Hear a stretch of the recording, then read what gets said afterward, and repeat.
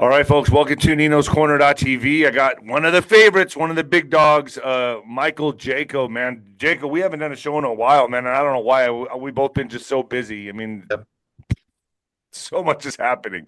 But I know my audience recommended that we do a show together because there's a lot of topics that we'll cover here, but the first one is the Charlie Kirk stuff. And I know that we are totally on the other side of the spectrum on this. I don't believe he's alive. I think he's way gone, but I want to get your perspective on it, and I do that because you deserve to be heard, and everyone deserves to be heard on my platform. So let's kick it off with that first, and then we'll segue into all the other stuff that's going off, that's popping off with Venezuela, Obama. I mean, this war is picking up.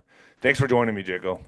Yeah, it's good to be here, David. So, we think a lot on a lot of stuff, and we don't completely agree on everything. But as far as my background and the way I look at things, I see the Charlie Kirk thing is pretty much a captured operation where the White Hats have basically captured that. The same thing I think they did with President Trump's assassination attempt in Butler, PA.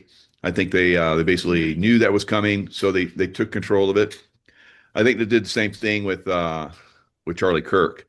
Now, when I saw it at first, I was like, okay, that's not real. Really, I thought it was completely real. I saw, and the reason I say that, Mike, is because also I had people there. There was people there that I knew very well that saw the whole thing, and they said it was absolutely horrific, and they saw his life leave his body. Everyone trying to carry him dead weight, couldn't get him to the SUV.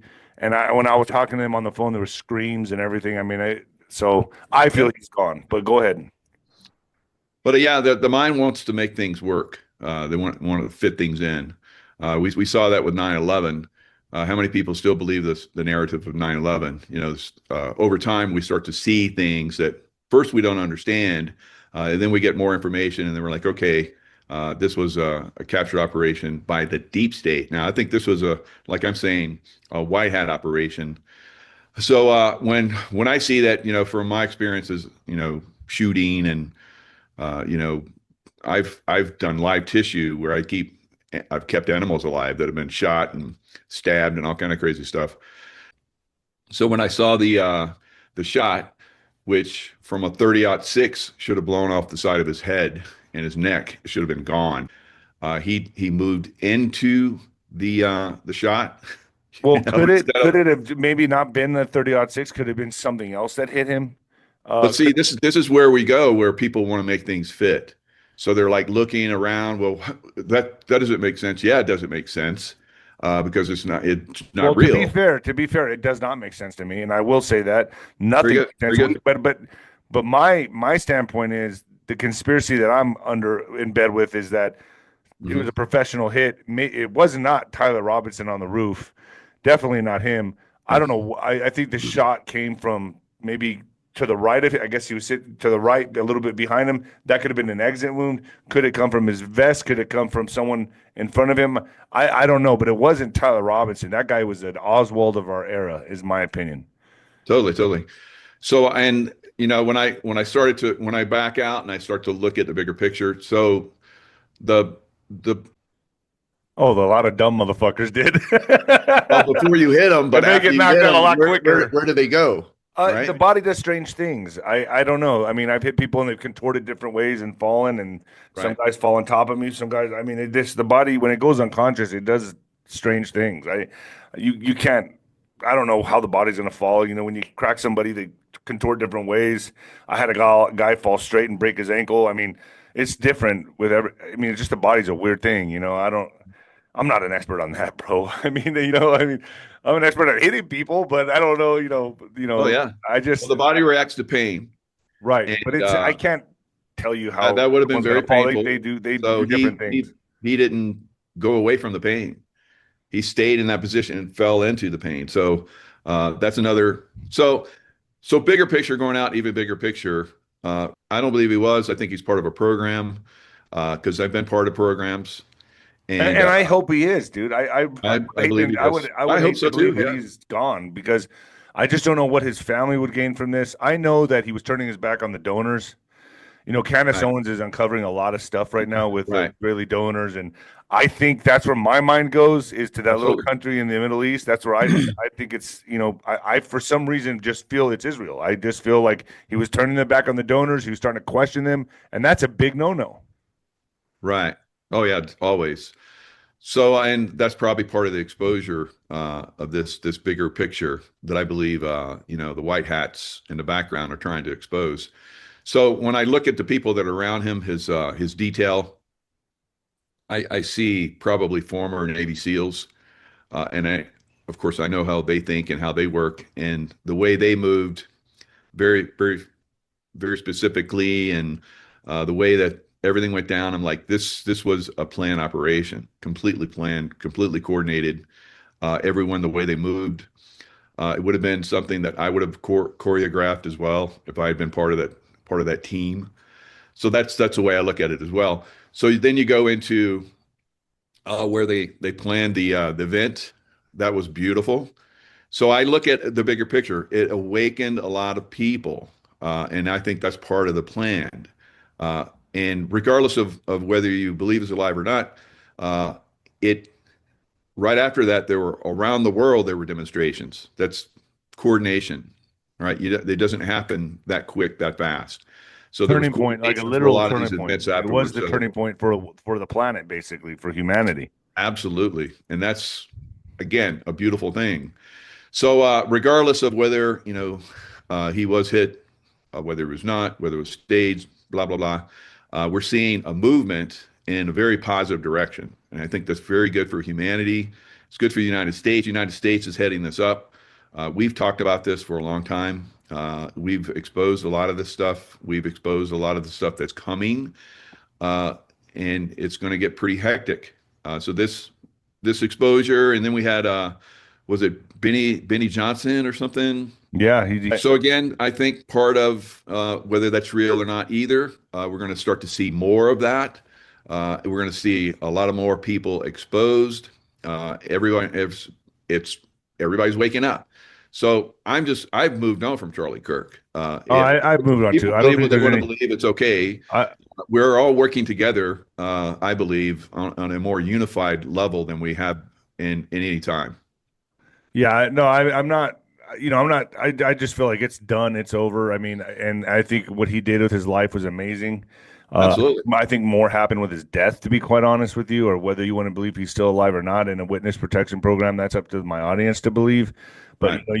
you had a lot of decoys in that audience, like Zen, I think his name was, that was also there during 9/11.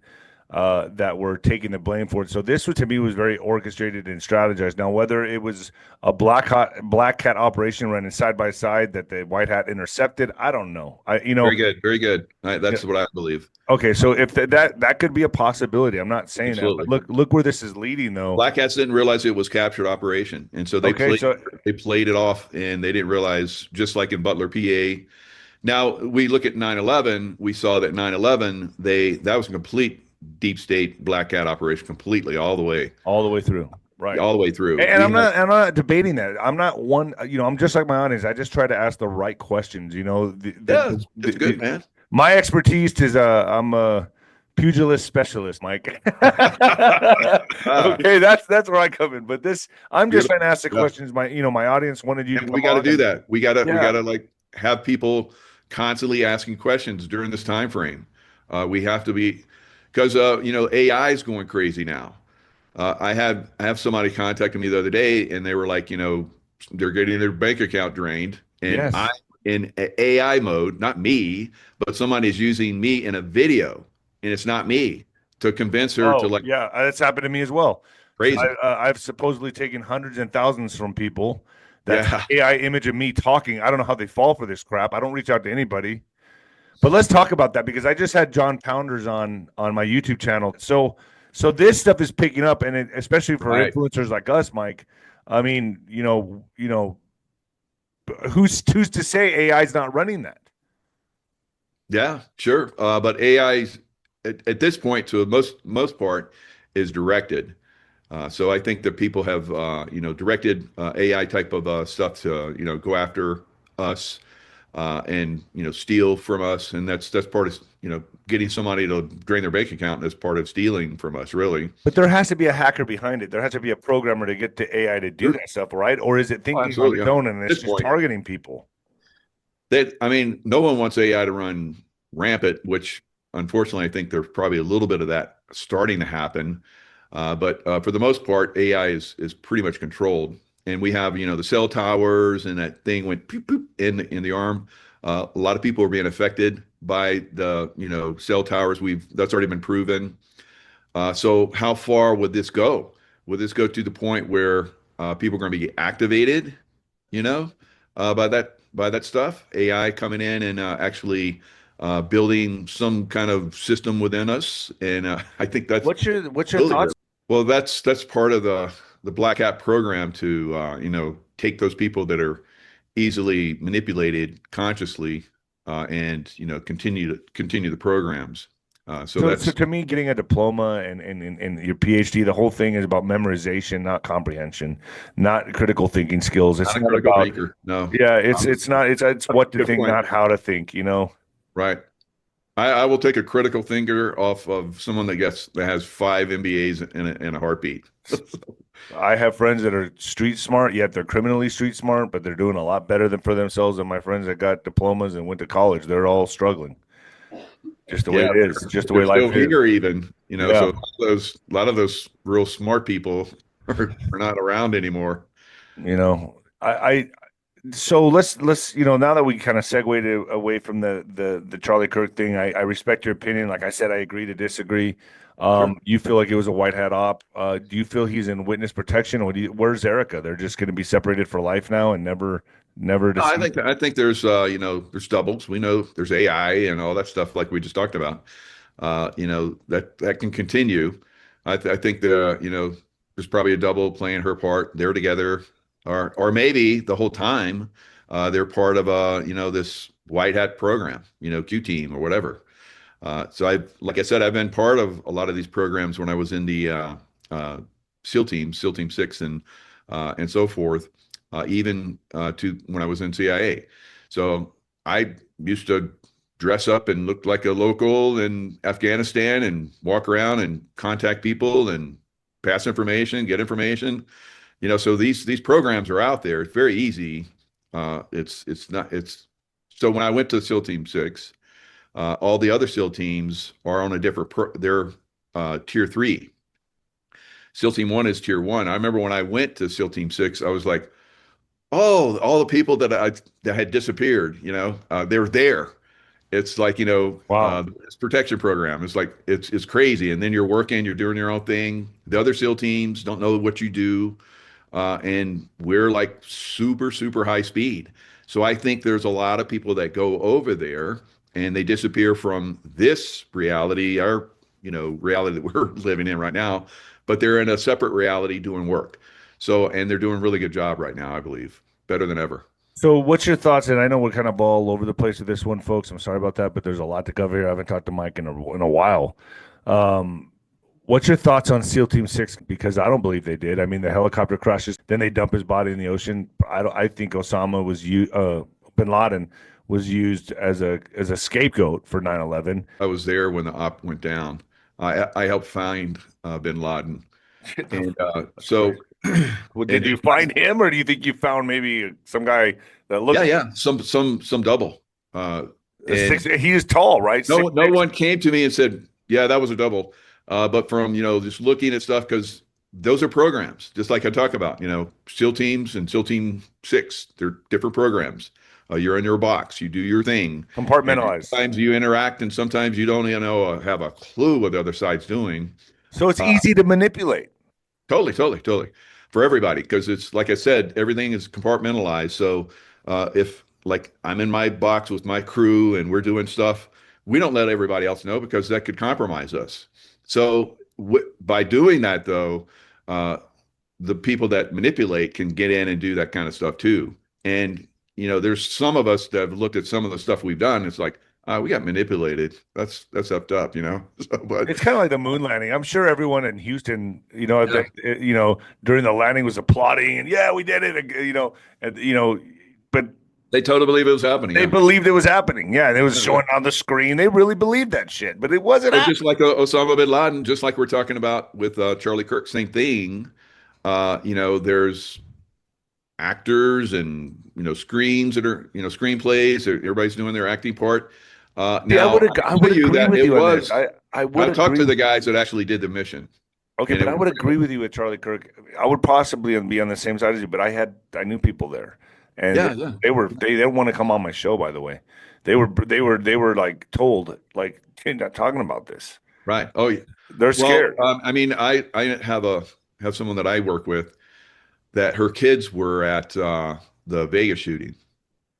So we know that there was some bullshit going on there. Same thing, bullshit going on in real stuff. A friend of mine was a bartender And there, so, and the so guy next to him got his head blown off. Boom, right next to her, and he yeah, collapsed while she yeah, was you serving can't fake drinks. that shit. No, So, there's they real said there was stuff a that happens helicopter. within all of this stuff occasionally.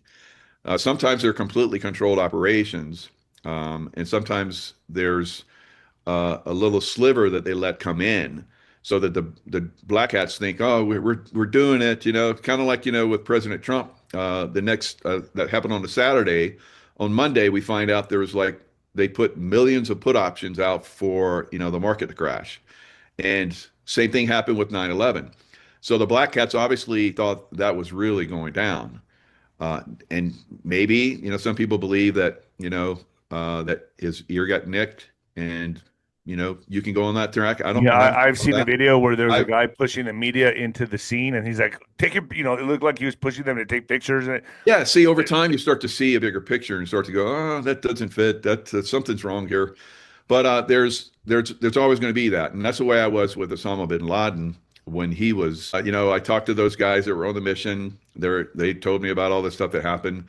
Because that was my old team. And then I talked to, well, I didn't talk to her, but there was a woman, uh, case officer, that interviewed his wives. oh And wow, she was like, I'm going to get all this information. And then she came back and she was like she'd seen a hell, ghost and she wow, didn't say anything. I'm like, whoa, what did she find out? dude, I'm not denying that there's not layers and levels to this shit. I know there is, no doubt about it. I'm not saying that at all. I mean, did they? Right. How did he? Besides, how did he get Bin Laden? Was he in a cave or was he herding goats or where did they get this guy? Yeah, I know. He was from a very successful family. How'd they get him? Was it a drone or a shot? Right, it was a shot. He caught him. He got him with his rifle or what? I don't know how they even got Bin Laden. They came in and raided They his raided his. compound. Yeah, his helicopters came in. One of them came in. I think the updraft from his walled compound basically upset the aircraft and it crashed. So I'm thinking that when they practiced, they did it with a non-walled compound, a simulation, and then when they came in, they should have known better, but shit happens. So they came in and they were fast roping, and they came in low like they normally do with a fast rope, and the updraft from the walled compound basically, you know, made the aircraft get all squirrely and it crashed. See, like just like they dumped Bin Laden's body in the ocean, they didn't do an autopsy on Charlie Kirk. Now I heard that was because his family, right? I guess it's like he's gone, whatever. We know what hit him, but I mean that's still a question mark for me. So I will Sure. leave the door open on that one. Yeah. But let's segue a little bit because I want to get your thoughts on some other stuff that's going down now. So we've talked a lot about the psyops, and I feel like I'm going to be doing my morning show tomorrow with Jerome Corsi, and Oh, nice. yeah, and I feel like he's on to Obama. He's really onto this guy. He's hot on Oh, his yeah. ass, He's and awesome. yeah, I'm going to show an article here, and I just want to give my views on this, folks. This article here is Obama is now, so he's kind of creating this civil war atmosphere. Like he's playing that role. Obama's warnings about democracy fading sound increasingly directed toward the U.S. Speaking with democracy activists recently with Hungary and Poland, former President Barack Obama. So he's out there making his case, warned about the rising wave of authoritarianism sweeping the globe, even in countries once believed unsusceptible to an erosion of liberties. We're seeing politicians target civil society, undermine freedom of the press. What? He's the one that allowed propaganda. He's the one that made it legal for propaganda. weaponize the justice system. What? You're the one that went after Trump with Russia collusion and you stole the 2020 election. Obama. So this they're doing. I mean, I can't believe the projection they're doing, and no one is being spared. Even countries, even that. I mean, what person with what kind of low IQ would follow this and believe this? Or how can people be so emotionally invested in what this man is saying, almost Obama worship, that they believe this? I mean, I just took this apart in the first two paragraphs. Yeah, yeah. I mean, is this part of the reveal? Is this a white hat captured operation as well? And revealing that kind of stuff and pushing those last few remnants of Obama lovers maybe over the edge is like, oh, that's ridiculous. It's ridiculous. Kind of like, looking at something and going, I don't know about that was a real Osama bin Laden. So even I am like, I'm questioning it too. And I was literally like 100 miles away, to help out if necessary. But there's a lot of stuff that people are still attached to, and they're trying to like expose all this information. Now, I liked your guest, I think yesterday, that was talking about Antifa. I just saw just before we came on all of these talking heads in the media, the deep state media, basically coming out and saying, "Oh, there's no Antifa. That's all figment of everybody's." Jimmy Kimmel. Yeah, yeah. Jimmy Kimmel's one of them. Again, I mean, why did I to let me, that that guy guy's a come national back, security threat.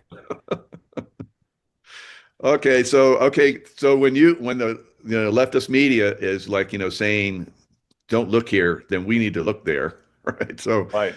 and I think we're going to have a lot of problems coming up. We're not. I know we're going to go back channel and talk a little bit deeper, but just give everybody a little taste. We're seeing this. No, Saturday, this is next the back Saturday. channel. This is the back channel. We'll do YouTube Oh, next. we are the back channel. Okay. Yeah, we are. You Yeah, say I'll we go. go full.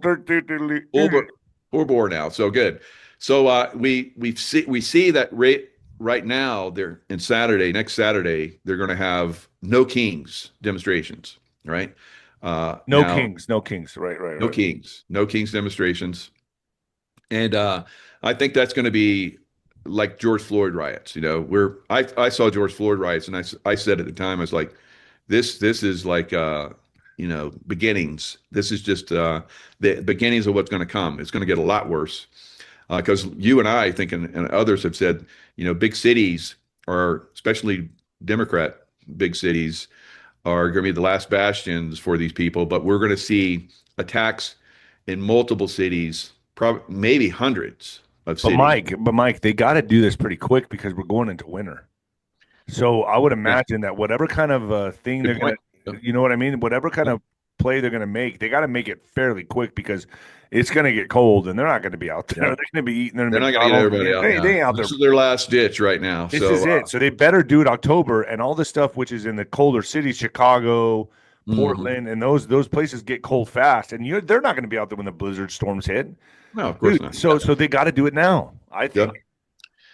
So I think it's ready to kick off, and so how do you think? Now, Do you think that there's an arrest first? Do you think Hillary gets arrested first, or do you think they just kick it off? Forget it. Let's go. Let's move.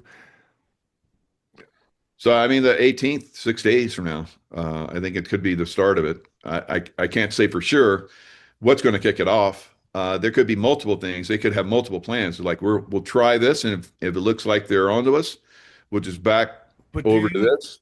Do you think that's the way these things work. They got to know Trump's going to sign the Insurrection Act. They got to know he's going to make a move. They got to know. They want him to look bad for doing that. So they're trying. Right. Trump doesn't want to look bad for doing that. He wants to let everybody know, he wants everybody to see, I had to do this. So then we're waiting on them to make the move. It could be, well, not really, because we're seeing Trump going in preemptively into big cities already. So he's going into Portland. He's already been in LA. He's starting to do Chicago to a certain extent. But that is preemptive. When I saw that, I was like, God, that's brilliant. I never would have thought of that. Under the guise of let's clean up crime. Yes. Let's get all those illegals out because that's how they can go in and do it. Because it's part of his, he has to protect America. By labeling the terrorist organizations, the cartels as terrorist organizations. And has he labeled Antifa a terrorist organization yet? Or is he about to? I thought that he signed a bill. It's like maybe it's just all like, I saw that he signed it, but I didn't see anything specific. So there's a lot of rumors, there's all these different things that are flying out there. So Antifa, they're absolutely going to be a problem. And they are They need funded to because you just all you need to see fund is Jimmy Kimmel come out and say, "Oh, they're not real." It's like the Right, Decepticons when he right, made that remark. It's like, dude, that shows they're funded. The same people that are funding you right. that are telling you to say what you're saying to the public is funding Absolutely. Antifa. That's how big this is. Beautiful. Yep, yep. So we know that Antifa is going to like your other guest was talking about, and she's a little girl that goes in there and dresses up as the locals, leftist, and they're like, oh yeah, you're a leftist too. So oh Yeah, yeah, this is what we're going to do. So she's in there getting information. So that's what I used to do in CIA. So that's very good. We need people like that. So there's, of course, they have people like that, doing their thing as well. So eventually, what happens is we're going to hammer those guys. I like her because she's like me. I'm like, let's stop playing around. We need to hammer these guys right now. Hammer them. I agree. Rest I'm going all to of play them. this just for a They show second. up. Let's rest them all. I'm going to play this just for a second, just so people can see. Somebody like Nice. Kimmel who says, there is no Antifa. I want you to listen to this sound clip from Kimmel. There's no Antifa. This is an entirely imaginary organization. There is not an Antifa. This is no different than if they announced they rounded up a dozen Decepticons. We've captured the Chupacabra, everyone. Okay, so what's happening? So there you go. I mean, that to me is blatant lies, and he's being used as a mouthpiece. He's not going to stop. I think that man right there is a threat to this country because that's going to turn more people on Trump, turn more people against a military operation. I think Kimmel needs to be taken out, but taken off stage. I think it's done. I think he needs to be. Yeah, they already tried that. It didn't work out. Yeah, that's what I'm saying. So, I can't believe it didn't work out. and maybe that's part of revealing too. So he's still, trying to, because when people like that talk and they send out messages, because it's not just him. They were like, I saw a clip where, we used to see those, and Trump is like a dictator. And then you have all the leftist, media, and Trump is a dictator, and Trump is a dictator, and Trump is a dictator. So they're doing the same thing with there's no such thing as Antifa. And so it's basically trying to wake more people up. And it's also an activation. Because when I was in intelligence and CIA and so forth, if you can call it that, there's things that are passed over the media. There's things that are left where people will see them, like billboards and all kinds of crazy stuff that are signaling their sleeper cells. So That you activate wait till them. you see this, and then you Then hear you this. make wow. Okay. It's a activation. So It's like a that's dog whistle or like a right. buzzword or something like that. Then activate. Absolutely. There you go. Yep.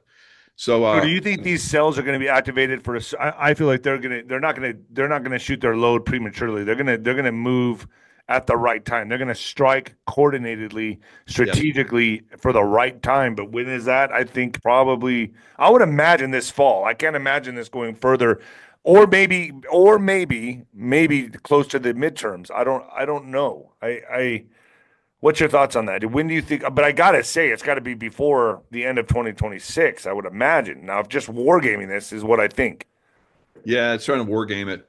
I think we're in the stages where at some point it could be near term, and I agree with you. If it doesn't happen by by the time it really starts to snow and so forth, and get really cold, people aren't going to show up for demonstrations and so forth.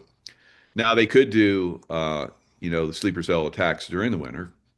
There's nothing stopping them from the sleeper cell because the sleeper cell attacks will be planes falling out of the air. That's the all the different thousand plus not Antifa, but Al Qaeda and so forth that have infiltrated the United States during the Biden 4 years, right? So that's already documented. We already know that. So I think that we've been trying to go after a lot of those sleeper cells, and that's what the immigration, immigration crackdown. That's part of that is going after those cells. There's so many millions here that are unvetted, dude. I remember when I was at the El Paso airport, I could not believe how many were coming in at that during Yeah. that time, and I was just sitting there like hopeless. Like this is an all-out invasion, especially the El Paso airport and Fort Bliss. They were using our military bases to fly these people in from Haiti, from Iran, from everywhere. I mean, they were flooding El Paso, and then I would see them getting on buses and shipped out of Fort Bliss. Man, I was going to report on that, but I thought it was too hot at that time because Biden was in charge Right. supposedly, and Right. there was just too much going on. I didn't want to put myself at risk out there in the middle of like recording the buses leaving from the military bases and stuff. But I saw them. A lot of people saw them, and it just shows you where we're at. But I think fireworks to come. I think this is going to pick up speed like we've never seen before. Now, what comes first, the chicken or the egg? Does Trump sign the insurrection or before the event, or does the event happen first? Does an arrest happen and then that kicks off the events? There's so many cards to be played here. I don't know exactly. I'm not psychic, so I don't know, but I can see the options, right? And I'm sure they got supercomputers and very genius people working on this, think tanks, social engineers, military, brainiacs, just putting this stuff together, thinking about what move to make next. But no doubt about it, this is interesting, and we're going to see where all this goes. Mike, you want to join me on YouTube for the next, 15, 20 minutes? Sure. All right. Venezuela, I think, is going to get hit. We forgot to talk about that. Let's talk about that for a second. Go ahead. Yeah. So from my background, from 35 years plus, working in the military industrial complex, this is a positive. When I was at SEAL Team 6, and this was back in the late 80s, we were already planning back then to invade Venezuela. All the way back Really? Why? then. Oh yeah. And there's multiple reasons why. We had gaming, and sometimes we're like, well, there's nothing going on with Venezuela. It's just like a gaming thing. We're just using that as a game piece, and just that country, because sometimes they just make up a country name. But Venezuela, Throw a dart. that was part of one of the things that we war gamed for a very long time now. So we're seeing all this movement in the military. We don't just do that just to, practice, right, on that level. And it's not practicing on a level that's like, okay, we're done. We've done that practice. Okay, let's go back home. No, it's intensifying and intensifying. And some of that is to intimidate. There's always part of that. Whether it was when we went into Panama. We did the intimidation stuff before we actually did the hit. We did the same thing in Iraq, Afghanistan. There's always that intimidation thing first. And it's like to see where they're going to move people, and if they back down. Of course, they're not going to back down. It's also psychological warfare, right? It Absolutely. also stresses them out, and it makes them like very good. Absolutely. It's like what China's doing in Taiwan. Yeah. So, and then you weaken everybody down. They're like always. They're amped up because you saw how they're like, getting everybody ready to fight the Americans when they come. So that basically wears people down. They're like, they're up and then they're down. It's like, oh, we're going to lose. And then no, we're going to win. We're going to win. We're badass. And it's like, and then they're like, what are we thinking about? It's like, this is the greatest nation in the world. And they're like Marines and all this stuff. So that's like you said, psychological warfare, wearing them down. The only way I can relate to that is in boxing. When I was in the dressing room and the fights before me, the preliminary fights, some would take all 10 rounds, some would take just 2, a quick knockout, and you'd be up warming up, and then sit back down, wait another, this is going the distance, then get back up. Actually, we're going to put a swing fight on, so now they're going to put an extra fight on for TV, and then you just up, down, and all this time, and you're there I was there with no food in my stomach, nothing, by 2:30, 3 o'clock at the arena. I wasn't fighting till 11:30 or 12 midnight sometimes. Oh my God. It was just sitting there in the dressing room the whole time. So you're obviously a warrior in the ring, and that's the way it is for us warriors. It's horrible. It was fucking horrible. We're like, we're up, we're down, we're up, we're down. All right. Get ready to load the aircraft. No, sit back down. We got some other. Hurry up and wait is what they call it, right? Hurry up and wait. Yeah. Oh yeah. I look back on that and I'm like, no, God, thank God it's over. But the China-Russia connection in Venezuela. Let's talk about that. So there's a China-Russia. They have a foothold there, and that's really the main reason we're going there, right? There's a couple reasons, but one, the voting machines, right? A lot of it went through Venezuela, Smartmatic and Hammer, right?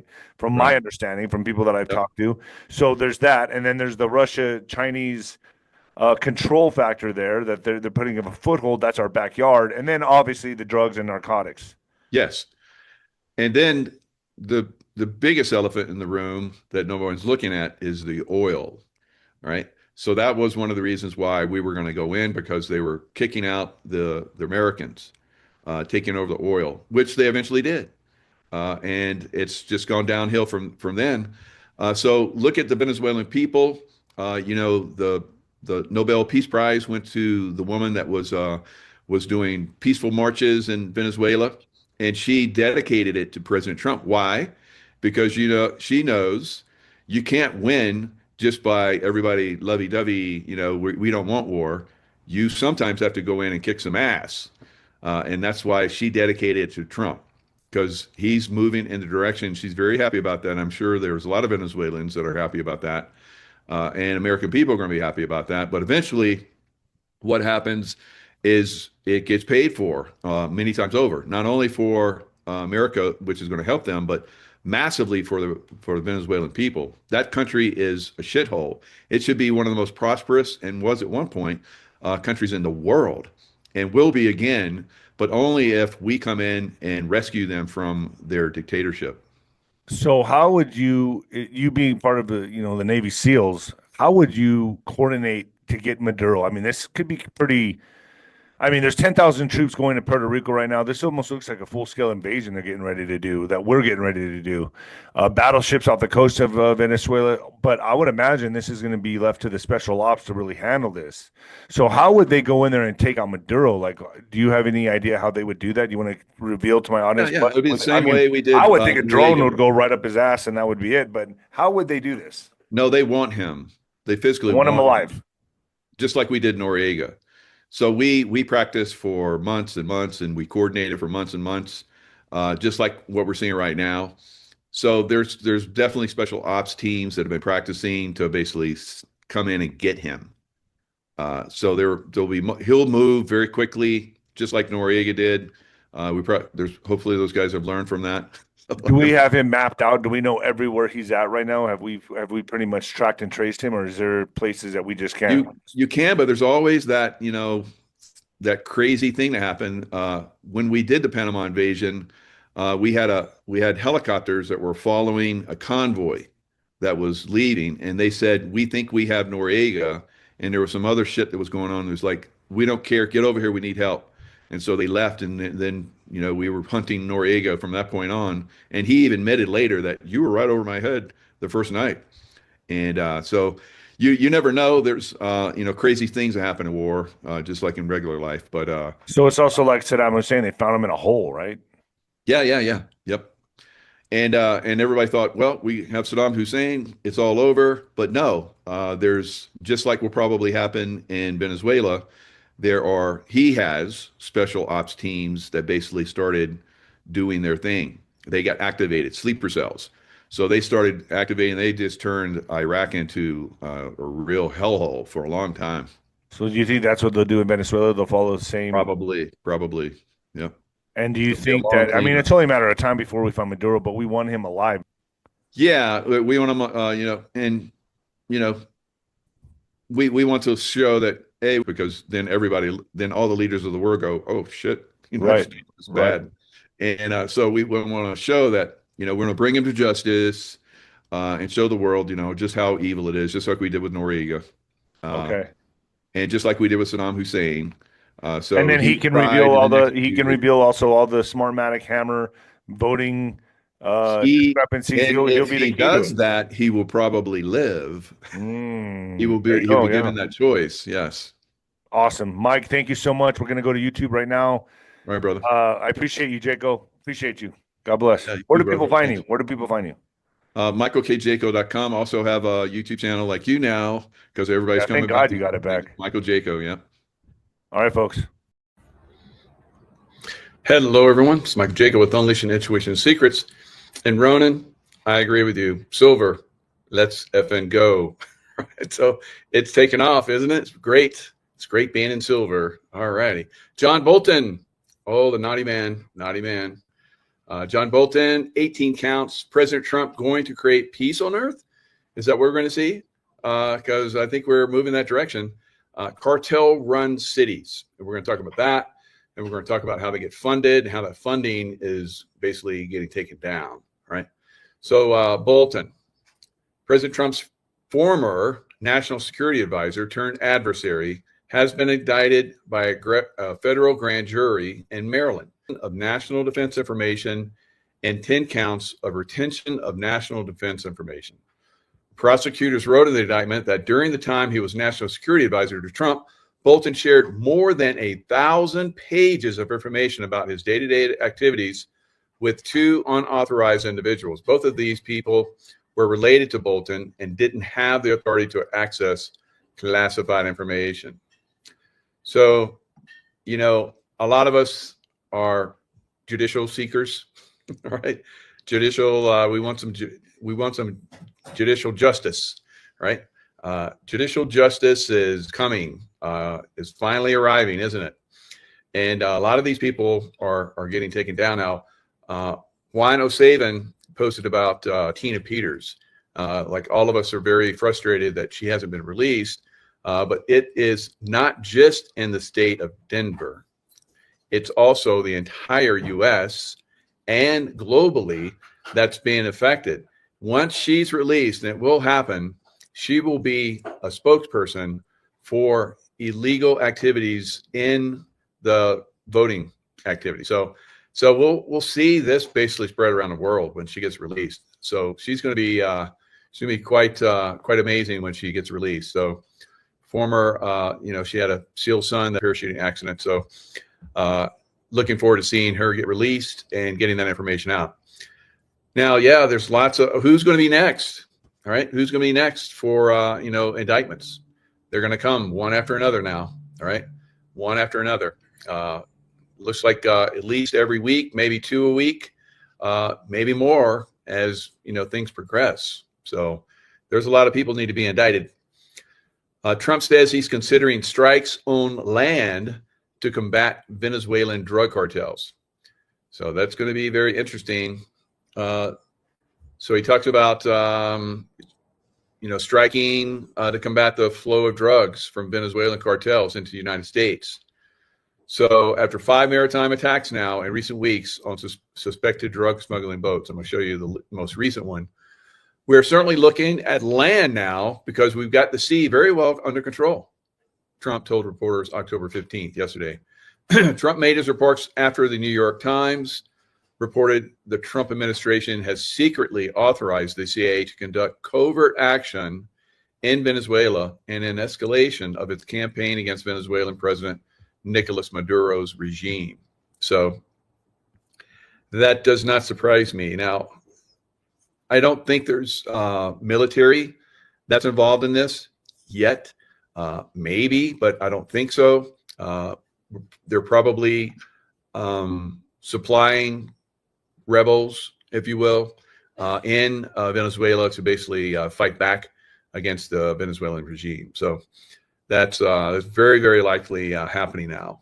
So they'll be gathering information, creating, different avenues where potential forces could go to get the best strikes and so forth. There'll be local experts. So the CIA would have to go in through their networks, and they're very good at this. Very good at this. So the U.S. Army would be another one, the Green Beret types. So who knows, maybe at some point they'll be coming in and doing some of this if they're not already. All right. So this is something it's coming. There's no question that it's coming.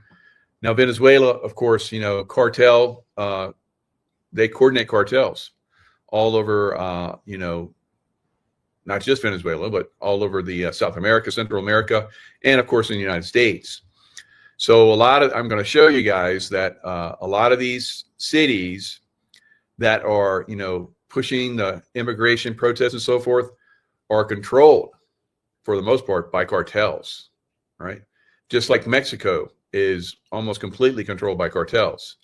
That's why Mexico would love for the United States government to come in and help. Right? So we'll probably see that. Of course, we're not going to just come in and, you know, take down Mexico.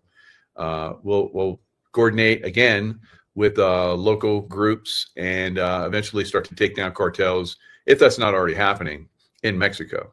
But they really need to be taken out in the United States first, right? But President Trump, being very proactive, is starting to hit them at their source, and this will be fantastic going forward, because you take out their communications, their lines of money, and all the stuff that they've been using in the dark web. We're going to talk about that, how the dark web. I got a report from Sarge.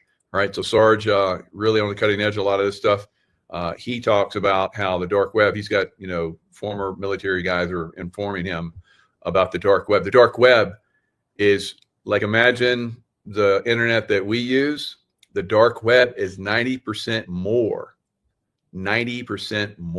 than what we're using right here, right now. So 90% underground stuff. Wow. Right.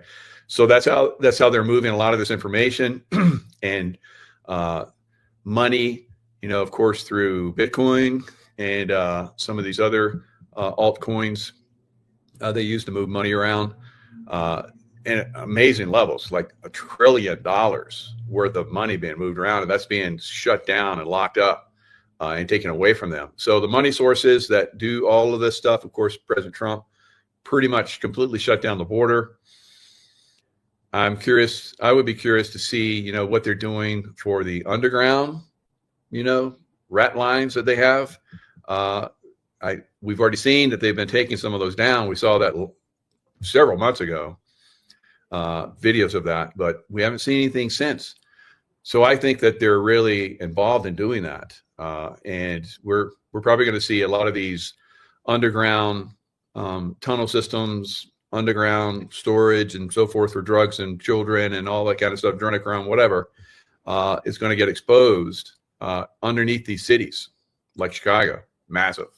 Absolutely. All right. Underneath Portland. No question. LA. We already know there's huge underground systems in LA, you know, all the way back to the Playboy Mansion, all that stuff. Lots and lots of underground facilities, guys. And you know that President Trump had allocated hundreds of millions of dollars to tunnel warfare, underground dumb warfare, deep underground military bases, right? But it's not just bases. I don't consider it a base if cartel is using it, right? It's maybe a base for their operations for smuggling and money laundering and whatever else they do. But a lot of that stuff, I think, is being shut down.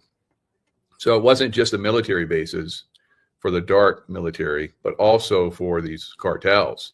Cartels are really running a lot of these cities, all right? So that's one of the great things that President Trump is doing by going after the cartels, right? And the cartels are basically have, like I said, all the way up into the United States, probably every major city easily has cartel activity in it. Cartel from down south, right? Down south. You would think that the Chicago mob would be like, oh, pissed off about that, but I guess they're not powerful enough to stop it, or they don't work in that. They don't work in those areas. So I don't know.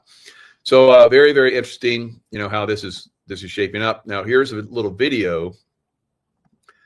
Now I have said that some of these strikes look like directed energy weapons because you don't see the boat being completely destroyed. And you just see it start to burn, right? And so you don't see a missile coming in. On this one, you see a missile coming in, and it blows it to pieces, right? And there's just burning, stuff on the surface. So the other ones, basically, the hull of the boat was still there. So a missile coming in, hitting a boat would sink a boat, right? It would blow it to bits and sink it. So these boats, the first 4 or so, were you just saw those boats. So we have the directed energy weapon stuff now, right? So we're moving in that direction. So we haven't seen any more cities being burned for a long time. And we haven't seen hurricanes coming in for a long time. And so the next level will be the HARP, stuff that they use to produce more earthquakes. So earthquakes are coming. That's not we can't stop that. But they come in and harp an area that they know is getting ready to have an earthquake and make that earthquake much worse. So I think that maybe we're seeing some of that stuff getting destroyed, stopped out, and so forth. Remains to be seen, going forward. All right, so let's look at this this one video where they blast the hell out of this boat with a missile. All right, so soon it's going to be on the land. Soon it's going to be happening on the land. We're following some breaking news right here on Live Now from Fox. Just learning from President Donald Trump via Truth Social that the U.S. has struck another ship there right on. So he put this on Truth Social, and it's how he ends everything. What does he say? It's like I appreciate your attention to this matter. I love that. It's great. Of the Venezuelan coast. We've seen several of these happening over the past several weeks, and now we have learned really just moments ago here that another ship has been struck. First, I do want to take you out to this post right here coming in from the Associated Press. It does say Trump says the U.S. has struck another small boat. Now he has described them as suspected drug smugglers. Want to pop up some of the video coming in alongside this post right here. Again, this video just coming in from President Donald Trump and Secretary Pete Hegseth. Now, the post itself saying, under my standing authority. So it's very interesting. You see that boat. It doesn't look like it's moving. It looks like it's stationary. It could be just the way it's, I don't know. But what is this? Is this really a missile hitting this boat, or is what's going on here? From President Donald Trump and Secretary. Maybe it's idling, getting ready to take off. But regardless, we're moving in the direction of, land strikes on Venezuela and then, basically going in with troops, I believe. Pete Hegseth. Now, the post itself saying, under my standing authorities as commander-in-chief, kinetic strike on a vessel affiliated with a designated terrorist organization, that is a DTO, conducting narco trafficking in the U.S. Southcom area of responsibility just off the coast of Venezuela. So as you can see, there's really nothing left. There's a little bit of debris on the water. There's burning where the fuel is ignited from the missile strike. But otherwise, that was definitely, as President Trump said, a kinetic strike. Of course, I guess direct injury weapon use is kind of kinetic too. But I look at that as more like it's burning. Melting stuff, and that's kind of what it did. It ignited, looked like it ignited the fuel that was on board the ship, because of the intense heat, the microwave energy that comes in. So it's very interesting. I think it's basically telegraphing that we are closing in, and we have the kind of control that you're not going to be able to resist, right? And regardless of how many elderly people that you put guns in their hands and have them, sit at tables and go rah, rah, rah, Venezuela, right? Probably some of the military officers that are, indebted to him because he made them military officers because they would do whatever he wanted, right? They don't have integrity, I'm sure. So that's kind of what we're seeing right now. We're seeing this thing is getting ready to go super kinetic, right? And maybe it will embolden the Venezuelan people because, they've been under this dictatorship for a long time, destroying their country. They probably bought into, like a lot of people in New York who are going to vote for Mandami, right? Mandami, that he's going to give them everything. And then they're going to find out, right? There's not enough Republicans there to help the Democrats in New York. So the Democrats way outnumber the Republicans and independents. I think there's like 700, 800,000 Republicans and independents and like 2.1 million Democrats. Democrats always vote Democrat, almost always, unless they decide not to vote. But still, you got that many Democrats, that boy's going to be in there and he's going to start giving everything away, right? So you see these shitholes that Democrats, have run for a long time. New York is going to be on a fast track once he gets in there. So I hear a lot of people saying they're not going to vote for him. They're going to vote for I don't know who else are going to vote for.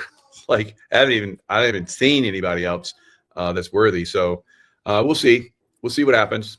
It's going to be probably President Trump, declaring, some kind of law that military has to come in and take over New York City because it's gone to shit, right? So it will. And we'll just, I don't know if we're going to wait for that process to happen or what, right? So you people in New York, man, I feel for you. Even the Democrats, because you guys think that you got to vote Democrat no matter what. There's not enough Republicans to help you not be stupid, right? So, or to help you out. So you're going to you're going to do stupid and you're going to fail hard, bad. All right.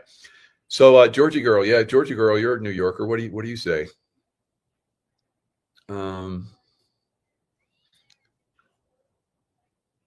Silver, Katie. Okay. All right. You guys are having it. Did you even hear what I said? Here we go. Member of Satanic 764 cult charged after 13-year girl found hanging in parking lot. So what this is, I'm talking about the dark web. Dark web. I don't know if this was the dark web or just the regular web or what. But, look at this. No lives matter to these Satanists. An investigation by the Federal Bureau of Investigation, FBI, of course, and German authorities led to charges Wednesday against a man accused of convincing a 13-year-old to hang herself in Washington State on behalf of a cult-like group, according to multiple reports. German prosecutors charged an unnamed defendant dubbed White Tiger. You big dummy. Let's talk about the dark web. How do you get on it? Where is it? Okay, so the dark web itself isn't a marketplace. Once you're connected to the dark web tour, the onion router, what I was explaining before, you still need to know where to go to visit these horrible websites. So obviously this is Sean Ryan. It's a show that he did, had this expert come in and talk about all of the dark web. It's a pretty fascinating show. Highly recommend it. So the dark web is out there. This is the way they do the money laundering. This is the way the Democrats money launder. This is the way the cartels money launder. They're all interwoven, guys. All right. So you're going to get a little education. Imagine a very long string of letters and numbers, and the website, instead of .com, it'd be .onion. You can't visit those websites in a regular browser. You have to do that while you're connected to the onion router, which you can download at the TOR's website. And then you could go to a thing called like the Hidden Wiki. And the Hidden Wiki will show you all different categories of these websites with a link to them. And there's marketplaces, there's horrible things on there, like you said, for kids. And there's. So was this where that little girl and other unfortunate young teenagers, they were on this dark web and they communicated with this beast on the web that convinced them to murder themselves, suicide themselves, right? So there's a lot of that going on. And that's just one example. So here's more. There's counterfeit money, there's fake IDs, there are all kinds of different websites that do horrible things. Now, today's program is going to be, the first part is going to be about the dark net, because I just got this information in an email from one of my vet friends. There's two of them, but one of them is the one that converses with me to share information that they're finding on the dark net, and it's a group that goes by Quan. Yes, I'm saying it. I don't know how they pronounce it, but it's like the letter, the number 1, O-N-E, but it's spelled with a Q-N-E. Is that obvious or not? No one knows who they are, really, but they leave their digital signature for anons to know that it was them when something happens on the dark net. Now, on like the Q post I started seeing and the anons, I started to see on those posts. I wasn't a big follower of them, but occasionally I would go in. I could see, from the information that was being shared, that they had been infiltrated and they were spreading disinformation within those webs, within those groups. And then some of that was coming out. So was that CIA? Was that part of, a cover up? Was it part of, bad actors like we're talking about right here? Were they coming in and, spreading disinformation and so forth? And then Anons were picking that up and running with it and spreading it as if it was true. Yes. Right. Yes. On a lot of these cases, guys. Now, the QNE, I'm just going to say, because I don't want to pronounce it and mess up a word. Y'all know I'm famous for messing up a word. And this sounds like one word that I will keep messing up. Because it sounds like one, but it's spelled with a Q, Quan, whatever. The Anons say that they have no idea how the QNE works, but they have left their calling cards on 5 of the biggest dark websites, with 3 of them actually connected to some of the top banks in the world. And that's very interesting. All right. So within always, because we're seeing it, we have the lamestream media, which is spreading disinformation. And then you have people like myself, Nino, McKay, all of us are basically spreading, truth as best as we can, fast as we can. But you have the disinformation that people still cling to. Not as much, but they still cling to that false information. So with us sharing this information, sometimes the dark side, the lamestream media, will pick some of this stuff up and disinfo it and criticize it and try and knock it down. They've done that several times to all of us, right? High up in media too, guys, very, very high up. So this is something that we have to be aware of, but also, like Sarge is talking about, they're bringing in good information as well, in seeding and good information. So you have to have discernment, and that's I think we're getting some really good information that's being dropped into the Anons right now. Interesting. And the top dog of these sites was a name called Dark-Fi, which is the dark web's version of BlackRock, I'm being told. I'm just a messenger, guys, so I don't know anything. So I'm just telling you what my boys tell me. These idiots picked a usable name that doesn't sound threatening, but it was an open source blockchain ecosystem built especially for anonymous engineering, whatever that means. But it provides back channels for asset swaps, drug deals, transfers, and decentralized autonomous organizations. It dealt exclusively in crypto, mostly Bitcoin and others that I will get into. And they said this year alone, in 2025, since January 2025, a total of $1.1 trillion of Bitcoin has been seized.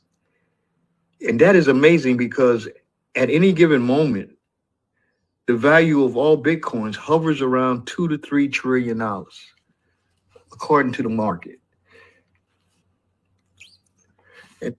So you have to look at this, the 1.2 trillion, whatever, Bitcoin that has been seized by the good guys from the bad guys. So they couldn't use that money to fund their operations and pay people off and buy drugs and sell those drugs and buy children and sell those children and adrenochrome those children, all the stuff that they do, right? So by coming in, these super smart, super sharp with high quantum, they have quantum computers, because at some point we'll have a quantum financial system, but the old system has to be destroyed, right? Because we see the old system with these banks, these corrupt banks that we all, bank at, Bank of America, Wells Fargo, I don't know about Wells Fargo, but Jamie Dimon's bank, all these different banks, JP Morgan, Chase, all these different banks, guys, maybe even Wells Fargo, I don't know. But I haven't heard that, but so I don't want to put anything out and get myself in trouble, but those other banks have been exposed. And so there is definitely corruption within the banking system. We know that, right? The Federal Reserve is completely corrupt, right? Shouldn't even be there. Got there through the Democrats, all right? And we'll see that banking institution eventually be taken off stage completely, and all of its manipulations gone. What does that look like in the future with a quantum system? We're all going to learn about it, right? So I don't know, but they have quantum computers that come in and process information at rates that we can't comprehend, right? And because they're quantum, they have intelligent design to a certain extent as well. Say another whistleblower says that the only way the Q&E could hack and confiscate these Bitcoins is with the superior computer system that has quantum capabilities. I tried to tell you guys, we have quantum freaking computers.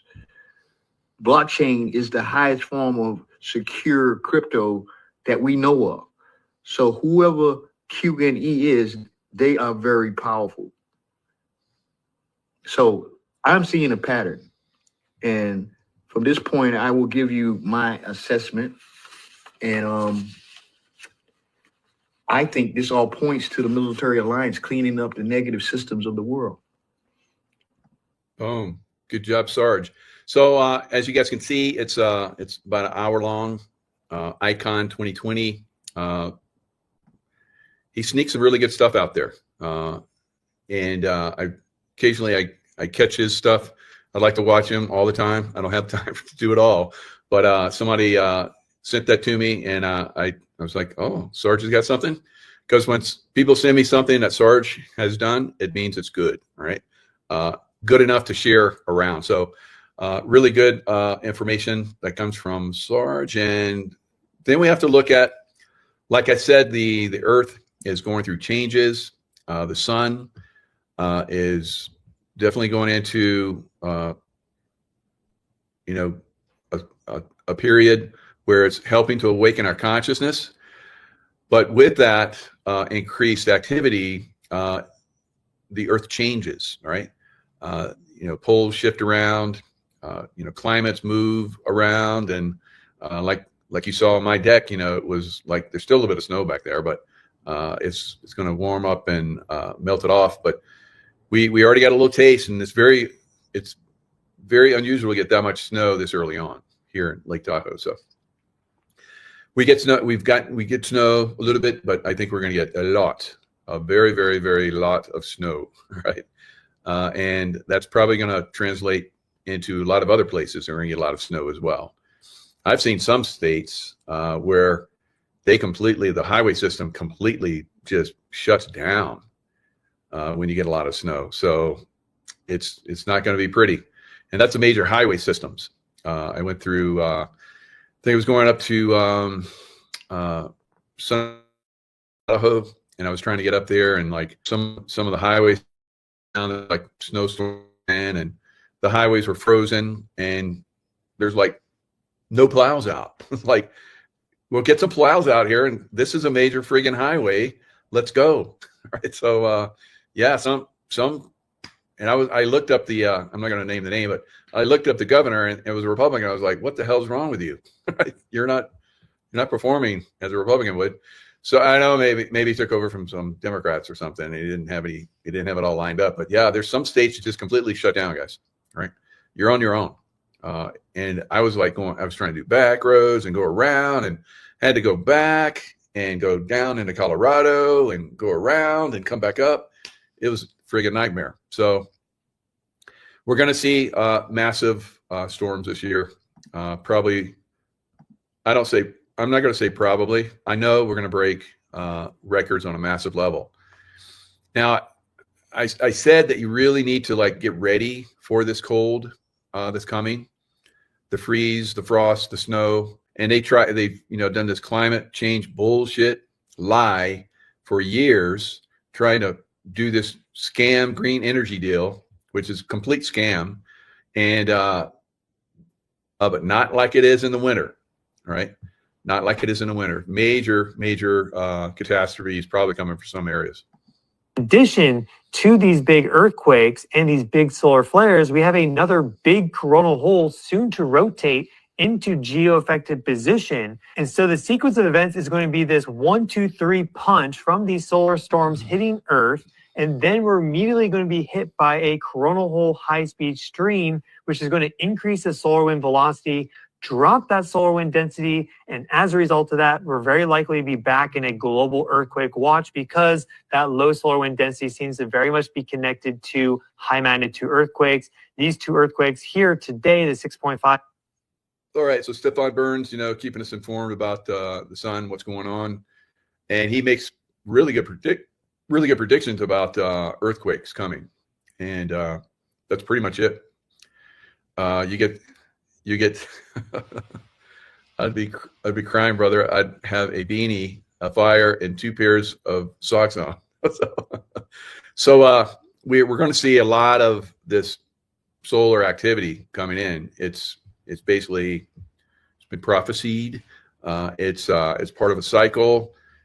The earthquake activity is, for a lot of areas, is way behind what should have already happened.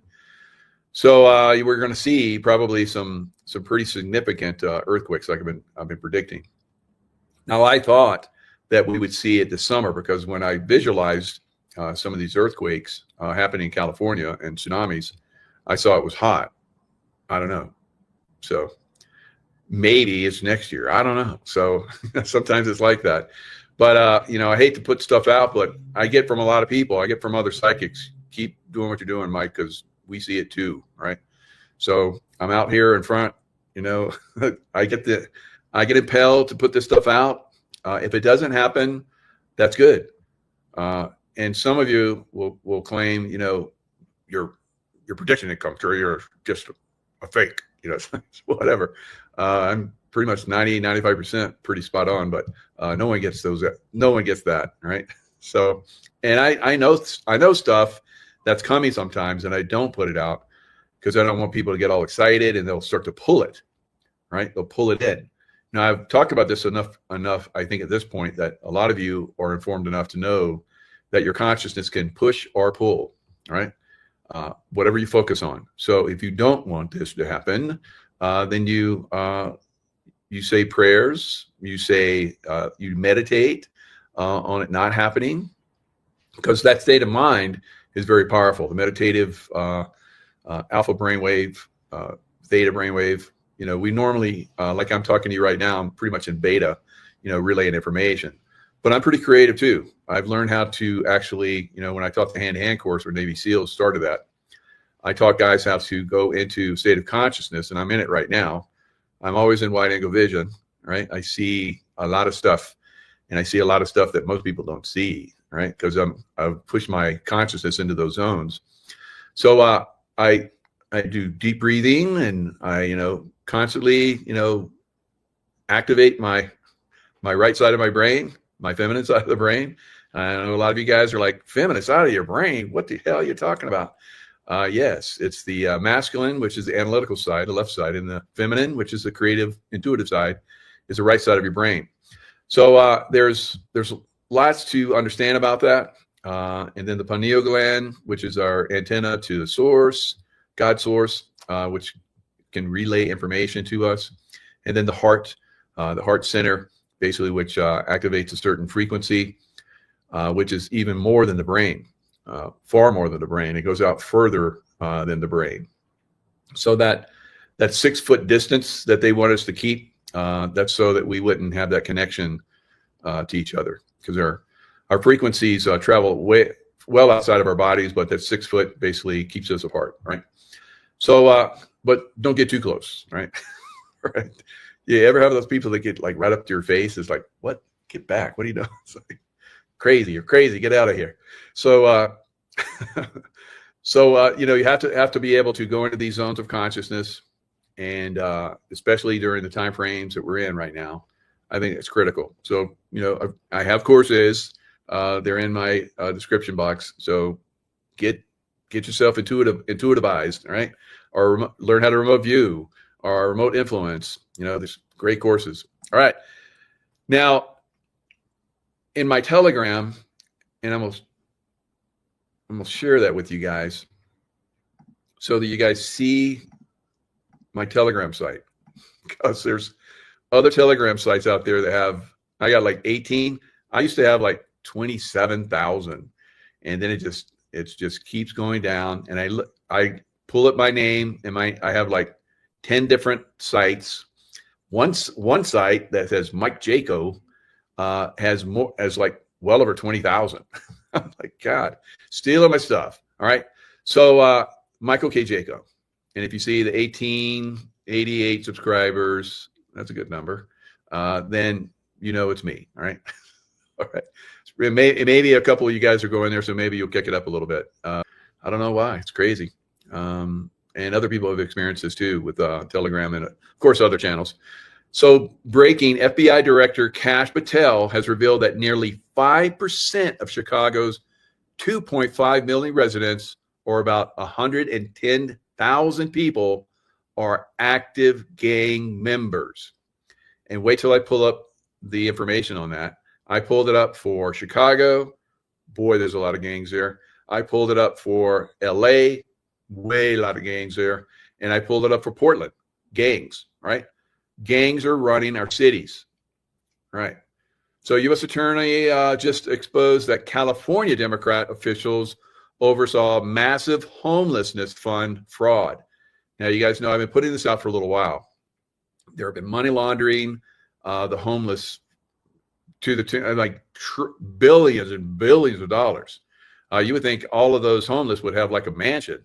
They should, but they haven't. And here's what happened. Billions of California tax dollars intended to solve homelessness, they had little to no progress. California state officials failed to provide meaningful. Democrats don't do well, guys. They don't manage well. You guys notice that yet? Right? Meaningful oversight over the individuals who receive most of these funds. The state agency paid $26 million for a fraudulent project. The developer did not complete construction. And then the Attorney General goes on to say at least $2.2 million was diverted to pay the person's American Express credit card. Boy, it ran up a big bill. He stole the money. Accountability starts today. We're making public 2 criminal cases relating to 2 separate real estate developers involved in misappropriating millions of state funds intended to combat homelessness. Tragic, tragic, tragic. Such absolute bullshit. Now, Russia has given JFK assassination dossier files. And remember, it wasn't Russia. It was the Soviet Union, which is basically deep state. They're not giving up anything, guys, because they're all part of it. All right. All part of it. All right. And I want to play this. This is really good. John McAfee here. Yeah, I'm still alive, still breathing, still raising hell. I just stumbled across this wild documentary called Dear Mr. President. And let me tell you, it's... So that I think that plays where you guys can't hear that. So did you guys hear him talking? I think it doesn't. It just like goes big and it doesn't really play in there. I can't control it. So anyway, that's John McAfee. He's saying that he's still alive and well. What? Okay, so it's CGI. My wife just told me, but I still believe he's alive. CGI, yeah, but he's still out there, and he basically says in this that there's a lot of criminality going on right now. Just stay focused, and at some point I will come back. Right? I'll come back with all the other people that went into witness protection. It'd be great. So Department of Justice brings first Antifa-related terrorism charges in Texas ICE attack. So winning, right? So lots of judicial wins that are happening for us. I think it's going to be great going forward. So let me dive in, and I'm going to expose how the cities are basically drug cartel run, right? As I just related, 110,000 citizens of Chicago are cartel members. What do you think they do? Right? They're just like living there and like just hanging out, enjoying the lakefront and going to bars, eating some good food, All right. Shooting some people up like every weekend. Yeah. So, and then you have the governor and you have the mayor. There's no crimes here. They're paid off. They're part of it. Democrat baddies, right? Democrat baddies. Democrat political system is going away, right? I keep saying that. And I'm like, I'm surprised every day I wake up and it's still here. Agents throwing tear gas at protesters this week. And now there's new video of a deliberate collision as agents chase down two suspects. People who live there say they are now living in fear. Usher Qureshi spoke to some of them and he joins us now. Usher, good morning to you. What can you tell us? Here at the ICE facility in Broadview, which has been a flashpoint for recent protests, the scene was calm last night as demonstrators obeyed a new protest curfew put into place by the Broadview mayor. But it was a different story elsewhere in the Chicago area earlier this week. And a warning, some of the video you're about to see may be disturbing. This video shows the end of a high-speed car chase in Chicago Tuesday. DHS says U.S. Border Patrol agents driving a white SUV intentionally hit the back of a car to apprehend two undocumented immigrants. Boy, they were very dedicated to get out of there, weren't they? Part of the drug cartel, I betcha.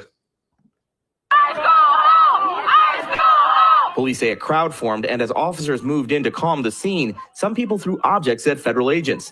In response, the agents deployed tear gas. So here you have the locals, right? The local drug cartel neighborhood, I guess, that basically is not liking these people taking away or narrowing down on the way they make money, right? So this has happened already in California. I'm gonna show you another one in California, how they're like supporting the families of illegal immigrants that are taken so that rents, they're not thrown out and they don't have a place to live. So California is going to be like, you have to support them. Like, imagine you have property and you rent it out, and the person you rent it out to, probably has more people come into that house, and some of them are bad, and they get rounded up and taken away, and they were part of drug dealing and all kind of stuff that was paying the rent.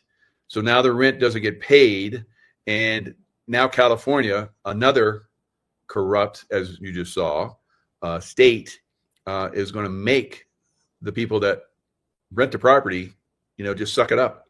It's unbelievable.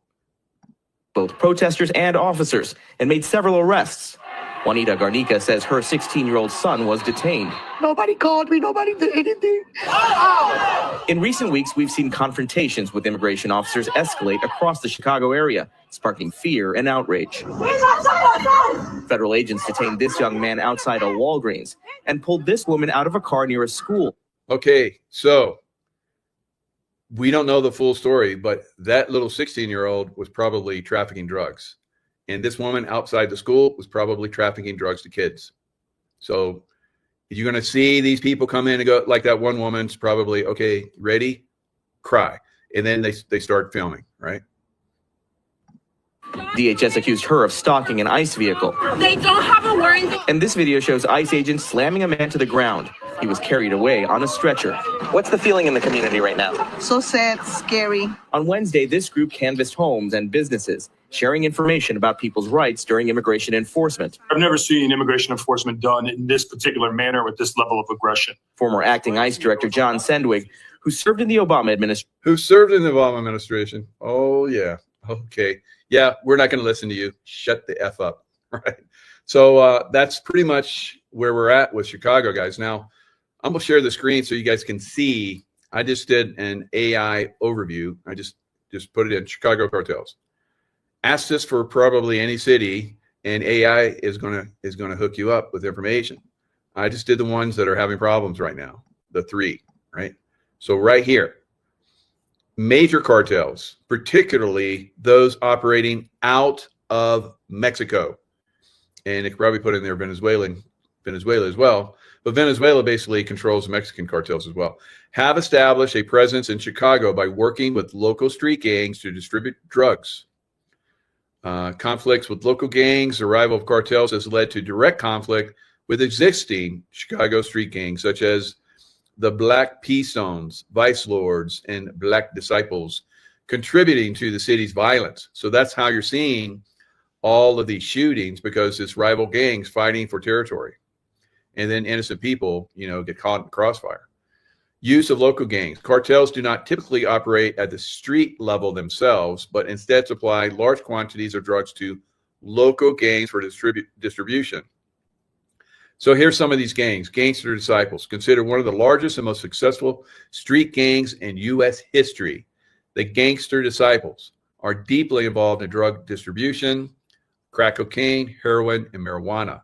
Vice Lords, pretty much the same thing. Latin Kings, involvement in firearms and drug trafficking. El Rucan, historical gang, formerly known as Blackstone Rangers, all the way back to the 1980s. They also are trafficking cocaine, heroin, before their leadership was dismantled by law enforcement. So this is what's happening there in Chicago and some of these other places, because ICE is really cracking down and law enforcement is getting involved. Like you saw in Chicago, that the Chicago police are basically saying F you to the mayor and, of course, the governor for telling them to stand down. They're like, F you, we're gonna do our job, and they're doing it. So hats off, salute to those guys. Support them. Support your police that are doing the right thing, guys. Modern gang structure. They have loss of central leadership, and this is part of the cartel. This is part of the cartel in the United States to basically, take down the leadership within the entire United States. Every city, every county, you name it, they're trying to destroy our political system, our voting structure, and on and on and on. So loss of leadership. The incarceration of many top gang leaders has broken down communication and control within organizations, which is good because it makes them vulnerable to being taken down completely, which they're doing in Memphis. And if you saw my video last night, you saw the National Guard, which was called in, and the mayor and the governor and everything wanted that to happen. And walking the streets, Memphis is probably going to turn around. Beautiful city. Blue suede shoes, especially city. So I love that city. Had a lot of times there. So hopefully you get back online. Great food there. If you've never eaten Memphis, oh my God, that's great food in Memphis. All right, it's worth it to go to Memphis. Just factionalism. Many individuals now associated in factions or cliques rather than obeying the traditional structures of their larger gang names. So lots of violence going on there, and that's the structure. That's what's happening in Chicago. So they're trying to basically destroy the old gangs and come in and pay off the local politicians, the mayors, the governor, and so forth, so that they can do their illegal activities. So that's why there's lots of crime, gang violence, and so forth that's going on there in Chicago. All right. State of emergency, ICE immigration raids. See, these politicians are so corrupt. It's disgusting to me. How are they allowed to even be in these communities, let alone, create laws? It's unbelievable. So state of emergency, basically, they don't have to create a law. All right. So it goes on to say a study from UC Merced, obviously corrupted, somebody was paid off, calculated that the mass deportation of California's undocumented residents, that's illegal. That's illegal residents. Hello. So they want to, shift the names around. So undocumented. Oh, they're undocumented. No, they're illegal residents who make up an estimated 8% of California's workforce would create a $275 billion hole in the state's economy. Why? Because they're working for almost nothing. They're slaves to this Democrat system in California, and they want to keep it, just like they wanted to keep it in the South, right? Civil War, right? The program introduced by supervisor, here's the name, Lindsay Horvath and Janice Hahn, allows the country the country to coordinate intra-agency response and request state and federal assistance to help affected communities. So they get it anchored here in California, and they can use it all around the states, guys, every state. This is what they're trying to do in California. California government needs to be removed, all of it, right? Well, maybe one or two not, but pretty much all of it. And if we don't get there, then the cartels basically get more powerful, I guess, right? So here's LA cartels. You got to know that quite a few of them. Again, Mexican drug cartels use Los Angeles as a global hub for drug trafficking and distribution. So you got to know that they're obviously very powerful there throughout the entire political spectrum, probably even in the law enforcement to a certain extent. Who knows, maybe a lot. But they are influencing on a massive scale. And if they're trafficking worldwide, holy cow, from LA, no wonder Trump wanted to go in there and like take down LA, right? And why they fought back so hard. So the distribution hub, Mexican cartels included Sinaloa cartel and Cartel de Jalisco Nueva Generacion, right? I don't know if I pronounced it right. Rely on the Southern California region as their primary entry point to distribute drugs across the U.S. LA needs to be taken down. We need to wall it up, shut it down. All right. Gang alliances. Mexican cartels cooperate with powerful local gangs like the Mexican Mafia, which controls numerous Southern California street gangs to manage drug trafficking operations. So they talk about command structure. Raids conducted by the FBI and LAPD have exposed these connections. Now, this was interesting to me. It's showing how local gangs like Rancho San Pedro pay taxes to Mexican mafia bosses in prison, who in turn coordinate with Mexican cartels. How are these guys that are in prison coordinating with Mexican cartels? Wow. That's incredible. I've been in some of these prison systems. I did one in Australia. And we talked, we had the prison warden was telling us that, and the reason why we're doing it because the Aussie SAS Special Air Squadron, they basically, if there's terrorism in the country, unlike here in America, we have the FBI, HRT, Hostage Rescue Team, they basically respond. So it's the Army, Special Forces group that responds. So there was a prison riot, and they came in and they were going to like take down the prison. I guess the word got out that the SAS is coming, so they stood down. But we went in and they were showing us, it was old stone and everything, built back in the like early or mid 1800s. It was a crazy prison, and he showed us where they used to hang people. They don't hang them anymore, and I guess in Australia. But there was where the gallows was. They would struggle, and there was like in those stones, there was kick marks on both sides and it was grooved out deep. I was like, wow, how many people? He's like, I don't know, thousands. I was like, really? Jesus. So they don't mess around in Australia when it comes to criminality. Of course, the real criminals are the political system there in Australia. But he was telling us that the people into prison, especially the higher ups into prison, that come from like crime families and so forth, they get whatever they want. Whatever they want. All right.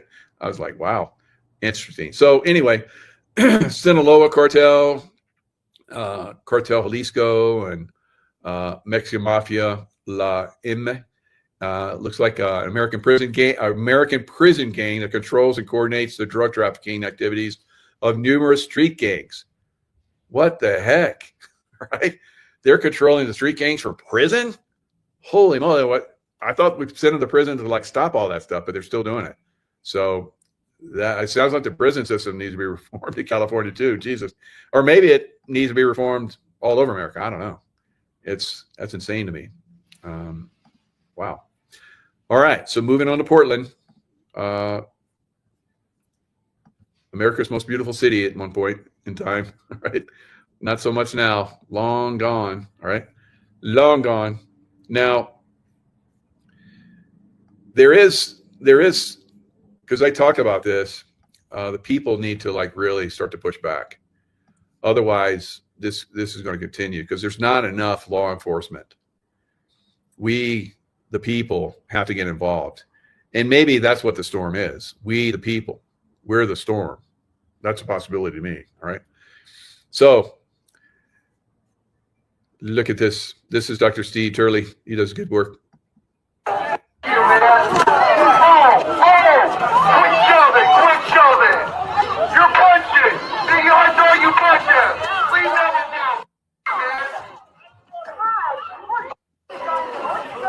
For the first time in years, Antifa no longer has free rein to terrorize innocent people.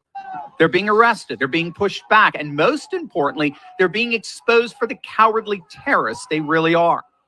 Because of what you, the patriots of our nation, did on November the 5th, consequences are finally coming.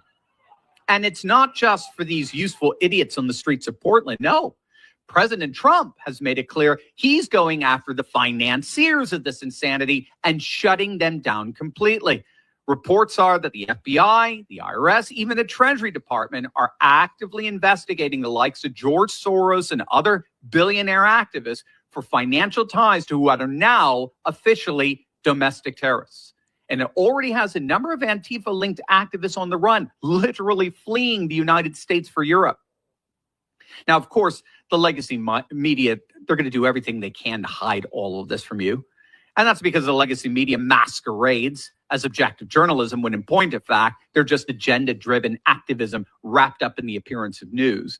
These narratives don't inform, they manipulate, leaving millions of people wondering where to turn for the truth. But fortunately, there is a solution. Ground News brings together. All right. So there's plenty of solutions, and one of them is like watching my channel. There is a lot of information out there that's being shared, and it does make a difference going forward. Now, one of those things that makes a difference going forward is silver, right? And I know a lot of you crypto bros are like, thinking crypto's the way to go. I don't think so, right? As you saw, money laundering is massively used. Crypto's massively used by money launderers. So I don't know where crypto goes. And a lot of people are like, well, President Trump likes back crypto.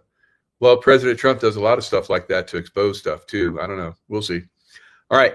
Now look at silver. Look at gold. Obviously, down day for the market. And crypto, down day for crypto. Let's look at crypto. What's crypto doing now? It's up a little bit, but it's down big for the day. XRP down massively.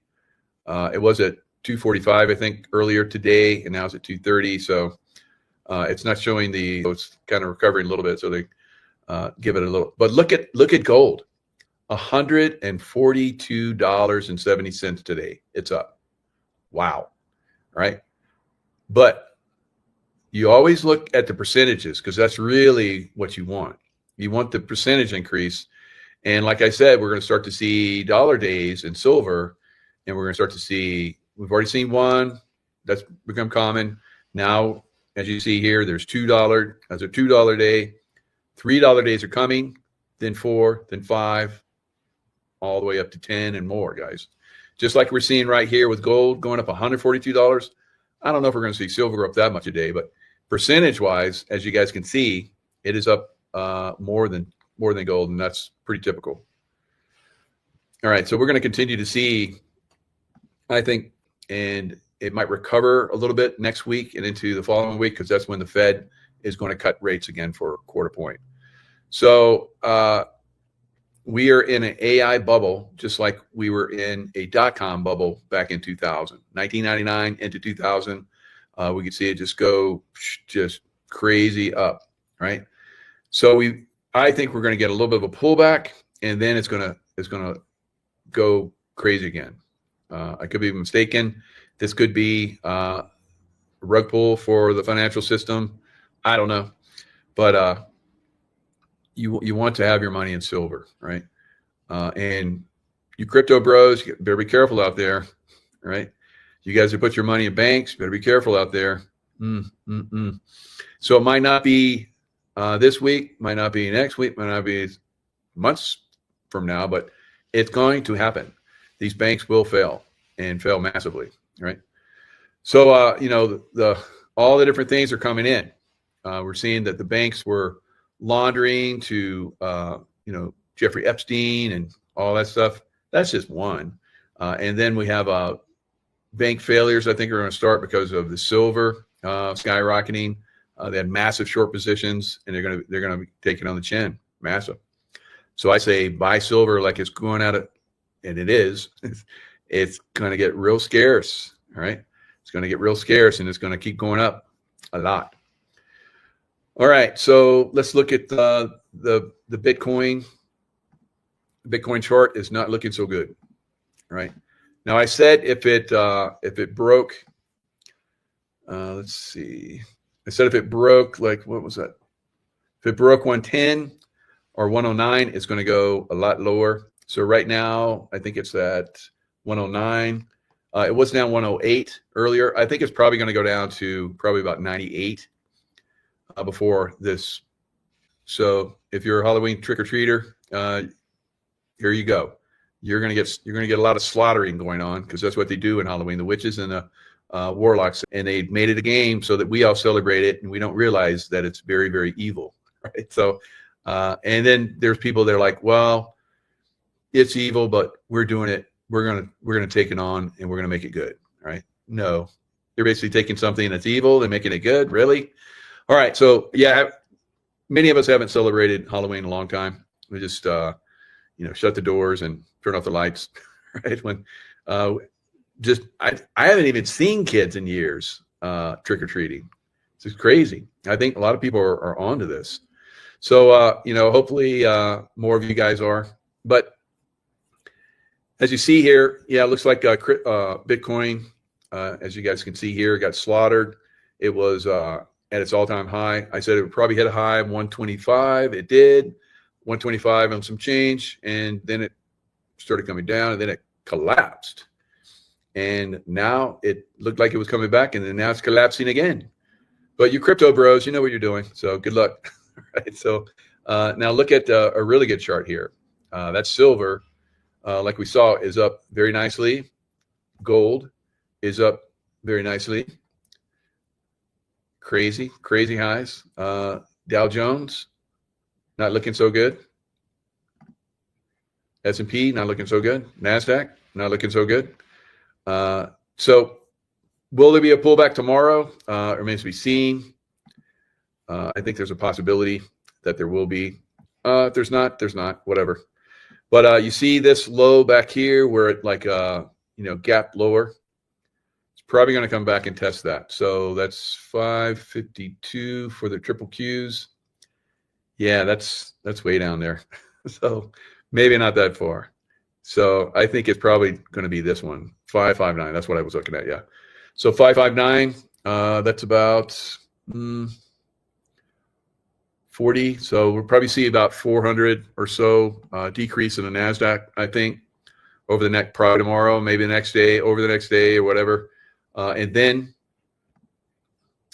we'll probably turn around or not. Maybe it'll go down lower. Because I said I thought it was going to be a 30% correction, but we got the Fed going to reduce rates week after next, so that's probably give a little goose to the stock market. We'll see. At some point, it's not going to help. You have Witches Night out on Friday the 17th. That's tomorrow. Good luck, Kathy. Witches Night. Are you participating in that? All right. So cartels run the show in a lot of these big cities, guys. That's why these Democrats do what they do, because they're controlled. They're paid. They're controlled. Probably their staffs for a good portion are controlled and paid. Right. So yeah, Christmas means going to mass on Christmas in a Catholic church. It is a Christian service. It is not gifts. Good. Yeah.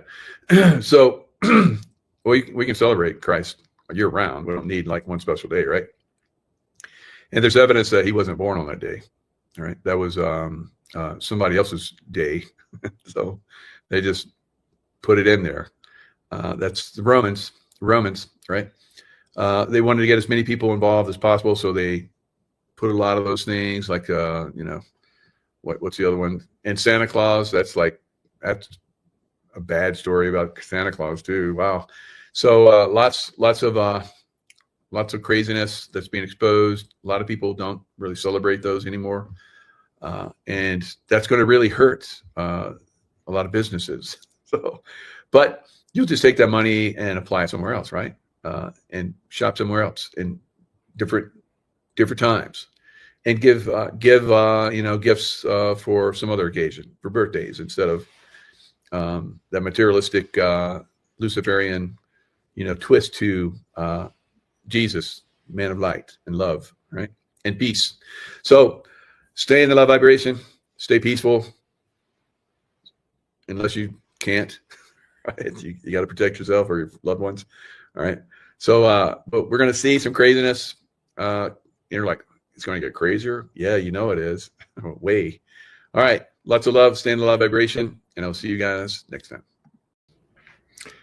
Hello, everyone. It's Michael Jaco with Unleashing Intuition Secrets. So President Trump is pushing back on the deep state in our cities. We know that, we have some serious problems in our cities. They're full of criminals. The Biden administration let in millions of illegal aliens. And of course, we have lots of terrorists. By some accounts, there's over 1,000 known terrorists that were allowed to come into the United States. Sleeper cells. So these sleeper cells at some point will be activated in these big blue cities. When I did a show with Nino Rodriguez and David, and we talked about probably going to happen before it gets really wintry, right? So right now, most of the country is experiencing some good warm weather. Here we had a little early. I've lived here in Lake Tahoe for many years. I left for a few years, went to Florida, but this is a very early snowstorm. So I kind of predicted that we would probably see a lot of snow this year. So it's starting early, right? This will probably be melted off by this weekend, when we're supposed to have temperatures in the 60s. So I will be down on the beach, on the lake, the lake beach, in a few days. And that's the beautiful thing about this area, whether it's Nevada, California, whatever, beautiful mountains, and you can lots of different things. Water's everywhere. So we love to participate in all of the beautiful things, right? So that's what I love about being up here in the mountains. You've got access to a lot of different things, and it's somewhat safer than from tsunamis. So are they coming? I don't know, but man, it does look like things are moving that direction, because we're getting a lot of interaction with the sun. Lots of energies coming in, wave after wave. It's building up, and at some point, I think it's going to really release. So I've seen it, and a lot of other psychics have seen it. So California could be getting hit pretty good. But let's look at all those cities. So one city that wanted troops, and they're like, "Oh, you're sending troops to cities that have high crime rates?" So Memphis, Tennessee requested federalized National Guard troops, which President Trump was happy to do. And so they're there, and they're doing a great job. Of course, they did a great job in DC. Not so much in LA, because they have a lot of people fighting them, cartels and so forth. Same thing in Portland, and same thing in Chicago. Now, I'll talk about it. There's an article where the cartels in Chicago are offering rewards to high officials in ICE, up to $50,000. So it's pretty much on in some of these cities. Now, what happens? Let's say they've been in Portland. Remember when Trump was in office last time and had the George Floyd riots? Portland just blew up. Portland, Seattle, Minneapolis, all kinds of cities burned or were taken over by criminals. And we're not going to see that change this time unless we get in there and start taking action. So I think that's what President Trump is trying to do. Will he invoke the Insurrection Act? I think he will at some point. And he's going to start going because he's getting a lot of resistance from a lot of political types, right? I don't know how they can still walk the streets. When political types call for violent action against ICE and federal agents that are trying to get illegal criminals off our streets, that's crazy to me. That's crazy that they can still walk around. I think with the Insurrection Act, some of them might start to get arrested. So I know we look forward to that, but will that be the cure? Will that be the cure in some of these big cities? Absolutely not. Portland has been rioting against ICE agents for over 100 days. So it hasn't let up. Chicago, as I'm going to show in a video, they attacked ICE agents that were basically in pursuit of criminal aliens. The criminal aliens wrecked their vehicle, and when the ICE agents got out to arrest them, they were pelted by local citizens with eggs and so forth, right?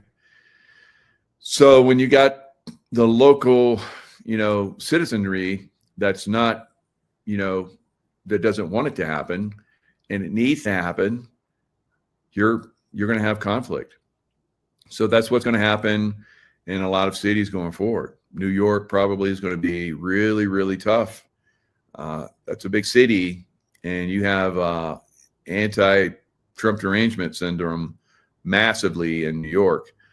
So we'll probably see the same thing in Boston, and I don't know how many. I made a prediction there was going to be like 19 different cities. Some people have said 17, others 14. It remains to be seen. Probably a lot of violence in a lot of cities going forward. So let's look at Memphis, right? Memphis is doing good because people are open to it because they got a problem there in Memphis. Memphis is a beautiful city. I've spent a lot of time in Memphis. I've been to shooting schools there, Shaw Shooting Academy. There's a breaching school there, T's Breaching. I don't know if they're still there, but when I was in, I went there when I was in SEAL Team 6, and then I was in the regular SEAL teams and charge of training. I would take teams or platoons to the shooting school. So we did a lot of shooting there, and then afterwards we would go to Beale Street and hang out, have a good time. It was a great time. Beale Street. I took my kids and took them to Graceland so they could see Graceland when they're little. Fantastic. Elvis's home. So lots of great things, but it's deteriorated over time. Criminal activity, bad decisions from politicians and so forth. But Tracy and I just went through Memphis on our way here from Florida, and we stopped and had a great meal. The food in Memphis is over the top. God, what a great place. So it's the people there want their city to be cleaned and the violence to be taken out. So great job on the people in Memphis. National Guard, as you see here, joins Memphis State Task Force, begins patrols in city. So you see them, they're checking vehicles that are suspect, and to get back in their vehicles. Here it is. Memphis Police Department and members of National Guard patrol alongside Riverside Drive, very famous, area, Beale Street.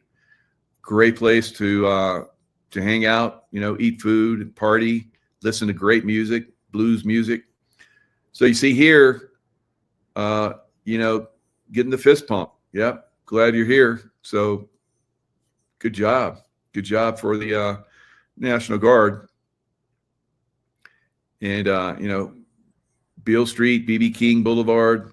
I've been all over Memphis. It's a beautiful city. So glad to see that some of these cities that have been, overrun by criminals, cartels, and so forth are getting turned around. So obviously the citizens like it, and it's going to happen for them. Now, why is Chicago different? Why is Portland different? Why is LA different? Now, San Francisco just asked President Trump to send troops. Wow, San Francisco. Yeah. One of the most beautiful cities in America for a long time. Same thing with Portland, but Portland doesn't want them. San Francisco, what happened? Nancy Pelosi's, haunt, Gavin Newsom also. How is it that San Francisco, and we'll see. So somebody might have said, hey, we want troops here to clean up San Francisco, but we're going to see what the Dems do about that, right? That's the problem. The people want it, but these Dems, Democrat demon rats, basically don't want that. And so they influence people through their, through the press and so forth, to go to violence and to push back on it. It's very sad. It's very sad. So Memphis, I know some of you guys might have heard a song by, what's that artist's name? Mark Cohen, I think it is. Walking in Memphis. Yep, Mark Cohen. I pulled it up. I'm going to play a little piece for you. It's a beautiful song. Whenever I think about Memphis, I think about this song. And it's really haunting. So I wonder if those National Guard troops have blue suede shoes. I do. So from that song, so I got some blue suede shoes because of that song. I had to do it. All right. So we know that Elvis is still alive. All right. So Pastor Bob Joyce is not going to say right out that he's Elvis, because he's been, I don't know, maybe witness protection program for a long time, and now he's come out. There's a lot of people that have done the background investigation on him, and they're quietly saying that that is Elvis. So pretty cool. So those people that go into witness protection, sometimes, as in his case, I guess, they come back. So very cool. How many more are out there walking around that we don't know about? All right, chaos in Chicago, of course. Chicago neighborhood ended in a crash. ICE agents say the driver was an illegal immigrant trying to flee arrest. Residents at the scene began throwing eggs and rocks at the agents, who in turn fired tear gas to disperse the crowd. The incident highlights the growing risks for federal officers. The Homeland Security Department is reporting Mexican cartels are now offering cash rewards. So check this out. $2,000 for information on where ICE agent or his family lives. Wow. $2,000 for intelligence on officials and their families. $5,000 to $10,000 for kidnapping. It happens on occasion there. So now what does President Trump say about that? I say it's BS. And poor people of Chicago, I've been to Chicago, Windy City, beautiful city, also great food, and lots of beautiful areas. But man, it looks like a shithole with all these people demonstrating. I talked about crime, but I never knew that we were going to get into it like we did. You know, Chicago recently had one deals in one weekend, and they said, well, yeah, but it was a holiday weekend. They actually told me that was the reason. Like it was okay because it was a holiday. It was Labor Day. These people are the worst. They really have to, they better, I tell you what, the people in Chicago and the people in places like that, they can be fixed. At some point, it gets to where you can't fix. So they can be fixed, like Memphis, like DC, all right? Like a lot of cities that probably need them. I see you guys like, send them to this city, send them to this city. We need them. So that's possibly coming, right? Very possibly coming for a lot of cities. And, you know, the places where people want it, it'll probably get turned around really quick, like he's saying. But the longer it goes on, like a Chicago or a New York or an LA or Portland has allowed stupidity. I remember going to Portland, gosh, when I was at 20 years old. So that was 45 years ago. I remember going to Portland, and it was a magnificently beautiful city. But even back then, they were just allowing bums and homeless people just to sleep and roam around all the way back then. When you have that kind of mentality in the political spectrum, eventually it's going to lead to what we're seeing in Portland now, a complete chaos, breakdown of the system. Most people are frustrated. They want it to change, but they have a political system that is stopping it from changing. Anymore. It's too far gone. And we have some cities like that. But these are great cities that can be fixed. I'm going to be strongly recommending, at the request of government officials, which is always nice, that you start looking at San Francisco. I think we can make San Francisco. There's one of our great cities 10 years ago, 15 years ago, and now it's a mess. And we have great support in San Francisco. So I'd like to recommend that for inclusion, maybe in your. All right. So that's coming, sounds like, for San Francisco, because the city officials want it. They're asking for it. So this can absolutely turn around in places that want it, and the political hierarchy that wants it and allows it. So we're going to see this happen in a lot of cities. A lot of cities in America really, really need it bad. Once incredibly beautiful cities. So Albuquerque, New Mexico is one of them. I remember I've gone through there for decades, traveling back and forth across country. Is one of my favorite places to stop. When you stop there now, you're going to see homeless and drug addicts all over the streets now. And in some places where we went to eat at a real nice Mexican restaurant, and when we went in, it wasn't so bad. But when we left, it was closing time. They close early, and they have gates in the restaurant. So they were closing the gates. So we went out through the gates, and they closed them behind us. And we went down the street. We could see why, because it was like homeless and drug addicts everywhere in massive numbers. And that's just one area. That was just one area we're in. So Albuquerque absolutely could use some help. All right. So there's lots of cities out there. Detroit is still awful. I thought Detroit had made a turnaround. So Detroit sucks. So, Detroit has had, I guess, Democrats in charge of Detroit for like 45 years or something crazy. Detroit used to be also very beautiful.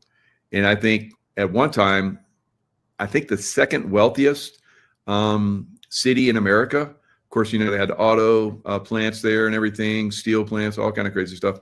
But yeah, that's all been lost. It's all been, unfortunately. From Chicago here, stay alert, stay alive. Yeah, definitely. That's sad that you have to put that out for all your peeps. But if you live in that area, that's true. Now I was flying. I think we're flying from overseas, and we stopped in Chicago for a little piece, and we we went downtown to a really nice steak restaurant, very high end. I can't remember the name. You guys, I looked it up, and it was like one of the best restaurants in all of America. I was like, I got to try that one. So we went down there, and it was magnificent. And same thing. Once we left the restaurant and we got an Uber ride back to the hotel before we took the next flight out, homeless, nastiness. It was sad, very sad. So yeah, there's lots of problems in American cities. It's pretty much the Democrats, guys. I've been saying it for a long time. Democrats got to go, and they're on their way out. So we can be happy about that. Once they're gone, we'll be able to clean these cities up. But some of them are going to resist. They're going to resist all the way to the end. I think Chicago, New York, Boston, like I said. I'd have to look at the map that I picked out, all the ones intuitively that I felt were going to be problems. And other people have said similar things. But yeah, there's definitely, we're going to lose some cities. They're going to be destroyed. Chicago is probably going to be destroyed, right? Portland probably destroyed. But who knows? Maybe not. If the citizens get involved enough. But you got to be careful with that, because these people that inhabit these cities and these cartel members, like you saw, a high-ranking official in Chicago that's involved with ICE, right? So and now I've seen that some of the areas in Chicago are working. The citizens are working to send texts to each other if ICE comes into the neighborhood, so they can come out and resist, right? So you guys in Chicago got some real issues there, real problems. I feel for you, because it's, for a long time, Chicago was like, it was one of the biggest cities in America. The cattle barons ran the cattle up there and moved them all across America. So right on the Great Lakes. So there was all kind of, still is, I'm sure, commerce and so forth going through Chicago. But beautiful city, but looks like it's seen better days, unfortunately. And if we don't get some help in there, it's going to go to ruin, and unfortunately probably will to a certain extent. Yep. So completely run by Democrats, and Democrats are destroying it. So Portland, ICE protesters are showing up dressed as like unicorns and frogs and rabbits and all kind of crazy stuff. What's going on with this?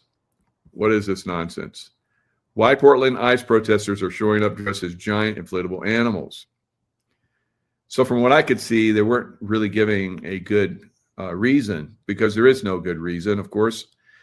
So on Monday, a group of 5 frogs, perhaps technically in an army, of course, this is a Portland newspaper,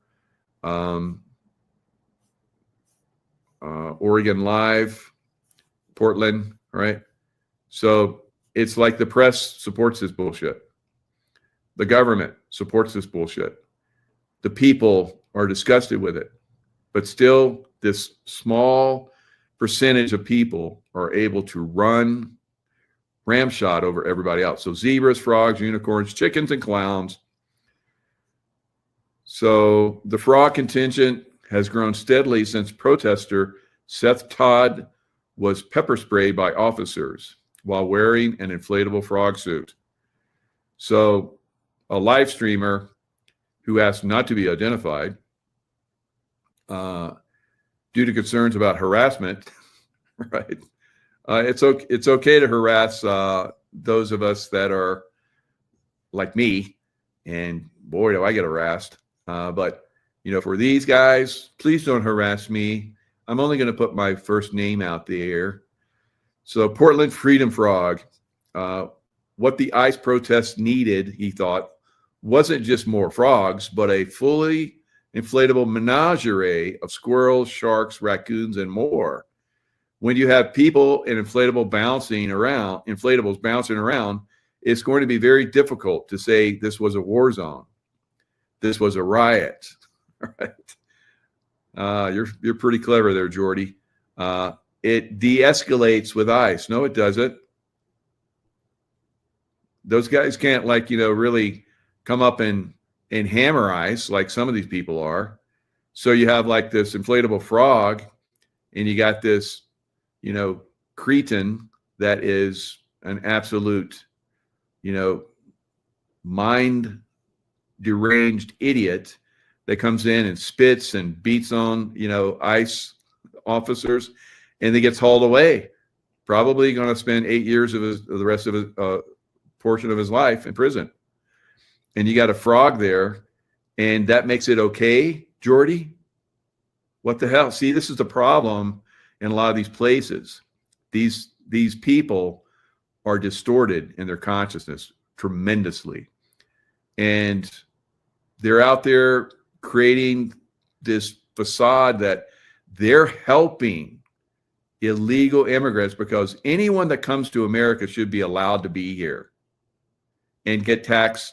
And those of us that work and pay taxes, it should be okay for us to fund them while, we have people that are losing their jobs and becoming homeless because they lose their jobs.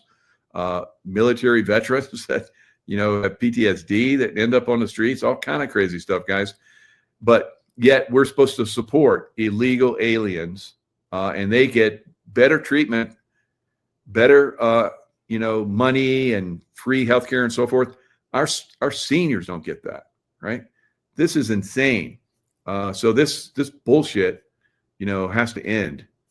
These clown people, and they should dress as clowns because they are clown consciously in every aspect of the word. They need to get the strong arm of the law, right? And the only way that's going to happen is if we probably arrest the politicians, right? The politicians are calling for anarchy and violence, and they're allowing cartel members to make these types of an ICE agent. There should be a massive pushback on that, but there's not. That's very, very concerning. And there will probably have to be an escalation, right? And the escalation will probably be military come in and start to take action. And then the cartels and the sleeper cells and the consciously stupid people, right, that wear frog suits will have to be rounded up and pushed out. And I don't know, probably going to be some bullets flying. And then Miss Unicorn is going to get hit, and it's going to be the ICE officer's fault, but it's probably going to get hit in the back, from the other protesters. So this is really a problem, and it really needs to be addressed very aggressively. Let's stop cleaning up the friggin' world and clean up our own country. Jesus, it's insane. All right. Another thing that is insane is the manipulation that has been going on with real money, right? Real money, and that is silver and gold. So we know that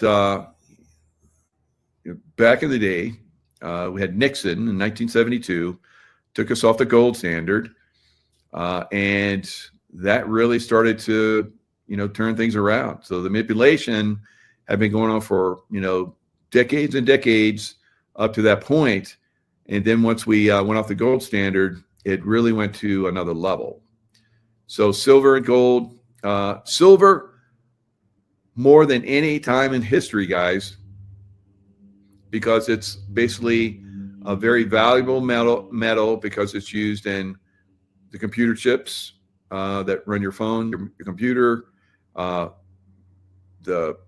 It's like in everything. It's in submarine torpedoes. It's in missiles. It's in rockets. It's in satellites. It's in solar panels. Gosh, TVs, on and on and on. So there's not only is it a way to protect your wealth, but it's also massively used industrially on a level that's never been seen before. So the suppression that's been going on the price of silver And every time we've seen silver take off, whether it be back in the early 80s when the Hunt brothers decided, hey, the feds manipulate the market. Let's see what happens when we do it. Well, they got spanked, and then the price of silver went back down. And then 2008, 2009, they basically came in and manipulated the price of silver back down again.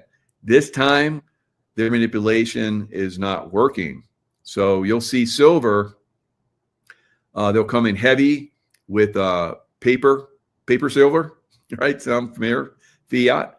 So they'll come in and say, here's a paper contract of silver. Has nothing to back it. In fact, there's like, I think Dr. Kirk was talking on another show that I heard him on. I think it's like 350.8 contracts of paper to one real contract of physical silver. So that's how they manipulate this price down. So they're getting caught. Right now, silver, if you want to buy it in the exchanges, you're going to pay a premium over the COMEX price, right? The future price. So future price has always been more. Now it's reversed. It's backwardation, as they call it. And you're going to pay $2 to $2.50 more for silver than what the COMEX says, the manipulated COMEX price. So they're getting caught now without actually having the silver.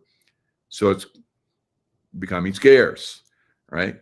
And so when there's scarcity of something that's of value for different reasons, like we're talking about electric cars. I mean, I could go on and on and on and on. So when these companies need that silver and they're like, okay, we paid you a premium for future price. Now we need the physical. So now there's a scramble because they don't have that much, because it hasn't been coming out of the ground for the last several years in the quantity that is being used above ground, right? So it's all come to a head. So that's why for the last several years I've been saying get into silver. And I remember I think it's like over a year, maybe a couple of years ago, there was a couple. There's been a lot of people, but this one particular couple got into silver. They had a retirement, they had a nice retirement money, couple mil, put it all in silver with Dr. Kirk, and that's more than doubled now, right? So imagine, I mean, some of you, $2 million, that's way more than but whatever your number is, what's a big number for you? Is it 2,000 and it doubles? Is it 10,000 and it gets doubled, right? Just over last year, silver's up 80%. Nothing else touches it, right? And when you look at the crypto's getting destroyed, right? Massive manipulation in crypto. And I'm going to talk about that in a little bit, right? So let's go into that. So here is the actual price of silver on the futures market. So silver futures, as you guys see here, right now it is at 52.57. Now let's slide this down a little bit. So just over the last, look at that run. Woo, right? So all the way back in September, right around my birthday, September 27th, it took off and just started going up. That was a nice birthday present for me. All right. Thank you, silver. So it just took off. It's not going to stop. There's a lot of people saying it always pulls back. Well, why did it pull back in the past? Because they came in and manipulated. Their manipulation, as you guys can see in here, see these big red down candles? So that's the manipulation. So it's spiking because there's not enough silver. And then it gets pushed down by these banksters, right? I will tell you, not only should you get into silver for your future, and so that you will have an amazing future, right? But also because it goes against these banksters. it really screws these banksters, bad guys. So let's take them down. Let's pump up the silver, right? Let's get it. All right. So not only are, the average investor like you and I buying up silver as fast as we can. That's right. Hi ho silver away. So we're going to see probably $75 to $85 silver in the next couple months, right? So a lot of people are like, oh, I don't know, it might pull back. highly unlikely, but anything's possible. Pigs could fly. So I don't know. I don't think it's going to happen. I think this thing is it's broken. It's not going to get fixed. It's going to reach its real price, which is much, much higher than it is right now, right? So it's a great store of wealth, and crypto, not so much. So Bitcoin, as you guys can see, so remember I said that Bitcoin would probably hit 125,000. That was my best guess. And I said, maybe, now I'm looking at long-term, if they are able to turn this market around and manipulate it up, which they've been able to do in the past, if they do that, we may see 135,000 silver. Silver too, but Bitcoin. So I said probably 125,000. It hit that, and it turned around the next couple of days massively. Obviously, massive manipulation going on in crypto, guys. Now, I know a lot of you guys, you crypto bros out there, are just loving on crypto and you think it's the future. I'm telling you, I don't think so, right? So I know there's very, very well-educated people, and President Trump backs it too. I don't know why that is, but maybe I'm wrong. We'll see, right? Juan O'Savin is the same thing. He says, you need to be in silver and gold. Crypto is not the way to go. All right. He's talked about that for years. All right. Now I like crypto because it blows up in certain times, and I get in, and fortunately I get the good ones, right? And they blow up. I make some nice profit, and then I get out, right? Because it's going to go back down. So it could go up. It could go up, guys. Now, a lot of you guys are, you're going to hold it forever. I don't think that's going to be good, but maybe you're going to be right. We'll see, right? So as you see right now, it's getting ready. I said it was probably test 109. So it is already started touching 109. As you see right here, it's been down there several times. If it breaks 109, it's going to go down to probably 98, right? And silver and gold are going to continue to go up. And the stock market is probably going to crash. A little crash. Now, I think I said last week, or maybe the week before, that I thought that stock market was probably going to do a 30% correction. Not continue to go down, although it could, but I think there's going to be a correction. It could be, a 5% correction. It could be a 10% correction, but I think it's going to be a 30% correction, but we'll see. And then it could go back up and reach all-time unbelievable heights again and then crash. That's what I think ultimately it will do, but everything at this time can change very easily because we're in a different world now, right?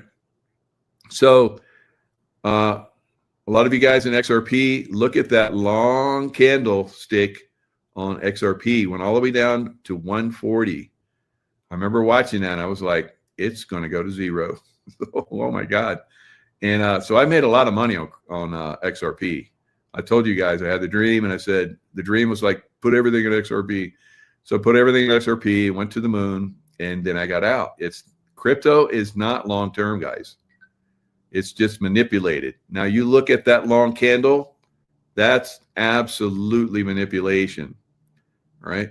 So I know a lot of you, like I said, XRP, I've made XRP way back before it started to get, hit on by the government, and they tried to manipulate it. And then Trump came in and they took off the guys who were manipulating XRP.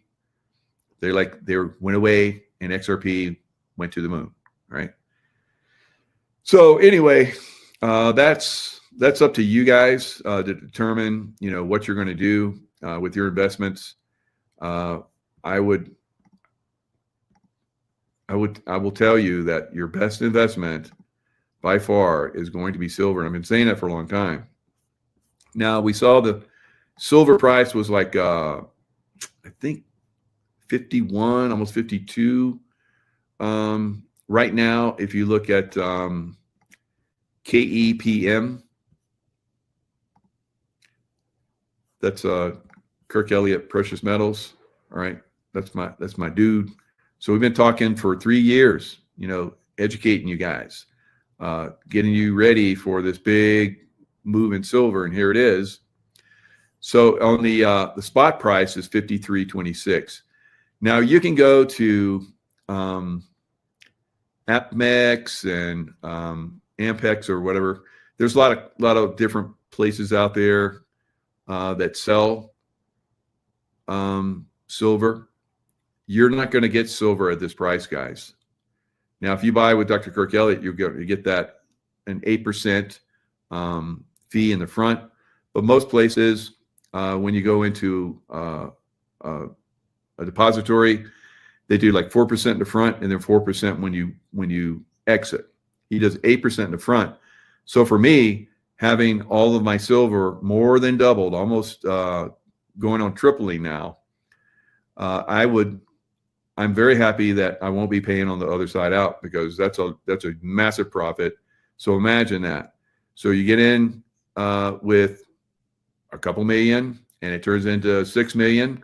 You pay, 40, whatever it is in the front, and you pay another 4 on the tail. That's a lot more. All right. So that's the beauty of Dr. Kirk Elliott. Of course, it's in a safe vault and you don't have to worry about it. So if you're buying a lot, or if you have a, retirement plan and so forth, you have to have it, with a precious metals person. So that's Dr. Kirk Elliott. He is the biggest one in the country. So great guy to be with. So look at silver. This is a chart of silver over the last, what is this chart? It's a year chart. Yeah, back to November. So it's a year chart. As you guys can see, it has gone way up. It's up around 80%. So I'll pull that up in a minute. So if you look at the Dow Jones, not even close, way down here, percentage-wise, I think it's like 8% or something like that. So about 10 times less. And S&P, I think it does a little bit better, maybe 14. I think that the NASDAQ's around 17% this year. So again, about 5 times more in silver. So what are you thinking about? I've been telling you guys to get into this stuff. All right, the FTSE, it's way down there. And crude oil, it's way down there. It's like, it's lost money this year. And US dollar. So some of you guys think you can be safe in the US dollar. Safety is in silver. Hello. Safety and an incredible investment at this point. So rarely do you get safety and massive returns. I can tell you, I haven't been an investor for 50 plus years. To get safety and a massive return that beats everything by 5 times, holy moly, it just doesn't happen. There's nothing else like that out there. So let's go. I'm gonna go to Market Watch and I'm gonna show you guys what is the difference here in price. All right, so Market Watch. So the stock market is kind of flickering back and forth. When it does that, it's usually before it really goes to the downside. All right, it's it was a massive move yesterday for the Dow. It moved 1,000 points each way. It started out down 600, went as high as 400 plus, and I think it pulled back. It might have actually been negative. I can't remember, but it was negative slightly today. It was down quite a bit. The NASDAQ was up a lot more. I think it was up around, I think the Dow was up today around 300 something, and look what it closed at. Same thing with the NASDAQ. So when they gyrate massively like that, it's about time for them to come off the rails, right? So maybe not.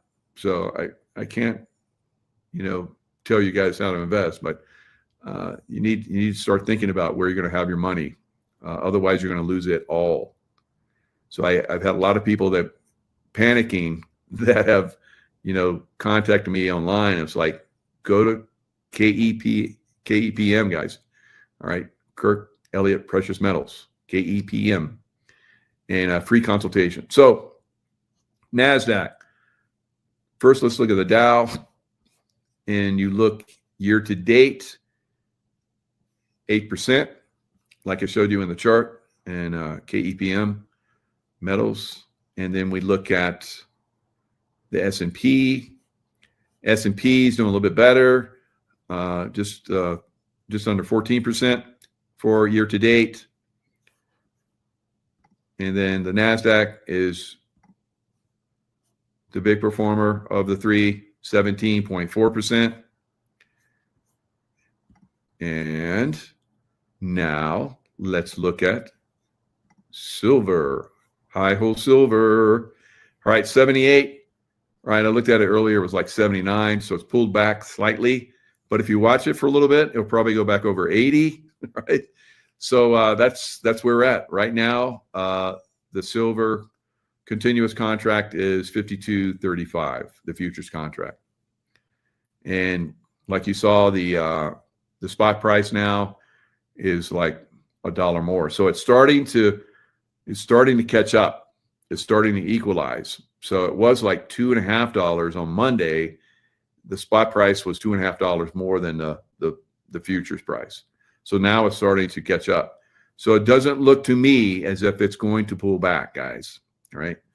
The market manipulation is not working. We may even see this thing really start to gallop here in the next few days. I wouldn't be surprised. So now let's look at gold. So a lot of you guys are like, well, gold, everybody buys gold. It goes up so much. Gold was up 33. It's up 42.35 right now. It's been up quite a bit. Let's see. 60%. That's about 20% less. Hello. In an unbelievable stock market year, you'll get 10. And if you get 20%, you're lucky, right? So we're talking about a massive difference on all of those different Dow, S&P, and NASDAQ, and gold, guys. So silver always outruns gold initially. When you see the stock market pull back, we're probably going to see a little bit of a pullback in silver and gold. They could probably use a little bit of a rest and build, because silver has been building a very nice base at 50, right? So 50 is going to be the floor, and it's just going to keep going up. And it'll probably go to 60, build a little bit of a floor, go to 70, build a little bit of a floor, 75. That might be what it gets to by the end of the year, or, like I say, maybe 85, right? If we get some real problems in those big cities, which I think is coming, you're going to see that maybe even go to 100, guys, right? So definitely get into silver. And you're going to, like I said, you're going to pay a big premium if you buy it from one of the exchanges and so forth, online exchanges. There, or if you go down to the coin shop, you might get a little bit better of a deal. Buy silver rounds or the highest percentage, like bars, that you can afford, right? 5 ounce, 10 ounce, 100 ounce, 1,000 ounce. All right. If I don't think they have 1,000 ounces anymore, you can't find them anymore. So, but 100 ounce, if you can get that in multiple 100 ounces, whatever, or you get they have like these monster boxes where 500 coins. Those are pretty good too. So that's where you're going to get the best discount. If you buy in large numbers, they'll give you a discount. But I was looking at, like, if you bought a silver Liberty coin or Canadian, whatever, you're going to pay probably $9 to $10 over spot right now. Yeah, but if you go to Kirk Elliott, you're not going to pay that much. So the difference in what you're going to pay for a percentage of starting your account, and it's going to factor in. It's going to balance out. And he's going to come on Friday at 1 o'clock, and we'll probably talk a little bit about that. So bank runs are already starting, and of course banks fail every year, but let's go into this a little bit. So this is Johnny Bravo.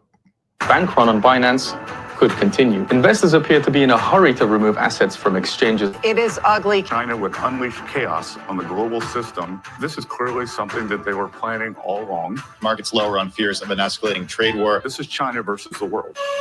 Fire, we have bank runs as we speak.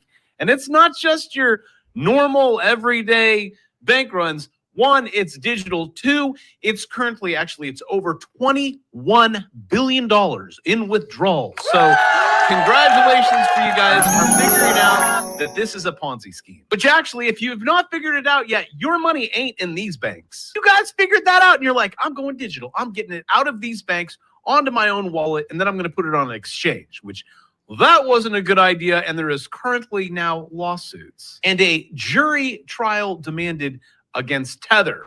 So we got Tether, we have Binance. Binance is currently handing out 400 millis.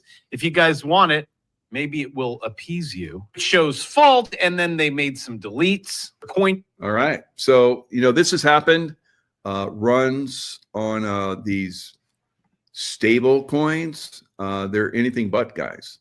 So if you're moving your Bitcoin or anything like that, usually you use a stable coin to move it around, right? Or put your Bitcoin in it. Now, Binance has had several runs on it already. And there's been panics where people have come in and pull their money out. FTX, you guys might remember where FTX crashed. The FTT token that it supported crashed, and it went to nothing. And I talked to people that had Bitcoin and all that kind of stuff, and they lost it completely. So that was a huge loss. Now, for me, I was also in a stable coin, Terra Luna. This was back in 2022. So the algorithmic stable coin Terra USD famously lost its dollar peg, which triggered a death spiral that collapsed the entire Terra ecosystem. Now, I've invested in a lot of crypto over the last 10 years or so and made unbelievable profits, all right? A lot of the foundation for my investment that I have right now was in moving in and out of different crypto coins, right? It's not easy. And there are pitfalls. Like for me, I had tens of thousands of dollars in Terra Luna, and it collapsed to below zero or below $1, almost zero. So if you have 1 penny, I can sell you my Terra Luna. Yeah, it went to like nothing pretty much. So tens of thousands of dollars disappeared in a few days. I was like, it's going to come back to stable coin. It never did, and kept going to nothing. I still have it. Who knows? Maybe it'll come back. Not right. I think the guy, they made scapegoat of him.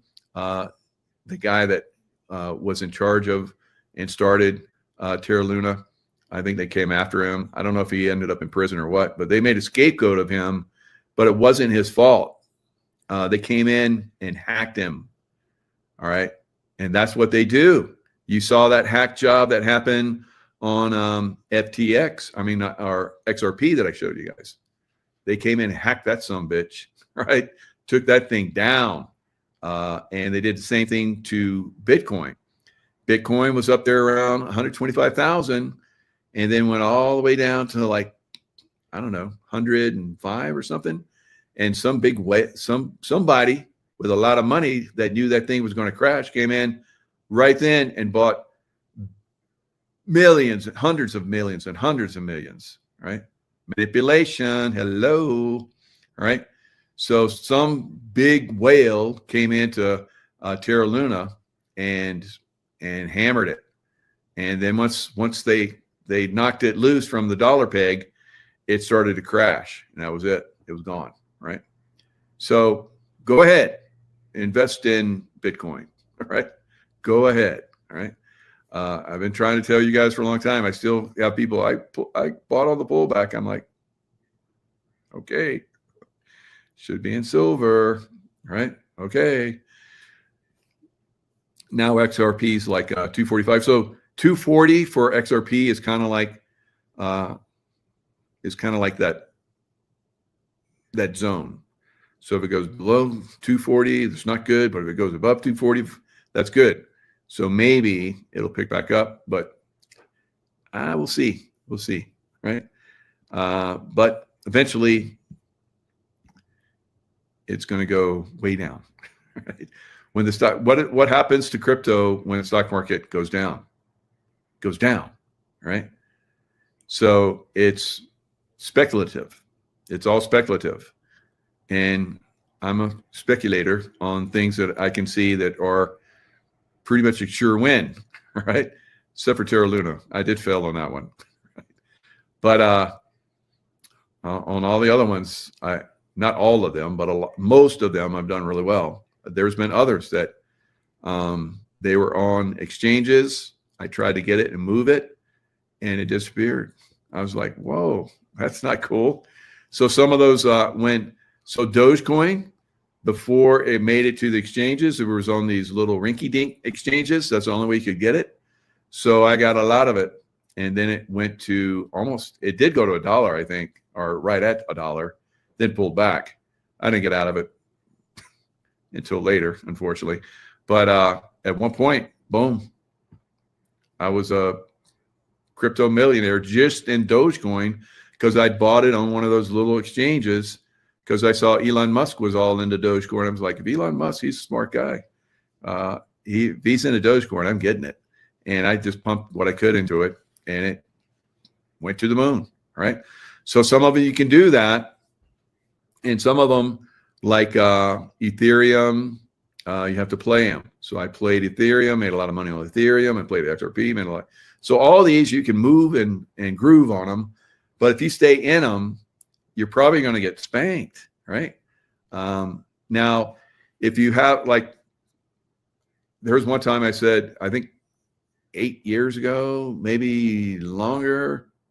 I think it was about eight or 9 years ago, when Bitcoin was it hit 17,000 or something. And I could be off on the numbers, but anyway, I said, that sucker is going to zero, right?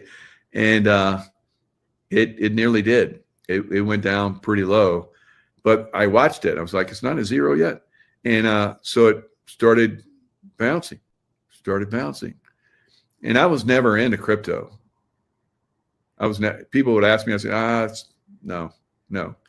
And so I watched it, and I'm a chart guy. So fundamentals, not so much in crypto, but you can make money off it if you watch the technicals on it.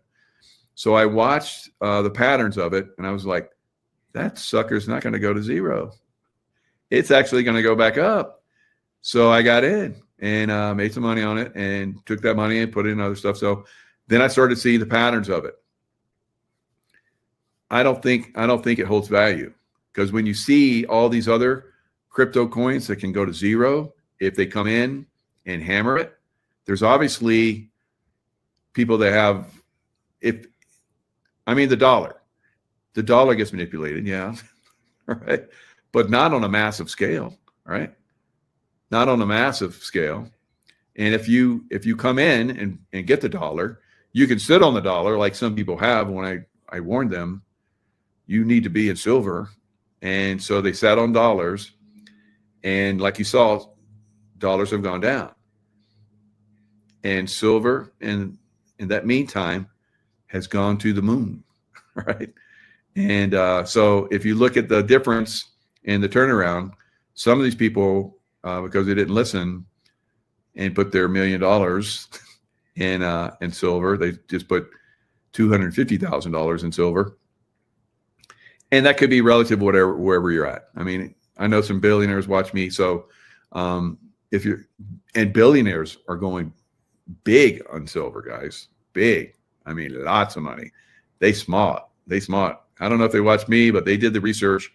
Maybe they watched me a little bit, but they did the research and they're very happy. So same thing, whether you have $10,000 that doubles, triples, or if you have $1 billion that doubles and triples, right? There's a lot more you can do with that money, right? Of course, it's still a fiat currency, which is one of the reasons why silver is going up, is because the fiat currency is depreciating. But that's not the only reason, right? Manipulation has been in this game for a long time. So if you look at 1980, when it went to the highest, one of the highest levels it's ever been, 50, now it's like new record territory for silver. And you took the same dollar denomination and exchanged it to today's dollar, it's only $12. It's only 12. So $12 back then would buy an ounce of silver. $12 today, you're not going to get a quarter ounce, right? So it's got a long way to go, guys. It's got a long way to go. And the manipulation factor is coming to an end. And when it's completely exposed and done, it's boom time, right? More than what we see right now. Aussie dollar at 65 buys nothing, right? Bummer, right? The Aussie dollar, yeah, it's not done well. You're beautiful country, beautiful people, but a government that is deep state Nazi beyond belief. Oh, my Aussie friends, please get rid of those criminals. God, what a great country ruled by idiots, right? And not just idiots, but absolute criminal beyond belief. You know, in Australia was over the top, right? You guys should have just took down that surged through the parliament or whatever they got going on there. So anyway, hopefully you guys do better going forward. Maybe America can help you out. I think we're going to try and help the Canadians, but they're close. You guys are a little bit further. You know, you're down under, so it takes a little time to get there. But it's worth it. It's worth it. Down under. Lovely. Love it. Great people. All right. Lots of love. Stay in the love vibration, and I will see you guys next time. What's up, Facebook? I am live on Facebook, Instagram, and TikTok all at one time. Be sure you're following the correct pages right out the gate. There are a lot of fraudulent pages. I've been doing this now for a little over 3 years. And there are thousands of fraudulent pages, fraudulent people, and scammers who never, ever promote my books. So that's the first thing straight out the gate. #1 bestsellers right here. So Linktree, LINKTR period. That's where the period goes. /1776 Nation. You'll find all of my official accounts. If you're following me on TikTok or if you're following me on Instagram, you need to go check out my other pages where I can provide actual text material.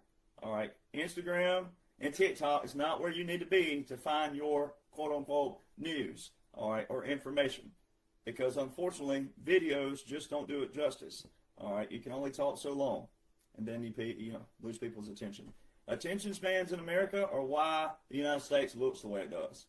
Short attention span. You want a 5-star filet mignon from a freaking microwave that was built in like 1960. All right, ain't gonna happen. All right, it's not gonna be that way. All right, it takes time, and you got to study. And so many Americans, you look atrocious still. I love you, but some of you just look atrocious. All right, the comment boxes and my inboxes show that you're still guilty of opening your mouth like the birds in a nest, and you'll just listen to anybody as long as it's short, concise, and then something you didn't have to go read and study yourself. That is the old America. That is the reason why you have a man leading the face, the imagery, all right, of this right here. 45-47. It's there for a reason. That is a visual validation that this is a strategic plan, strategic operation, special operation. Like a broken record, daily, weekly, podcast I'm on. This is all you need right here. Therefore, in order to comprehend that, you need to lose all the drama, all the propaganda, and all the influencers who are using drama and propaganda, not laws and orders, to mislead you, but also rattle your emotions and your feelings. Now, some people don't like my delivery, and that's okay. I am who I am. I am just being me. I have a deep voice for a reason, but I speak the way I do because, one, I was raised this way. Two, my dad and grandfathers had deep voices. And then three, it's also to rattle you in the correct way, to shake you the correct way. If you want something different, then you don't keep repeating the same things that you've always done. You know what they call that? They call that insanity. That's exactly what that is. And too many people are guilty of being on social media and you just want to have a name and a voice. You just want to have a comment. And I understand that from another standpoint that, look, you're a person, you're a civilian, all right? But you got to be fed the correct things. And if you're not fed the correct things, then some of your voices and some of your comments are going to look bad, sad, atrocious, shameful, disgraceful, discolorful, whatever terminology you want to put on it. I don't want you to look that way. President Trump don't want you to look that way. The military don't want you to look that way. Like, the good guys and gals don't want you to look that way. So this is a true battle of spiritual warfare and then information warfare. Now, I'm not a preacher. I'm not a preacher, pastor, evangelist, anything. Don't claim to be. But I do know a little bit of the Bible. But what's crazy about it is atheists know the Bible better than some Christians do. People who are evil know the Bible better than Christians do. But the Bible does say this specifically. Why would he come after you if he don't have anything to steal? See, the devil comes after people when they have something to steal. And when they have something to steal, boy, most influencers out there, they don't have anything to steal. Just moving lips. Same old drama, same old propaganda from days of old. This strategic plan and operation was put into place to bust that up, to put that in days of old, to expose the swamp. Get rid of the swamp. And too many people are still following swamp rats that replicate the swamp and or are the swamp, and they're trying to grow back, and they're trying to keep that foothold just enough, and they're bringing you down with it. So guys like me don't care about my reputation. I don't care about all the people out there who do slander, defame, and all those things. Right? I'm like Tom Hogan now. I don't give a dang what you think about me. We are here for a plan and a purpose. And it's time that everybody, again, you realize where we are in this battle and make sure that you're on the correct side of history. Now, you can still be a good person and being misled and following someone who's misleading you as that, like they're your pillar that you go to, and they be bad or just not official, and you still make it okay, but you could have put them behind and unfollow them and come over to somewhere that's going to lead you to the correct information that the commander-in-chief is working with. And the problem we have is so many people, you think you have a respect for the military, and maybe you do from a distance, but also from another standpoint, but you don't have a respect for the military from the aspect of military operates with laws and orders.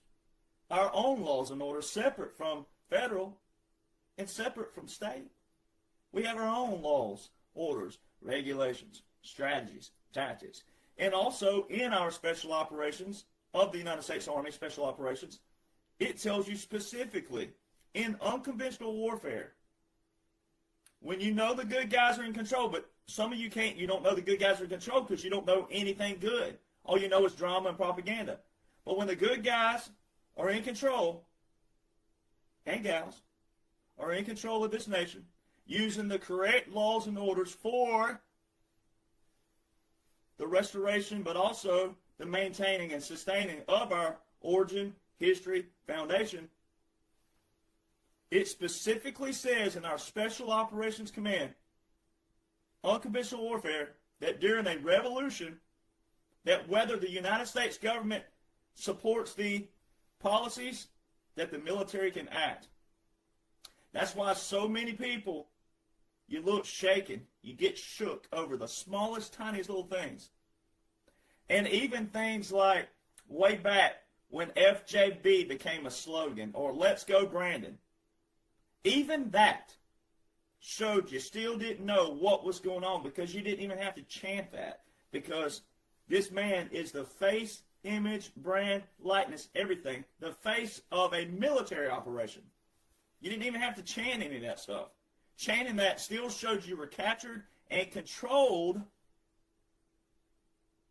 by emotions and feelings. So you didn't even have to do any of that stuff. And the same thing that's going on right now, people are getting hung up on like a governor or a mayor. You get hung up on things that you wouldn't even have to get hung up on if you knew what this stood for. And if you knew the military laws and the military orders right now, currently in vote. All your southern border, Texas, New Mexico, California, all your southern border, Arizona, didn't forget y'all, all your southern border, Proclamation 9844 from February 2019. So how is President Trump a threat, a dictator, and all these? If every single one of those Title 10 orders made it from 2018, 2019, 2020, to present day? So if I didn't know what I know, which is unconventional warfare, irregular warfare, government in exile, puppet government, tactics of using civil affairs and military separate, that made it look like to the public there were two presidents, if you know what I know. But even if you didn't know, then you really don't know, so then you didn't even know. You thought Joe was actual president. He wasn't. This has all been done in the 1940s. It's not old fogey, even if it sounds like it. It's not far-fetched, even if it sounds like it. It's already been done before. That's how we know it works, and we can use it again. It's a strategy and a tactic. And why Republicans, conservatives, patriots, but especially people claiming to be MAGA, would have a problem with using strategies and tactics like that, then you have a problem. You might not actually be Republican. You might not be conservative. You might not be patriot, and you definitely ain't MAGA. So you can't claim that you support the military and respect the military if you don't respect all of the military. Military don't get up every morning and go, oh, shoo, the weather's changing, golly. Oh, what do y'all want to do? What do y'all want to do today, boys? You want to fight or not? I don't know. I think we ought to just chill around here at the battery and just sit here. What do you think? What do you want to do? I mean, it baffles me to wonder how Americans think that the man that you think is so unique and different, which he is, but to think that he's not operating on laws and orders. He just says a few colorful words in a different tone and context than any other person before. It's not doing anything different with the laws and orders. But then you'll say, I believe he is, but then you get mad or upset or bitter or frustrated and all these other things with someone like me who could break it down because you don't want to study it and read it and comprehend it. The very thing that he's using.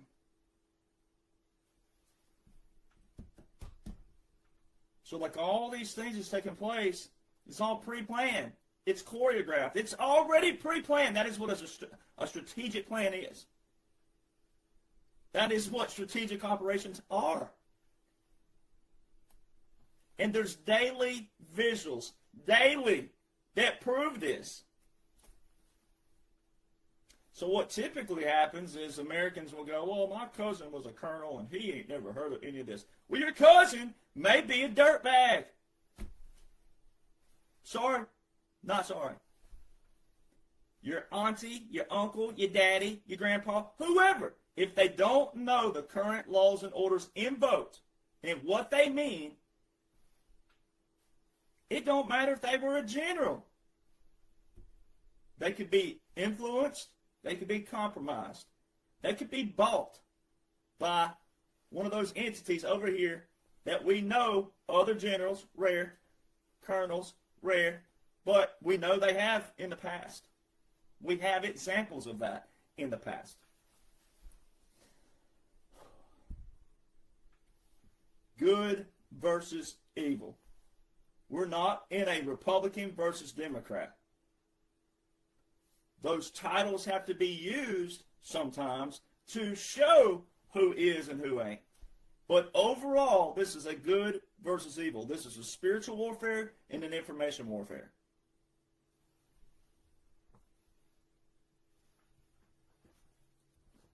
It's a clean out of the swamp. Drain that swamp. So many people, you chanted, follow the money. President Trump said all these quotes, and you chanted it behind him. Follow the money. The best is yet to come. Then he said, drain that swamp. Drain that swamp. Boy, y'all chanted that thing and chanted that thing. It's happening right in front of you. I'm the guy showing how it was drained and how it has been drained. And how everything you're watching is choreographed, strategic, pre-planned, day by day. It's already happened. But you have people out there still going, oh, the deep state's doing this and the deep state's... No, they are not. On paper, they are strategically planned, choreographed. That shows you're still captured, controlled by the emotions and the feelings, thinking everything's real time. And if you would divorce your emotions, divorce your feelings, and comprehend, seek to comprehend that this is a strategic plan, strategic operation, special operation, then you would see that the whole thing's been pre-planned, and what you're watching day to day is the rollout process, And it is designed for the target audience who has yet to hear someone like me, who has yet to study the laws and the orders currently invoked by this operation.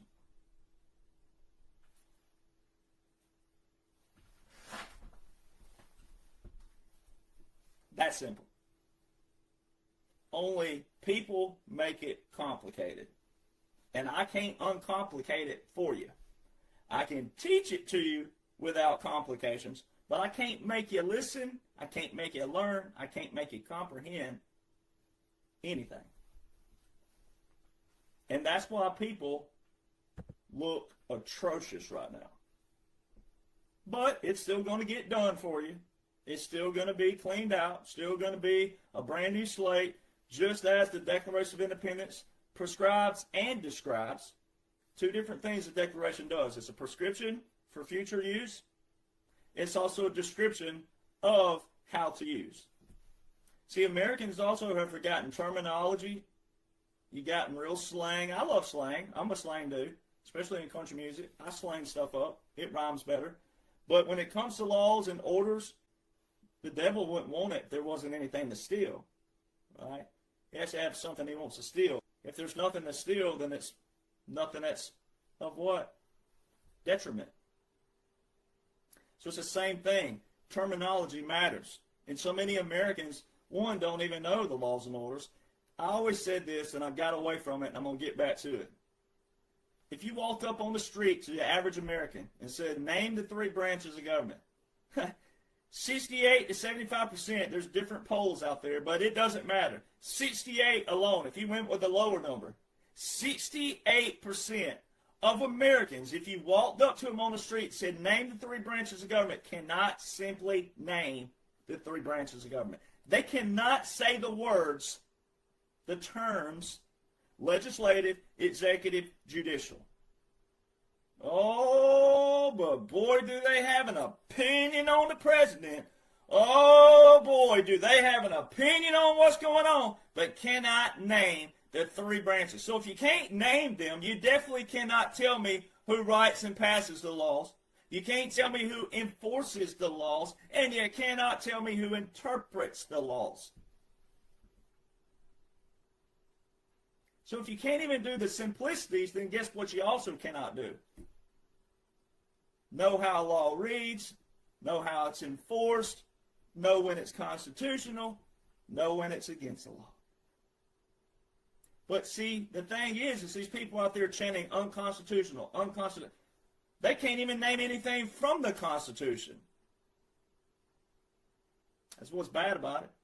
And what's also even more atrocious about it is the fact that every law and order that we have on paper right now that President Donald John Trump is using was in the law books long before he became president. So if they were unconstitutional or against the law, which the Constitution is the highest law in the land, and then the laws that have been passed under that, if those laws were against the law and unconstitutional, then why did all the previous Congresses keep them in the law books to be used by the present-day president?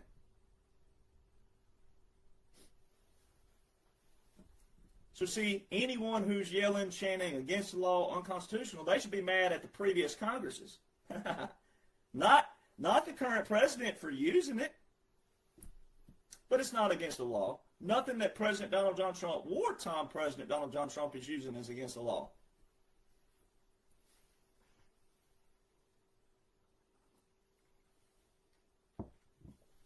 We have a bunch of spoiled, toddler-acting children that call themselves adults that identify as libtards. They're a bunch of tainted atoms, all right? The brains don't even operate and function correctly because they've never even had an opportunity to operate and function correctly because they've been brainwashed and controlled on their side. All right, they're upset because they thought their little comfort of their DEI and all their inclusivity, they thought all that was secured. They thought it was, right? Until the good guys got in control and said, no longer are we going to print money and then raise taxes and create more taxes and then tax the American people for your selfish and sickening and disgusting ways of lives.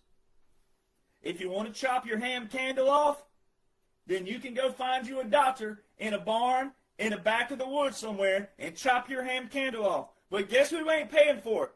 We ain't. Ain't gonna happen. You're also not going to have your little drag queen shows and go down to the schoolhouses and try to cram crap down the children's throats. You're not going to do that. Enough's enough. We had enough. It's done. It's over. So see, all this little world that these libtards thought was built for them, had the rugs been snatched up under them, they're being put back in their rightful place, and they're mad and pissy, but they're not that big. They bark loud, but they're not that big. But let me tell you what they do good. They're cohesive, and they all hate the same thing equally. And President Trump says this all the time. Why is it Republicans who cannot get on the same page with each other? Boy, Republicans, conservatives, you're everywhere. Simply because you don't even know the laws and the orders of this land. You don't know the laws and the orders that the president's working with. If you had those attached to your personal beliefs, which a lot of you are Christians, or at least spiritual, If you had the laws and the orders of the man you claim to love and support, if you had that as your foundation, you'd be lethal in a good way. And then if you would just apply some simple humanitarian principles of the great Hank Williams, well, if you mind your own business, then you won't be minding mine. If you keep your beliefs at your household instead of you also trying to influence others in the wrong kind of way, if everybody would stay in their lane and do what you're supposed to do and pull you some Elvis Presley in there occasionally too, clean up your own backyard, right? If you just apply Elvis and Hank, the two legends from Mississippi and Alabama, if you would apply their simple humanitarian lyrics to mind your own business and clean up your own backyard, if you do that on the daily, have laws and orders as your solid foundation, this place would get back the way it looked in the 40s and the 50s without the swamp in the background that was festering and festering and festering and building what they were building behind the scenes. See, we have the great James Stewart, actor, who was an actor, but also he ended his career as a brigadier general in the military, pilot. My dad got to serve around the great James Stewart in the United States Air Force. How cool is that? But you had James Stewart in a movie called Mr. Smith Goes to Washington, where he was showing in a movie how corrupt Congress was then and how they put all these bills in a package together. So what you're seeing right now with the quote-unquote shutdown, what you're seeing, even though we're in a continuity government, but for the people that don't know that yet, what you're seeing and think you're seeing, that's what Congress did all these years. They go, hey, you get you a couple bills, and we're going to get us a couple bills, and we're going to pass them together. Well, you could have 5 good bills, 1 bad one, and that 1 bad one hang up the 5 good ones. See, they consolidated their process, and they put all these things in a package. And then that's why you've seen in the past a certain congressman or woman get blamed for the 1 vote. No. Ain't how it works. Not how it works. Then in 1939, in the movie Stagecoach by the great John Wayne, real name Marion Morrison, all right, but known as John Wayne's stage name, 1939 in the movie Stagecoach, the riding in the stagecoach, he's on the floorboard. There's a man in a suit sitting in the stagecoach, and he says, what this country needs is a president who's a businessman. That was 1939. How long did it take to have a businessman as president? Do your math, people. It ain't difficult. It ain't difficult. So, 80 plus years. So many Americans don't know how this nation functions and operates. And it starts at the small local levels, because when you're voting for your local representatives and your state representatives, that's where you got to apply your voice. That's where we, the people, are effective. And where we're effective down there, knowing those laws and orders, and also the functions of the 3 branches of government with those state representatives, then they also have that influence with your United States Congress, your senators and your representatives.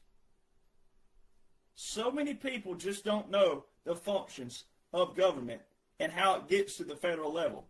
You're arguing and fussing over federal and don't even know the state portion and the local portion. That's where you're messing up. If you're still mad and captured in control, that's where you're messing up. And yelling at the federal level when you don't know anything is kind of like sitting and watching a football game from TV, or even in the stands. It really don't matter. But you're yelling, your voice is being drowned out by all the other yelling voices in the audience. But especially if you're yelling at a TV where no one can hear you but your friends and your family. And a lot of people look like those people who take a remote control or something and throw it at the TV. You're getting that mad over something you cannot control at that level. Where you control it is when you get into the functions and also know, okay, where's the coach going to be speaking this week? Oh, maybe there's a place I can go speak to the coach. Now, football and those are even worse than politics. So it's really not even a great example. But it's the closest thing that you can come to see kind of what you're doing when you're yelling at the president when you don't even know the laws and orders. Because the laws and the orders currently in votes right now are good laws and orders. Everything the military is doing is all constitutional. It's all lawful. And it's all been in the books for years. So many people are just looking atrocious for no reason at all. Because it's all strategically planned, choreographed, pre-planned. So you don't have to look like that. You don't even have to look like that. So that's what guys like me are doing and trying to say, hey, I know it sucks sometimes to have to show don't follow this person, don't follow this person. They're drama. They're part of the swamp drain out. They're part of this. They think they're equal to President Trump. They think they're better than President Trump. They think they have influence on President Trump. Get out of here. Get the you-know-what out of here. If they had influence on President Trump, they would already have been in his inside circle. Dan Scavino is a great example. Devin Nunes is a great example. We can sit here and name people that are influential people but are on the inside of President Trump's team. There's so many of them. Then there's others that you have got to learn who are pawns, right? They have big platforms, so yeah, there are people who watch them, so they use them as a pawn as we flip the narrative all along the way in this 45-47 operation. So what you should do as an American is first seek out this. That's the first thing. This should be your foundation right here. This is your foundation. Therefore, you got to know the laws and the orders of this dash. Now, we're already through the dash visually. We're in the 47 portion, but that dash is very important. 45, 46, and 47. And you heard President Trump say this. He's validated it multiple times. And if I can brag a little bit, right? These books that I wrote that are #1 bestsellers, The Midnight Rider, Rise Again, Part 1 and 2, these stem from my documents that people have been reading called the documents.info, all right, that I published January 2021. Now, how did I know that we were in a military occupation in January 2021? Continuity of government, etc. Those are what stemmed into these. Part 1 here, only 216, 17 pages, somewhere in there. December 2023 publication. I signed my publicity contract sitting at Trump International in President Trump's reserved table at his reserved chair. From all accounts, by all members, I'm the first person he's allowed to sit in his chair at his reserved table and sign my publicity contract. That was February 2023. Part 2 here is thicker. It's 596 pages, but it's a deeper dive into special operations. How to think strategically, how to think in special operations, how to divorce your emotions, how to divorce your feelings, and go straight to how the military operation functions, but special operations. This I put out in January this year. All right, because they're a sequence. And I'm working on part 3. That'll be your 47 portion. All military portion. All right, these are all military based and how they pair with federal, but they're military first and then how they pair with federal. That. So how did I know? And how are they #1 bestsellers? And how are they flying off Amazon like hotcakes? They're hot, as President Trump calls them. They're hot. Right? See, President Trump validated me in those books. And it ain't about me, but all of us veterans that are on podcasts that knows what's going on strategically through special operations. President Trump put this on his ball cap April the 2nd, 2023. So do your math. I already had in publication for friends and family at that time period, January 2021, for anyone who wanted to be added to those Google Drives. Friends and family. long before this visual, I already had that dash in documents. Then he puts this on when? April 2nd, 2023. When did I sign publicity contract to write this book? February 2023? February, March, April? Come on, people. It ain't that difficult. And President Trump loves veterans who keep their oath and loyal to the oath of the good laws and orders that outline and prescribe everything about our origin, our foundation, and our history. Therefore, you have to know our origin, foundation, and our history. Military was established first in this nation. Military. Our founders started a war, then established the military, the army first, then established 16 days later the first military laws in what they call war articles, June the 30th, 1775. Then came the Navy, which their birthday is tomorrow. All right, 250th birthday tomorrow. Then came the Marine Corps, November. Then came the first flag, December the 3rd, 1775. All of that was before the Declaration of Independence. And then our founders declared independence 7 years before the war ended. They put in this Declaration of Independence 7 years before the war ended. If people could get passionate and just see how awesome that was to write a Declaration of Independence and then go back out, if they didn't write it after they won, they wrote it during the war. What we have are Americans who are just not passionate about America. You don't love the United States of America because of your freedom. You expect, you demand. Huge difference. You expect and demand those who know to do it for you. And that's your problem. You don't want to be a part of it. You want to be a part of it disassociated from the ones who are doing it and fighting for it. Then when it's all over and the smoke clears, you want to say, I was right there with you the whole time. No, you weren't. You're still going to benefit from it, but no, you weren't. President Trump is rewarding so many veterans right now. That's why so many veterans are being put in ambassador slots. Also, though, it's strategic. Not only is he rewarding these ambassadors, veterans, but also an ambassador is the chief of mission. So it's also should have been that way to begin with. So there's two different things going on there.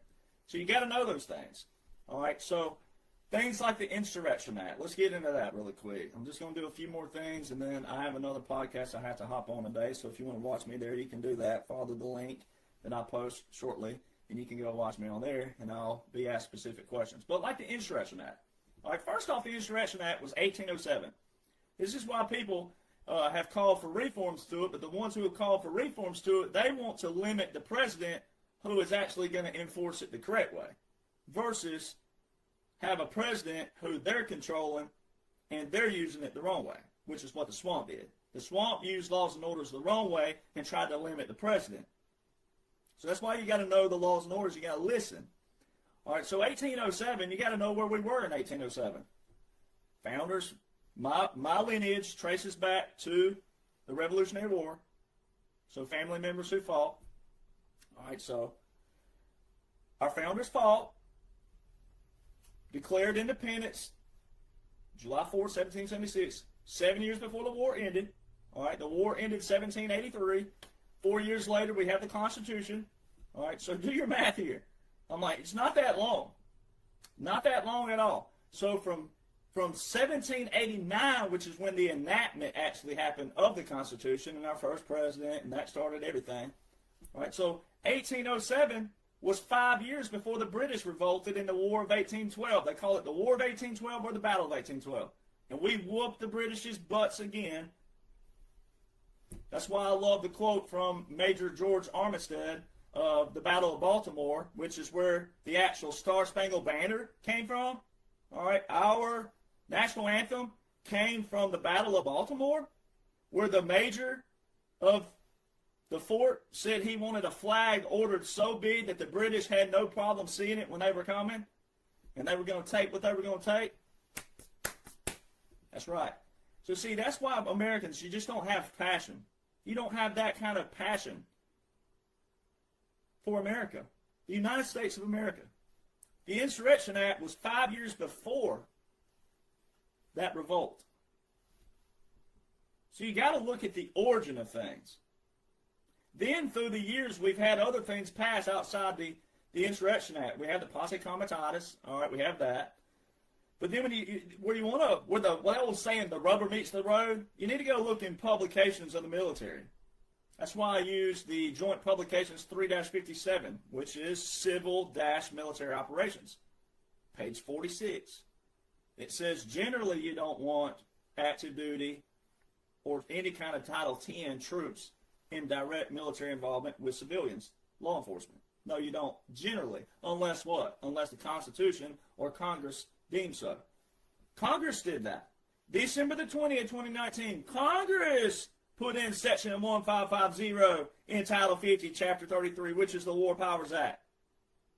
So everything that President Trump's working with and working under, the Congress did it. It's also the Congress who suspends the writ of habeas corpus. Article 1, Section 9, Clause 2 of the United States Constitution. Article 1 is the legislative branch. So anytime you hear a governor spout off at the mouth right now, one, we're in a military operation. Again, laws and orders show that. Laws and orders show that that took place. It is taking place. The whole thing is a visual. I always put little brackets around it. It's hard to do it. But like this, let's see. You put brackets around that, all right? Just like that. Treat it like that. Now, it's not going to end in 47 as far as like the good things that are taking place and the swamp's not going to grow back. But for visuals of the operation itself, look at it like that. Got brackets around it. The whole thing is an operation. Every aspect of it. The very beginning of 45, and when we get to January the 20th, 2029, that's your bracket. All right, President Trump told you with the generals just a few days ago, he said, I'm 45, 46, and 47. I really don't want the results of 46, but I'll take it. That is setting up everything. It's going to move into the disclosure down the road. What we have is a bunch of Americans who don't want to be along for the ride. Yeah, a little faith, because you're still focusing on what you think is real time. It's not real time. Not whatsoever. So until you learn that aspect, you're just going to be wishy-washy, and you're going to have good days, you're going to have bad days, you're going to have ups and downs. And you're going to be like me all day, every day, and go, well, they'll get over it. That's not real. If you want my attitude, then you got to know how to study that. The whole thing is a military operation. It's a strategic special operation. Unconventional warfare, irregular warfare. All right? So you got to divorce your emotions. So all of that you're seeing daily with the governors and all this is all pre-planned and strategic, but it's also to show maybe people in a region like Chicago, for example, that, hey, wake yourself up. This is how the law works. This is how the orders operate. This is how the military operates. And some of it is both multiple layers. It could be exposing your leader. It could be there's multiple layers. Multiple. But it's the Congress who's done most of this. So Article 1 is your legislative branch. That's not the president. That's the legislative. That's your Congress. December the 20th, 2019, Title 50, Chapter 33, Section 1550. Now, there was a Title 32 order already in place in 2018 with the troops at the polls, all right, but that's a whole different level of the military, Title 32. Federal call-up, but Title 32. So the states, and it was certain states who did it. So it wasn't all 50 states. All right, so that's why you got to know every intricate detail, and that's why a lot of your family members, God love them, but a lot of your family members who are veterans, they put everything in one lump sum. There's multiple sections of Title 10, and there's multiple sections of Title 32. There's the Posse Comitatus. There's the insurrection. There's a lot of different things that apply to certain sectors and certain levels. And that's why so many people look atrocious, because they want to lump it all in one thing and think that all these apply to one thing. It doesn't work like that. But it's also why our laws and orders have gotten so complicated in another manner, We got outside of the keep it simple stupid and got all, but that's where Congress in the past and the swamp in the past did what? They did all these things as little ways to nick here and there and here and there to do what? Limit the president for their what? Their selfish control, their selfish gain. They created their own checks and balances. That's why they call it a democracy. It is a democracy because they established a democracy. They, the swamp. They established that. So what President Trump is doing, this is your strategic operation portion that I talk about in this, and I can't cover obviously the whole thing. But what they are doing is taking all the deep state tactics that they used on you, the people, to brainwash you, capture you, and control you. We're taking all of those, like the CIA using body doubles, something as simple as that. We're taking all their tactics and using it against them. That's why when you see something on TV, well, I don't want to use detailed examples today, but when you see certain things or you think something happened like this is all a strategic plan for something that happened back here, right? So some of you don't understand operations because you don't understand operations because you've never been in the military, but you also never studied this. But it could be a plea deal gone wrong. Could have been a bargain gone wrong, right? And then they're going to show this on the TV to the people, and then they're telling these people back here, you know what we're going to do? This is what we're going to do, and you're going to watch it. And when the truth comes out, we're going to put it on your head. And someone back here will cry wolf eventually. But see, that's the background theme, and that's the background scene that so many Americans think is far-fetched and old fogey and a conspiracy and all these other things because you don't seek to comprehend that the whole thing is an operation. You just think it's real time, and you think it's just, a nick for a knack, and you get on President Trump, and then, why are they saying this about my man? Oh, God. You're living in your little cycle. And you refuse to believe that there is a force, a good force, a white force that's overtaken these evil in a spiritual warfare and an informational warfare, and we're kicking their rear ends. And why you won't want to believe that?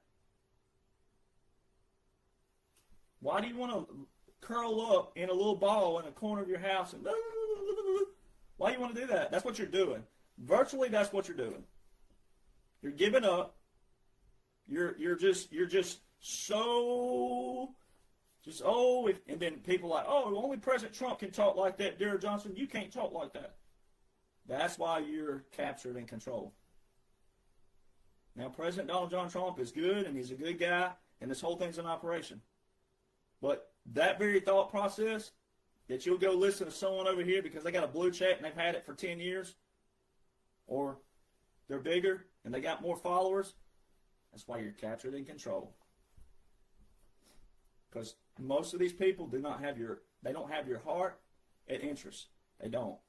They're all for fame, power, money, control, notoriety. That's it. All right. So if you said Trump was right about everything, if you're one of those people who walks around saying Trump was right about everything, if you post that, if you wear that, whatever it is, but you don't want to know what President Trump's working with, that's null and void. All you are is a poster.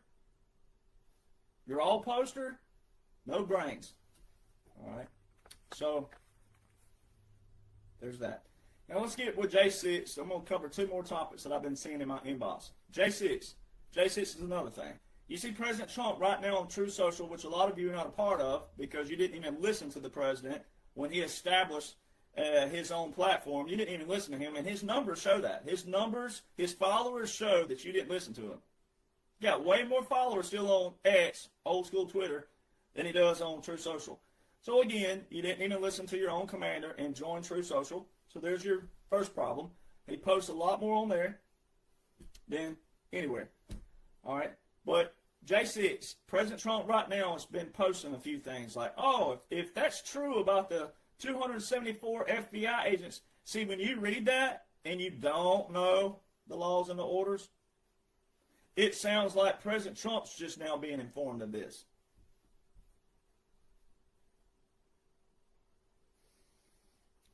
And I get messages from people that'll say, oh, do you think President Trump knows about this?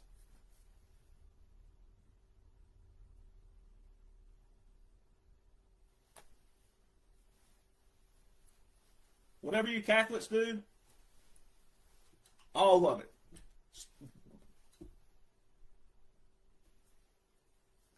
And a lot of those people are the same ones who say, pose, and wear Trump was right about everything. How can you say that, post that, if you don't believe that? If he's right about everything, then that means he's in charge of everything. He's in control of everything. He knows everything. And he's told you, I know everything. He said this on a recent interview not long ago, where he said, I know everything. He told you in the 2020 debate, we have it all, we've caught them all. You don't listen to the man you claim to support.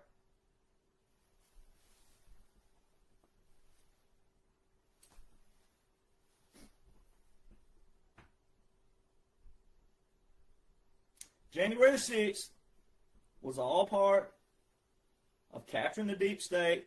It was also, there's multiple layers of this, but the deep state knew they were captured way back here. All right.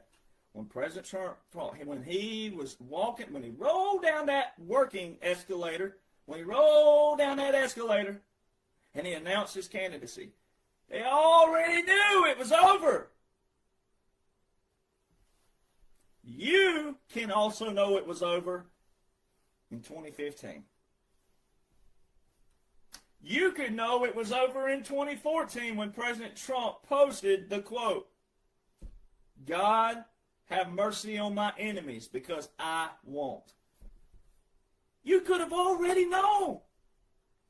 And you can still already know. You can still divorce your emotions and your feelings and come over to the good side, the foundation, the plan, the strategic plan, the special operation.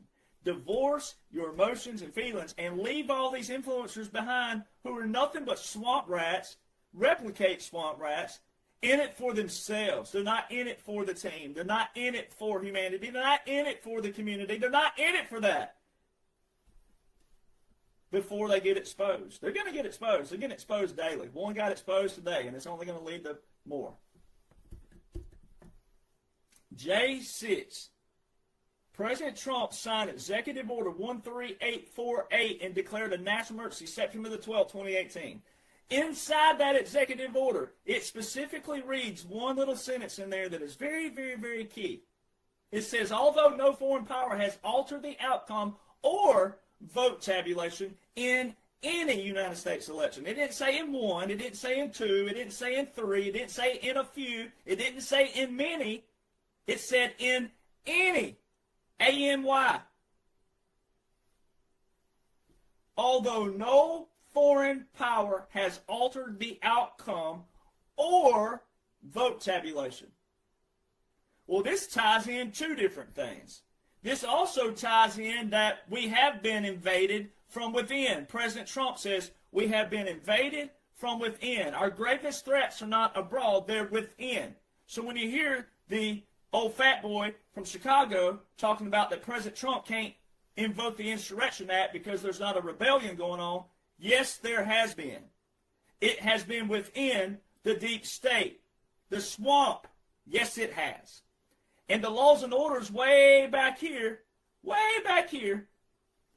under Title 50, Chapter 33, Section 1550, put there by the United States Congress, December the 20th, 2019, and the orders that followed in that clause shows that the Congress, bipartisan Congress, is a part of this. It also shows in Executive Order 13961, Executive Order 14146, and Executive Order 14239 that we're still, to this day, October the 12th, 2025, in a partial continuity government. When we're in a partial continuity government, that also means a military operation, military occupation, military government is taking place. And President Trump has validated this over and over and over again using the terms occupied territory, which is occupied country to him. All right, territory in a certain place, I'm about to tell you. He has said white flag is surrender. He has used government in exile. He has used all these tactics. And he's also said capitulation, and the mainstream articles have used these terms: capitulation, white flag of surrender, puppet government, and also occupied country, which is occupied territory. All four of those are law of war manual. They're not federal anything. The law of war manual. White flag of surrender and capitulations are in the same chapter, and then puppet government and occupied territory in the same chapter. Guess what chapter they're in? The chapter for military occupation. So these all tie in. Everything ties in, just like that. Now let's go back to the executive order for election interference. President Trump signed that executive order September the 12th, 2018, that declared a national emergency. Now, each national emergency unlocks 120 statutory powers. Each. President Trump had 11. In 2018, Title 32 was invoked. The National Guard were at elections 2018, elections 2020, elections 2022, and elections 2024. Did you just hear what I just said? The National Guard were at the election polls in 2018, 2020, 2022, and 2024 under the same Title 32 order from way back in 2018. One, Title 18 is Federal Crimes and Criminal Procedures, federal law. No soldier or troop can be at the polls unless they're on federal authority. You hear what I'm saying? Federal authority. President. Presidential. Call up. Title 18, Section 592 outlines this. That troops can be punished. If a soldier went down in uniform and tried to influence you to vote for someone, punishable. Violation of federal law. Troops at the polls must be there by presidential authority, presidential order. Now, if President Trump's a dictator and a threat and violating the Constitution and all these things, then why did, quote-unquote, Joe Biden keep the National Guard at the election polls in 2022 and 2024? Did you hear what I just said? Woo! That's how fired up you should be. That's how passionate you should be. It's like when a preacher tells you what glory is going to look like. Woo! Did you hear what I said? Why would, quote-unquote, Joe lead the National Guard at the polls in 2022 and 2024 under the same Title 32 order from 2018? Woo! I feel like a Pentecostal preacher right now. And if I could run like the days before the army, I would get up and do me a dance right now.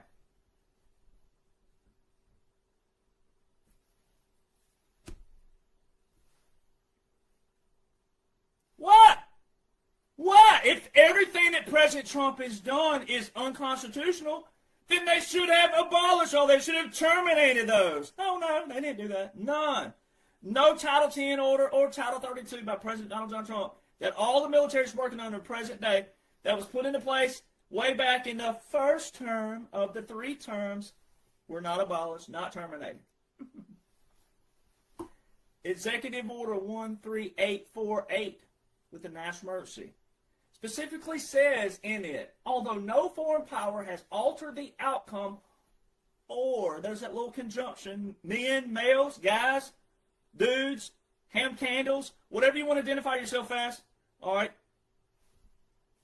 whatever you want to call yourself, if you'll listen to words, you might score more with your ladies, your wives, your girlfriends. That little conjunction in there, very, very key and very important. Although no foreign power has altered the outcome, that meaning the whole thing, the whole election, or vote tabulation.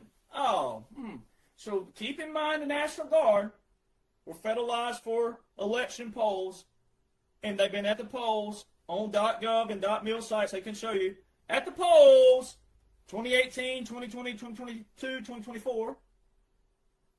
Not only that, but J6 would have fallen in between those, right? Yeah. If you know simple Alabama hillbilly bumpkin math.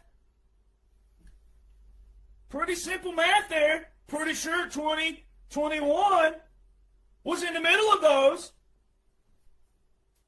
January the 6th, 2021. You know what January the 6th is? That's the vote tabulation day. That's the electoral college count. That wasn't Joe versus Trump, like some Americans thought. That's how dumb Americans have gotten, that they thought that that day was just a day because, there was a discrepancy in November 2020. So they got to do something to do with Trump and Joe. That's what the average American a lot thought. They have no idea that January the 6th is a date set aside to count the electoral college counts, the state count. That's why America looks atrocious. That's why Americans look the way they look. Don't know that one simple detail. That day is vote tabulation day. Although no foreign power has altered the outcome or vote tabulation, signed September the 12th, 2018, declared a national emergency, and then you have your elections, polls, the National Guard at 2018, 2020, 2022, 2024. Which means they're consistent and cohesive.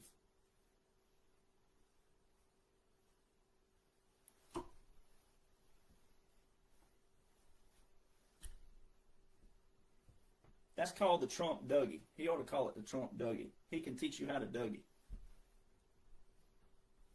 Vote tabulation. Then what the whole world witnessed, the first time in United States history, you witnessed 2 objections take place in the state of Arizona count. 2 objections took place. Guess what's in Title 3, Section 15 of United States Code, which is under codification of our laws and orders? It says what to do when there's 2 objections that take place in the vote tabulation. And then it tells you that no vote is to be counted until the objections are disposed of. Well, guess what happened for the first time in United States history? Not only did you see 2 objections take place in the state of Arizona, which is the 3rd state out the gate, but you also didn't see Congress dispose of the votes. You saw them go from California to Wyoming and, quote-unquote, certify Joe.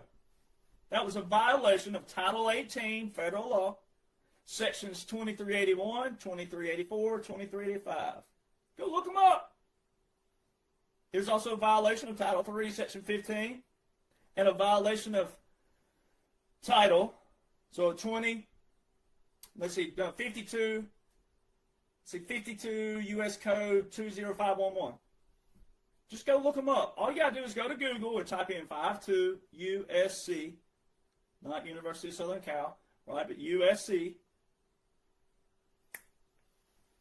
Hold on, got to do something here. Go to 52 U.S. Code, USC 20511, enter. Click on preferably the U.S. House, but there's one out there, I think it's Cornell Law, that has pretty good explanations. All right, and then type in 2381, 2384, 2385 of Title 18. Go read those. Seditious acts to overthrow the government, one of those. Read them. That's all you got to do is read and study those. That's what took place on January the 6th. That was what Americans and the whole world witnessed. That also shows you how dumb, idiotic, ridiculous libtards look.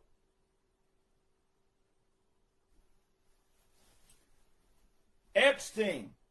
Let's get on Epstein, and I'm going to close with this because I've got to roll here shortly. Epstein. I've been getting inboxes of Epstein and also comment boxes. Y'all have lost your everlasting minds about Epstein. One, it's because Americans, you love you some drama. Oh my God, have mercy. Do y'all love you some dang drama? Drama, drama, drama, drama. Y'all think a lot. Now, I don't know who you are, but you can apply it to yourself. Now look. This is how drama Americans have gotten. And brainwashed, controlled, out of reality, whatever you want to call it.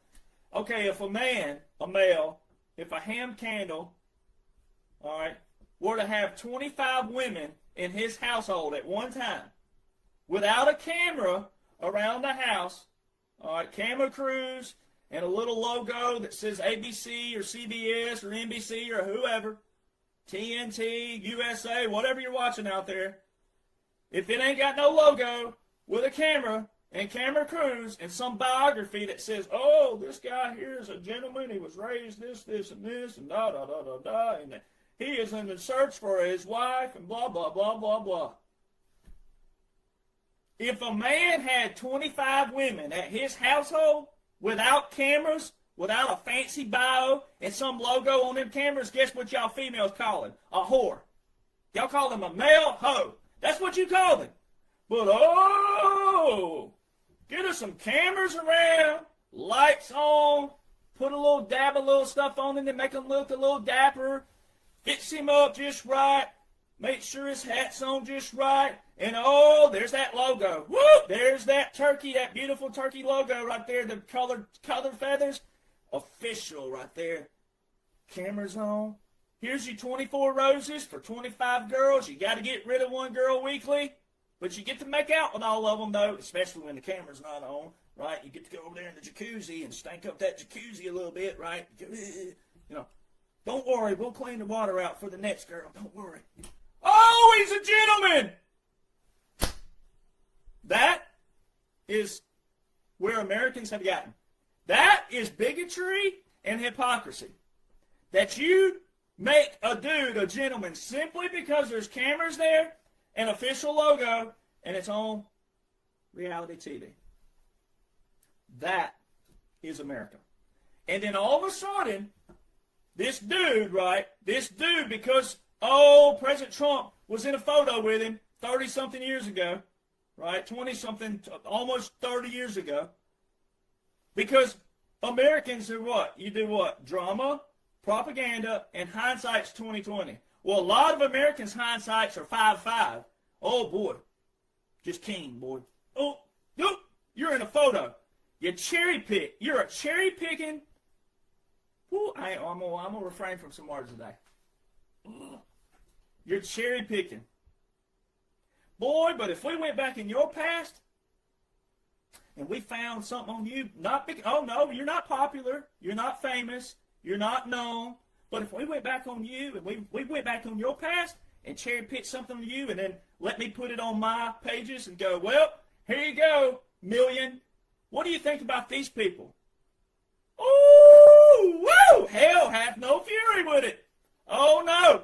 If some of you and your skeletons started showing up and popping up and you were popular, and we put it out there and said, look what Susie did back in 1947. Woo! Hell hath no fury. Oh, don't you talk about me like that. That's not true. I didn't do that. Oh, but see, what you do is because, oh, well, President Trump's popular and he's famous and he's well known. Oh, so that's why you cherry pick something and try to make some guilt around it? Why did we get to a place in America where we look for the bad in somebody, first off? If you don't know someone, you never grew up with them, you don't know anything about them, not a thing about them, famous or not, why have we gotten to a place in the United States of America where we look for the bad and negative daily in people? And if there's nothing bad or negative, how do we get to a place where you create something? You fabricate something.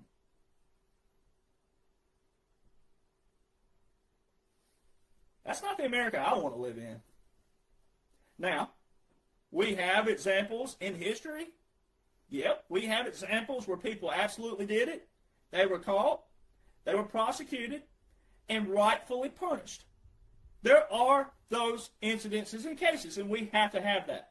But when you have nothing on somebody, and you fabricate something, and you make up something completely out of the blue, just because you don't like someone's personal belief, maybe on how they believe about God, homosexuality, or whatever it may be, and you have nothing on them whatsoever, didn't grow up with them, don't know anything, don't have any court cases, law, evidence, nothing, and you listen to people fabricate a bald-faced lie, frame up, which is a felony, when you seek to frame somebody on something that's not even there, false information, prefabricated false information. How did we get to America? How did we get to this place? How did we get there? I mean, I'm not even on President Trump's level, nowhere remotely close. And here I am. I had to battle someone 2 years ago who was trying to steal my federal trademark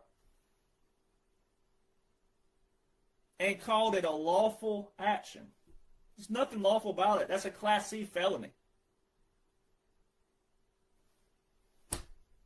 So how did we get to America? How did we get to this place in America where we look for the bad and negative, and if there's nothing, then we go try to prefabricate it? Why are Americans so like piranhas on negativity, drama, propaganda, bad? Why? How? Who are you?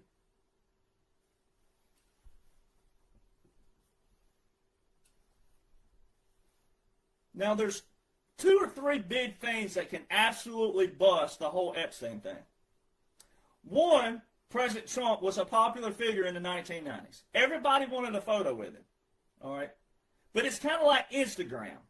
Instagram is a perfect example. Instagram is nothing but photos of one little snapshot of your life. And if you only take good photos, smiling photos, someone goes to your Instagram and they see all these little boxes of smiles. What does it do? It gives a perception that their reality is always smiling, happy, nothing wrong. No bad days, nothing upsets them, nothing makes them mad, bitter, angry, frustrated, anything. Perception. So see, what liberals have done is go way back in the 90s, all right, of one guy who absolutely did do what he did. He did. Epstein did those things. He was caught. He wasn't properly prosecuted when he was caught because it was during a time period when the swamp was still in control, right, of the judiciary system, which became the predominant. Our founders made the legislative branch, the executive branch, and judicial separate for a reason, but they also put them in that sequence for a reason. We, the people, vote in the legislative branch. We vote in the executive branch. We don't vote in the judicial branch. The judicial branch is appointed by the president of the executive branch and confirmed by the Senate of the legislative branch. So when the judicial branch is not doing what they're supposed to be doing and they take the law into their hands, very, very dangerous what we got in this United States of America. Very dangerous. The lawyers and the judges took control. Not all lawyers are bad, but a lot of them are. They think they're better than you. They think they're bigger than you. And they use the law against you. That's not what the judicial branch was supposed to do at all, whatsoever. So when you look at that, when you got to look at that sequence and this, the judicial branch didn't do what they were supposed to do with this person because they weren't going to do that in the first place because they were all in their own checks and balance system, the swamp, that they established. That's why they call it a democracy, because it is a democracy, their democracy, not the republic, not what us veterans stand for, not what President Donald John Trump is the face of, not what this operation is about. So there's a few things that absolutely busted. Everybody wanted a photo of President Trump in the 90s. Liberals went and cherry-picked some dude that ended up being a bad dude, and they cast this in here. Right? Well, look at the timing of it. Look at the timing of it. Now, hear me out. You got to listen. This absolutely bust everything, plus law busted. Military law, especially. If it's hard to say if you're a bad person because a lot of you are good people, but think of the deep state. Think of their animosity for the man who has exposed all of their swamp. Everything that President Trump has done that they said was impossible has become possible, which exposes all of their impossibles. Taxes being eliminated, IRS being busted, all these entities, the central banks being caught, drained, everything going back to gold standard, everything back to a order, law and order, right? everything that swamp has been drained for, President Trump has proven it was possible. They said it was impossible. Remember Obama? What does he have, a magic wand? He's going to make all these jobs come back? Well, I guess he does have a magic wand, all right. Because they definitely have come back. All right. So you gotta apply that one little scenario and watch this. If you were the deep state and you hated somebody, I'm talking about a pure hate, pure hatred, and you knew that this person was about to expose every bit of your circle, every bit of your ring, every bit of your operations. You got to go back to Hillary. Remember what Hillary said? He's going to hang us all. Remember that? Yep. Right? So, someone like that and all of those people that knew that this one person with the military was going to catch them all, expose them all, punish them all. What would you do? I'm going to give you an option. You get two options. If I came to you and I was that person, I said, all right, you get two options, and we're going to make one of them happen. All right. Your first option is this. You can go with Epstein, who was a real guy who committed all these crimes, trafficking, and all these orgies and parties and this and that. We're going to go with a real life situation that took place. All right, so here's what's going to happen. President Trump's going to win the election November the 8th, 2016, and immediately after, you get to choose one of these options. You get to say, hey, straight out the gate, in November and December, as he's president-elect, you start this rumor and you start all this turmoil within the Republican side and the Democrat side and all the independents and the world who follows. You get to go with Epstein, who was a real person, created all. You can go with that, and here's photos of President Trump with him. And then all these people are going to think what they think, and they're going to demand more. And, oh, what are you hiding? And blah, blah, blah. That's option one. Here's option two. You can prefabricate a complete, made-up, false, fake, faux lie, bald-faced lie that didn't even exist on paper. None of this existed. We got the professionals over here. They can type up this fake dossier that looks real, and then we're going to have all these professionals type up these documents with the FBI and the CIA and all that. We're going to type all these fake documents up. All of it's going to be fake. All of it's going to be fraudulent, but they're never going to know that because we're in control. We have our entities all over the world that's going to help us with this, and here's what we're going to do. So you get the option to do a fake, false dossier and call it Russia collusion, and then all the media is going to chant, Russia, Russia, Russia, Russia collusion. And the mainstream media who are with the deep state, they're going to be doing it too. You're going to have all those options to say Russia collusion and President Trump had Russia help him steal the election. Which one are you going with?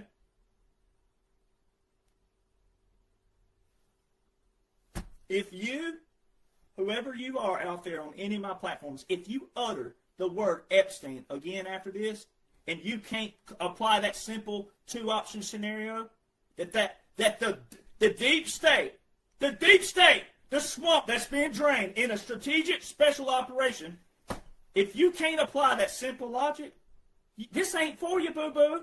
Quit. This ain't for you. We already have it under control, but the logic and the reason and the principles, it ain't for you, boo-boo. This ain't for you. Go pick up golf, knitting, crocheting, pick them all. There's a lot of things you can do with your life. You're going to be okay. Everything's under control. We got this. If you can't apply that Epstein was first prosecuted in 2005. 2005!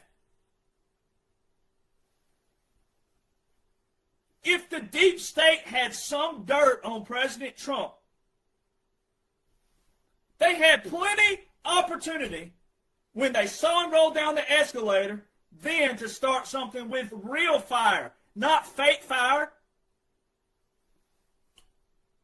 2016, they go with Russia collusion. If they had something with him and Epstein, which is a real person, a real criminal,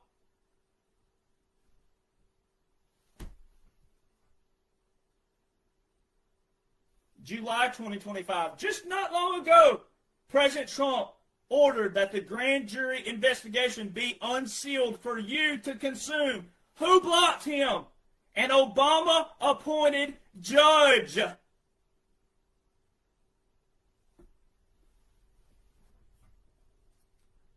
I love you, and I'm your friend, and I'm here to help you because I'm keeping my oath.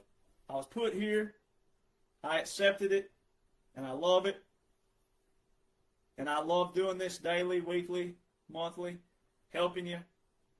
But if you can't apply that simple logic and reasoning, then you're still captured and controlled by drama and propaganda of the other side, actually, because that's all their crap.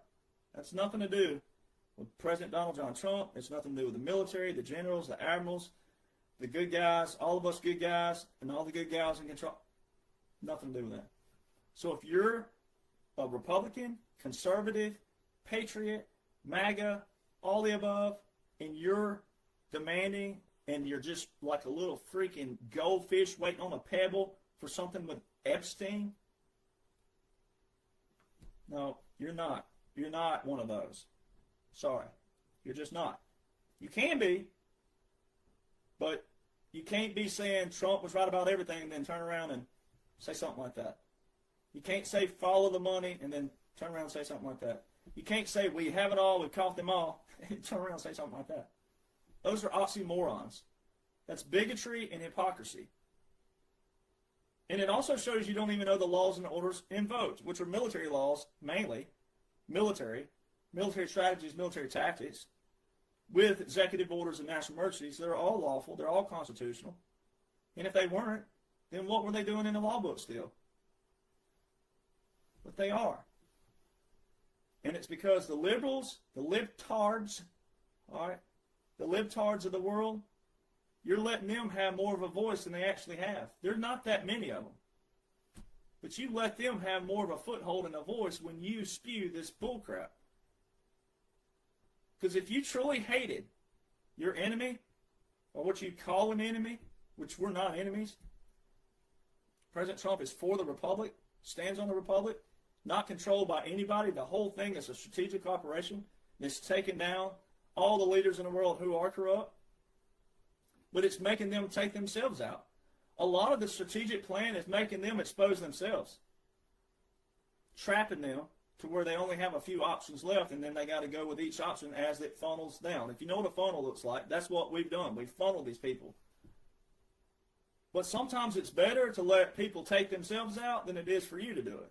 Sometimes that humility and the embarrassment is worse on them than you taking them out. And see, a lot of Americans, you just want them all taken out. You don't want to learn from it. You don't want to see the benefits of an operation. I've heard it in inboxes talking about, oh, we're tired of the games, the game theory. Well, you'd much rather have game theory than you'd much rather have real theory. And if President Donald John Trump and the military did not stand in and take over this nation way back in 2015, you wouldn't be in my inbox.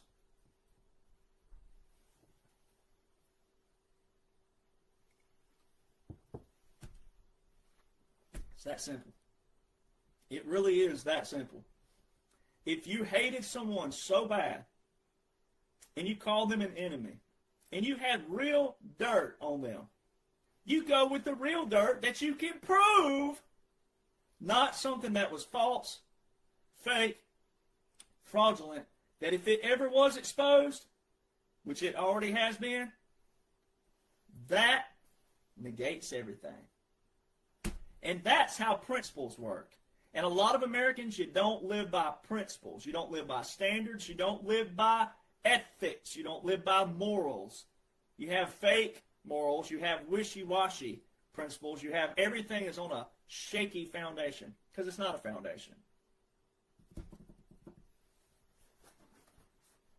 This is a solid foundation because this is the Republic.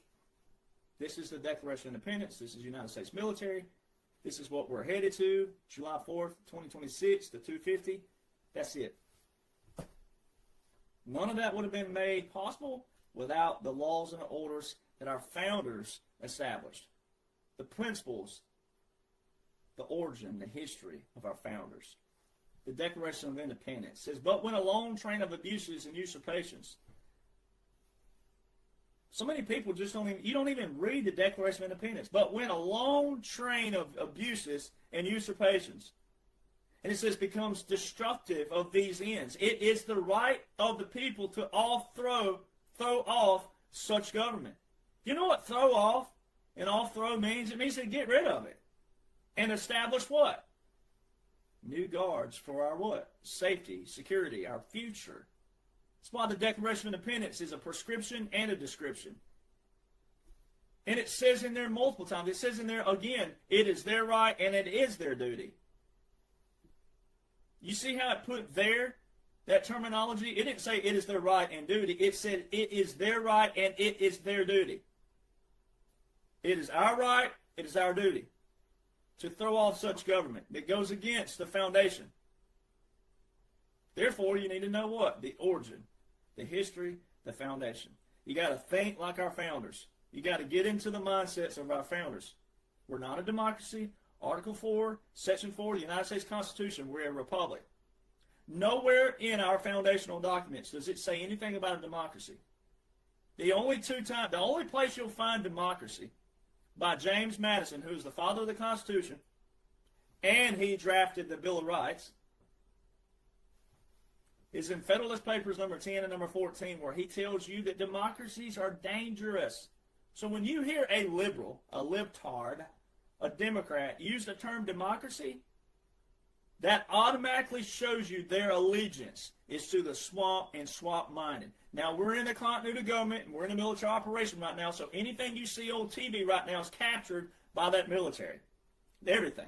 Mainstream media are under a wartime order, Title 47, Section 606, which is telecommunications.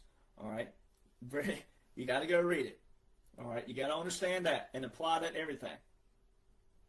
A great example, appeals court upheld a ban on the Associated Press that they can't go to the White House or Mar-a-Lago. So anything you see on Associated Press right now means they're writing independently. They cannot go to the White House or Mar-a-Lago. The only way that is made possible is a wartime order. That is a validation of everything. There's multiple other examples to use, but there's one right there to show you that mainstream media and everything you're watching right now are under a wartime order, a wartime code. Title 47, Section 606, Telecommunications Act of 1996. President can control radio, TV, internet broadcasts. Everything you're watching is part of that. Also, your Executive Order 13961, 14146, and 14239 are your continuity of government. One of those was December the 7th, 2020. The other one was January the 19th, 2025.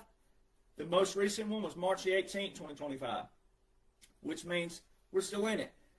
Why would quote-unquote Joe be partially revocating a continuity of government? On the very last 24-hour day of a presidency, quote-unquote Joe partially revocated? You can't revocate something unless it was invoked. Continuity of government. And then you apply your law war manual terms that President Trump uses. Puppet government and occupied territory. They're in the same chapter. Military occupation. President Eisenhower was also not only president, but he was also a 5-star general. He's the one who established the continuity of government. And guess what accompanies that? Presidential Emergency Action Documents, PEDs. They're draft classified, which means you can't see them, you can't Google them, but they're with the Department of Justice and the President. What did Benny Johnson say at the quote-unquote funeral for Charlie Kirk, which was not real? No casket, no burial, no resting place, all part of the operation. What did he say? That a godly government took over this land? The Department of War and the Department of Justice? Presidential Emergency Action Documents. President Trump in the first 180 days told you I've signed over 350 executive actions. Not on the Federal Register. And at that 100-day mark, there were only 150 executive actions total, memoranda, executive orders, and proclamations. There are only 150. Where were the other 200?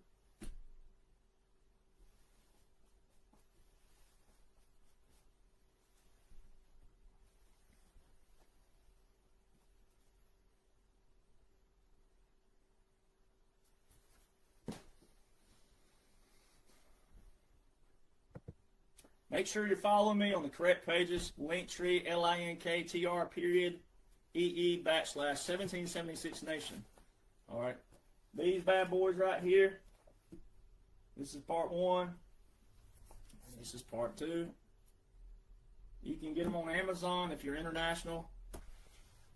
If you want them quick for a birthday or something, I suggest Amazon. But if you want them signed by me, and you don't mind a little wait sometimes when we're getting inventory, but if you want to sign by me, you got to go to Rattletrap, RATTLETRAP 1776.com. All right, or just go to my link tree and you'll find it there. But Rattletrap1776.com. Make sure you don't type in more than one T. It's 2 T's. RATTLETRAP 1776.com. And then you can find those there, and I sign everything. Well, I sign my books. All right. Also, I have this #1 bestseller. Country music is just as linked in to the deep state. It was. All right. And they're also part of the clean out. All right. The major labels, they're all monopolies. They control everything. They control country music fans. They control everything. The Royal Flush of Country Music is a #1 bestseller. And I'm currently working on book #4, simultaneously making notes to book 3, which will be the, it actually be book #4 because it'll be part 3 of The Midnight Rider Rides Again. But I'm working on a current book right now that's going to be documentation for future generations of the hypocrisy of libtards. All right, and it's going to be humorous, but it's going to be factual and humorous at the same time. And but I'm on chapter 42 of it, and about to be done with it. So I'll have it up on Amazon soon, and also on my website. And I'll unveil the title of it whenever I'm ready to launch it. So it's technically book #5, but book 3, the part 3 of the Midnight Rider, won't be until obviously we're done with #47, which is the strategic and special operation. I hope this blesses everybody. I hope it helps everybody to start thinking with your brain, start thinking logically, remove and divorce your emotions and your feelings. All right, those get you in trouble with anything. Same thing like Instagram, I was saying. Everything, just because people are smiling, all that, don't mean anything. All right, now you should be smiling because of President Donald John Trump, the 45-47, and the military. And military laws, orders, regulations, customs, strategies, and tactics, my friends, are not conspiracy theories. So anybody who tries to attach this with that, all they're doing is promoting laziness, and they're also trying to depower you, not empower you. All I do is empower you with the tools that President Donald John Trump and the military are working with. They're working with laws and orders. It's that simple. But you got to know the right laws and orders. You got to have the key laws and orders. And I show you those exact laws and orders. All right, not all laws and orders apply. All right, so there's certain unique laws and orders that outline the 45-47 that can help you divorce your feelings and your emotions and escape the drama, the propaganda, and all this other stuff over here to where you can actually free your life up, go fishing more, go hiking more, go hunting more, whatever you do. You can go do that more because you'll have the peace and the comfort to know what is taking place. And even if you can't contribute somehow, we got it taken care of, baby. You're going to benefit from it. And there's a way that everybody can benefit from it. There's also a way everybody can contribute. But you can't contribute when you don't have a clue of what's going on and you're selling and spewing off all this stuff that is false, fake, not real. And it's unnecessary. So I'll have this up on Rumble here shortly. Make sure, again, you're following all the correct pages and also the correct Rumble. And I also have started posting to YouTube. My YouTube is the whatever it is, youtube.com, whatever it is, but it's Derek Johnson Country. All right, and that's where you'll be able to find it if you like YouTube. I know everybody has app preferences, so I have started posting to YouTube to clarify that. So, yes, but you'll find everything on Linktree, LINKTR period, EE/1776nation.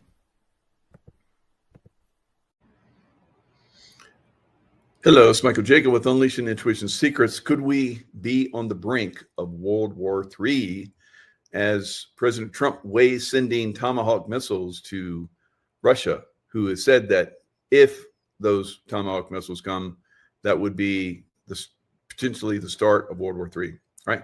So I don't see President Trump doing that. I think, he's, trying to get Russia to come to some kind of negotiating table. It's just threatening. Sometimes empty threats, if you do them enough, they start to deteriorate as far as like a tool in convincing people to come to the table and talk. So I don't know what he's thinking about this. Definitely sending Tomahawk missiles that are nuclear capable to Ukraine would be not very smart, because for one, those Tomahawk missiles would absolutely have to have U.S. soldiers to man and deploy them, and it would be U.S. technology that would have to be utilized, because Ukraine doesn't have that, to guide those missiles and so forth. So it's not something that I think is going to happen, but if it does, look out. All right. So let's look at some of the things that are going on out there. Let's look at how Russia is basically devastating Ukraine right now. I've talked about this for a while. I said that at some point we're going to see Russia just roll over the entire landscape when the Ukrainian army is completely decimated, right? And we're close to that now. So you look at several different people that cover this. The Military Summary is an excellent one. Just look at the headlines. I watch all of these every day. Not all of them, but as you can see, I've watched these videos. All right. They got the little red line. That means I've watched them. All right. Kazatsky has fallen. It looks like they made a deal. Probably surrendering, going all in, Tomahawks in exchange for. So Zelensky wants Tomahawks because he thinks if he gets Tomahawks, he can stay in power, because there's supposed to be, another. They're not going to do it because they haven't done it in years. Another election, I think, in November, but they're under military, martial law. So they can't do an election under martial law, or at least that's what Zelensky had them, or their politicians made it so that was the case. Of course, we can always vote here, and we always have during war, even during the Civil War, we voted. So Zelensky's true plan revealed: the defense has collapsed in Pokrovsk. It's encircled. Blackout in Kyiv as Russian missile strikes on pretty much daily and nightly all across Ukraine. They're blowing up all the power plants, all the oil factories, all the train stations. It's going to be a very cold winter in Ukraine, and they're telling people to get out of the big cities, like I've been saying here in America. But the reason why is because they're going to be blacked out. So it'd be more survivable, I guess, if they go to the countryside. So a new strike is being prepared. The next strike could be the last. Winter will be tough, like I said. And then they talk about all these different towns. Novokorivka has fallen. Operation Donbass Ark. Novosibirsk has fallen. Collapse of the defense. Western Ukraine under attack. So all of these, it's basically Ukraine's failing everywhere, everything, all across the entire front, and it's a massive front. It's a massive front that the Russians are forcing the Ukrainians to fill all across the front for 1,000+ kilometers, and that's basically making the lines thin. Their defenses can't be manned well, and so the Russians are just coming in and taking them down left and right. They're encircling a lot of the cities, cutting off the supply lines, and then slowly squeezing them. So here, like right here, 2 kilometers from operational encirclement. So they keep doing these pincer operations. They completely encircle a town instead of just like duking it out, straight into the town. They encircle the town, cut off all the supply lines, and then starve out the defenders. And then they make it so that there's hardly any way they can escape. And if they do try to escape, as they're escaping, they drone strike them, they artillery strike them, all kinds of, they're just devastating the Ukrainian army. Highway of death, Pokrovsk disaster, armed forces of Ukraine lost 20 vehicles near Rodinsk. So there's a lot of vehicles that are being lost. The Ukraine hardly has any vehicles left. They have no air superiority whatsoever. All they have is drones. They're getting less and less drones. They can't stop the constant bombardment of missile and drone strikes that are hitting their major cities. They're losing everywhere. And so for some reason, they think that if they get some Tomahawk missiles, now when they had the Patriot missile batteries to protect Kyiv and some other places, the Russians found them and destroyed them, destroyed all of them. And they were supposedly America's like indestructible battery, right? They couldn't get at it because but we saw that the Russians have missile systems that are way beyond the speed of sound, and they can come in, and the Patriot missile batteries can track them, and they'll fire 3 or 4 at one missile and take up that one missile, but there's like 3 behind it, and bam, just takes out everything. So I don't know that the Tomahawk will be any more effective. It could be, because we'll see. I don't know. Maybe they're more. They're faster. I don't know. I know they're shot from ships, oftentimes dropped from aircraft, bombers, and so forth. They're very effective missile system. So that the fact that Ukraine may get them, there's a lot of talk about it, may get Ukraine or Russia to the bargaining table. That's the intention of it, obviously, and I don't think Russia's flinching. And why would they? But they're telling America, they're pretty much coming straight out and saying that if you send those, it's pretty much an act of possible nuclear aggression, and we will meet that, right? So we saw that with the Biden administration. So we don't want to see that anymore, right? So I don't know what kind of little game Trump administration's playing here, but maybe it's just like, we're going to say this and you do that and continue to take down the Nazis and the NATO. I don't know. But it is, we have to be aware that this is pushing in a direction that's very concerning, right? So let's look at other defeats of Ukraine. It's a disaster in Ukraine. You think some Tomahawk missiles coming in is going to save this army?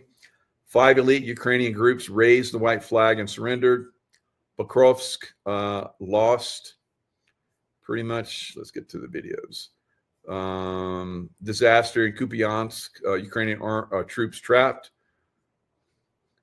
5 elite Ukrainian groups raised white flag.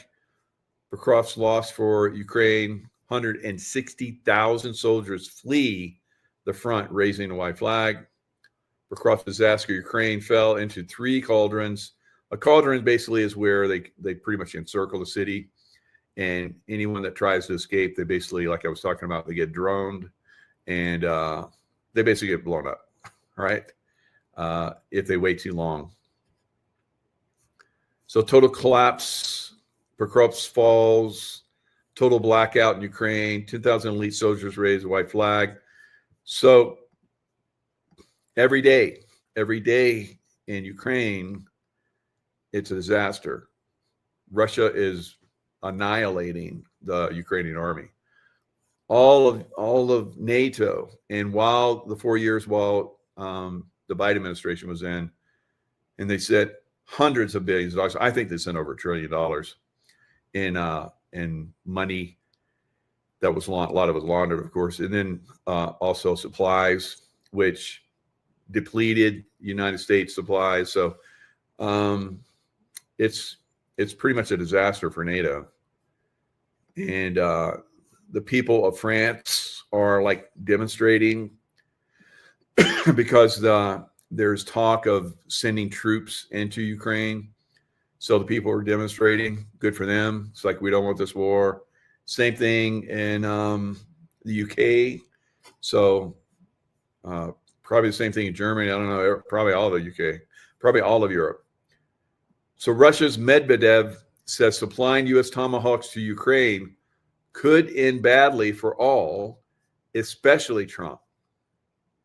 So former Russian President Dmitry Medvedev said on Monday that the Tomahawk missiles would end badly.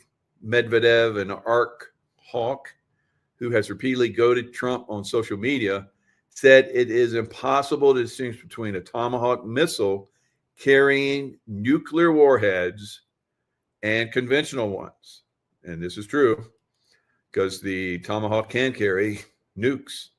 So imagine, I don't know, Canada, they don't want to give up their provinces to become states.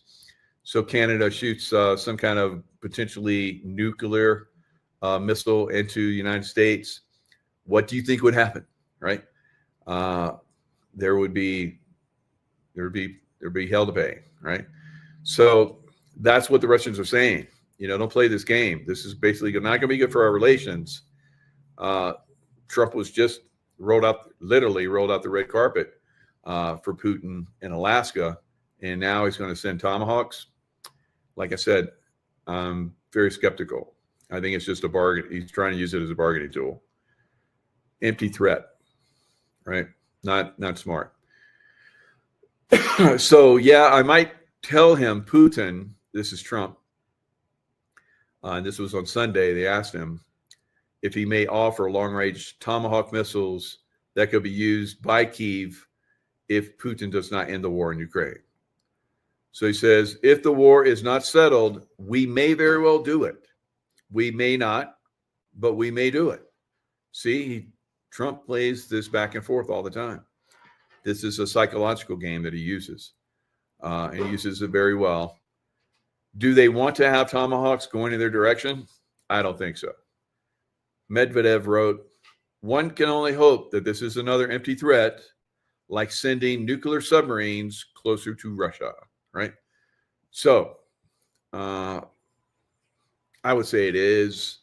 I think Trump and Putin are like, they got some kind of little game going on where it's like, you do this, I'll say this, and don't worry, I'm not going to do anything. But you keep slaughtering these idiots, these Nazis that keep coming to your Russian front, and that's really the way it is. Russia is hardly losing anyone but the Ukrainians, and of course, the people that are coming from all over Europe to fight in Ukraine.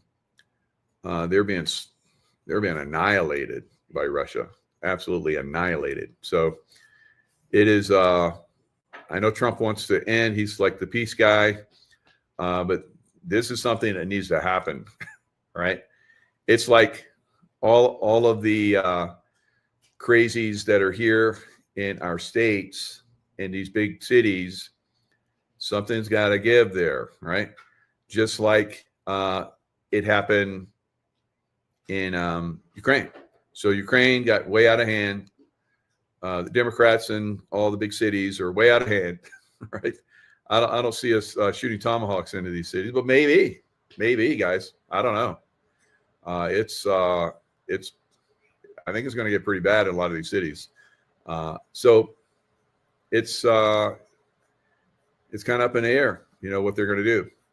Now in Poland has basically been gearing up over the last several years for potential showdown with Russia, right? So here's a lot of gear. This is probably some kind of dog and pony show where people come. Yep, it is. We got all these plaques out here.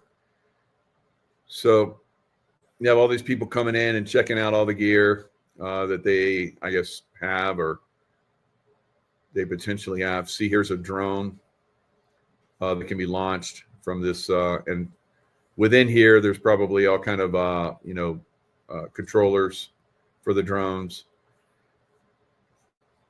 So there's Russia as a Russian aggression, whatever, turns west. Poland says it's ready. Warsaw has doubled the size of its military since 2014 and boosted military spending to nearly 5% of GDP. All right. So Poland, do you remember how the Soviet Union just rolled right over you? Right. So maybe that's why they want to get, bulked up with weapons. I don't know. But they're not going to stop Russia.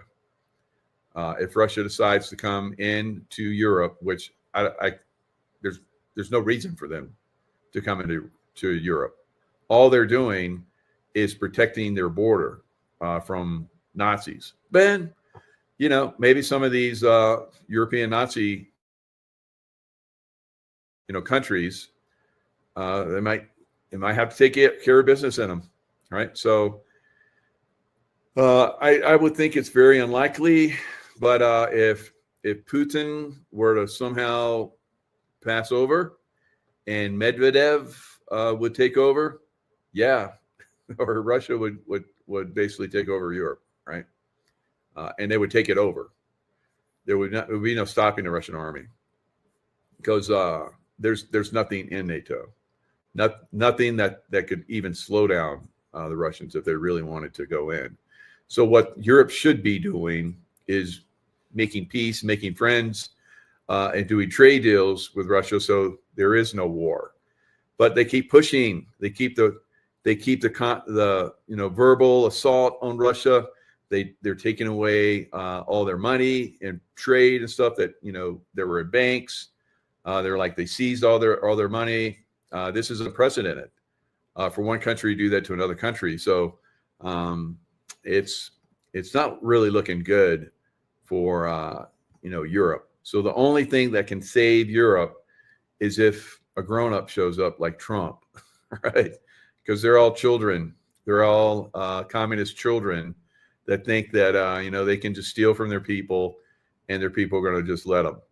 At some point, I think the people, just like we saw in the Soviet Union, are going to stand up and push back and take back their countries. All right. So at this point, I don't know. Now, I did a special show earlier on silver. There is a massive gap in the price of silver on the basically the metals exchange, COMEX, and it's a much lower price than what the actual prices things are being sold for. So right now, silver stands at $52.82 for spot price, and then for the futures on the COMEX, it has been going up quite substantially all day. It's almost up 10% from where it closed on Friday, since trading opened last night and into right now. So right now it's up another almost 2%. It was up over 7%. So we're almost at a 10% rise in silver, but still silver is over $1 less than spot price on the COMEX. So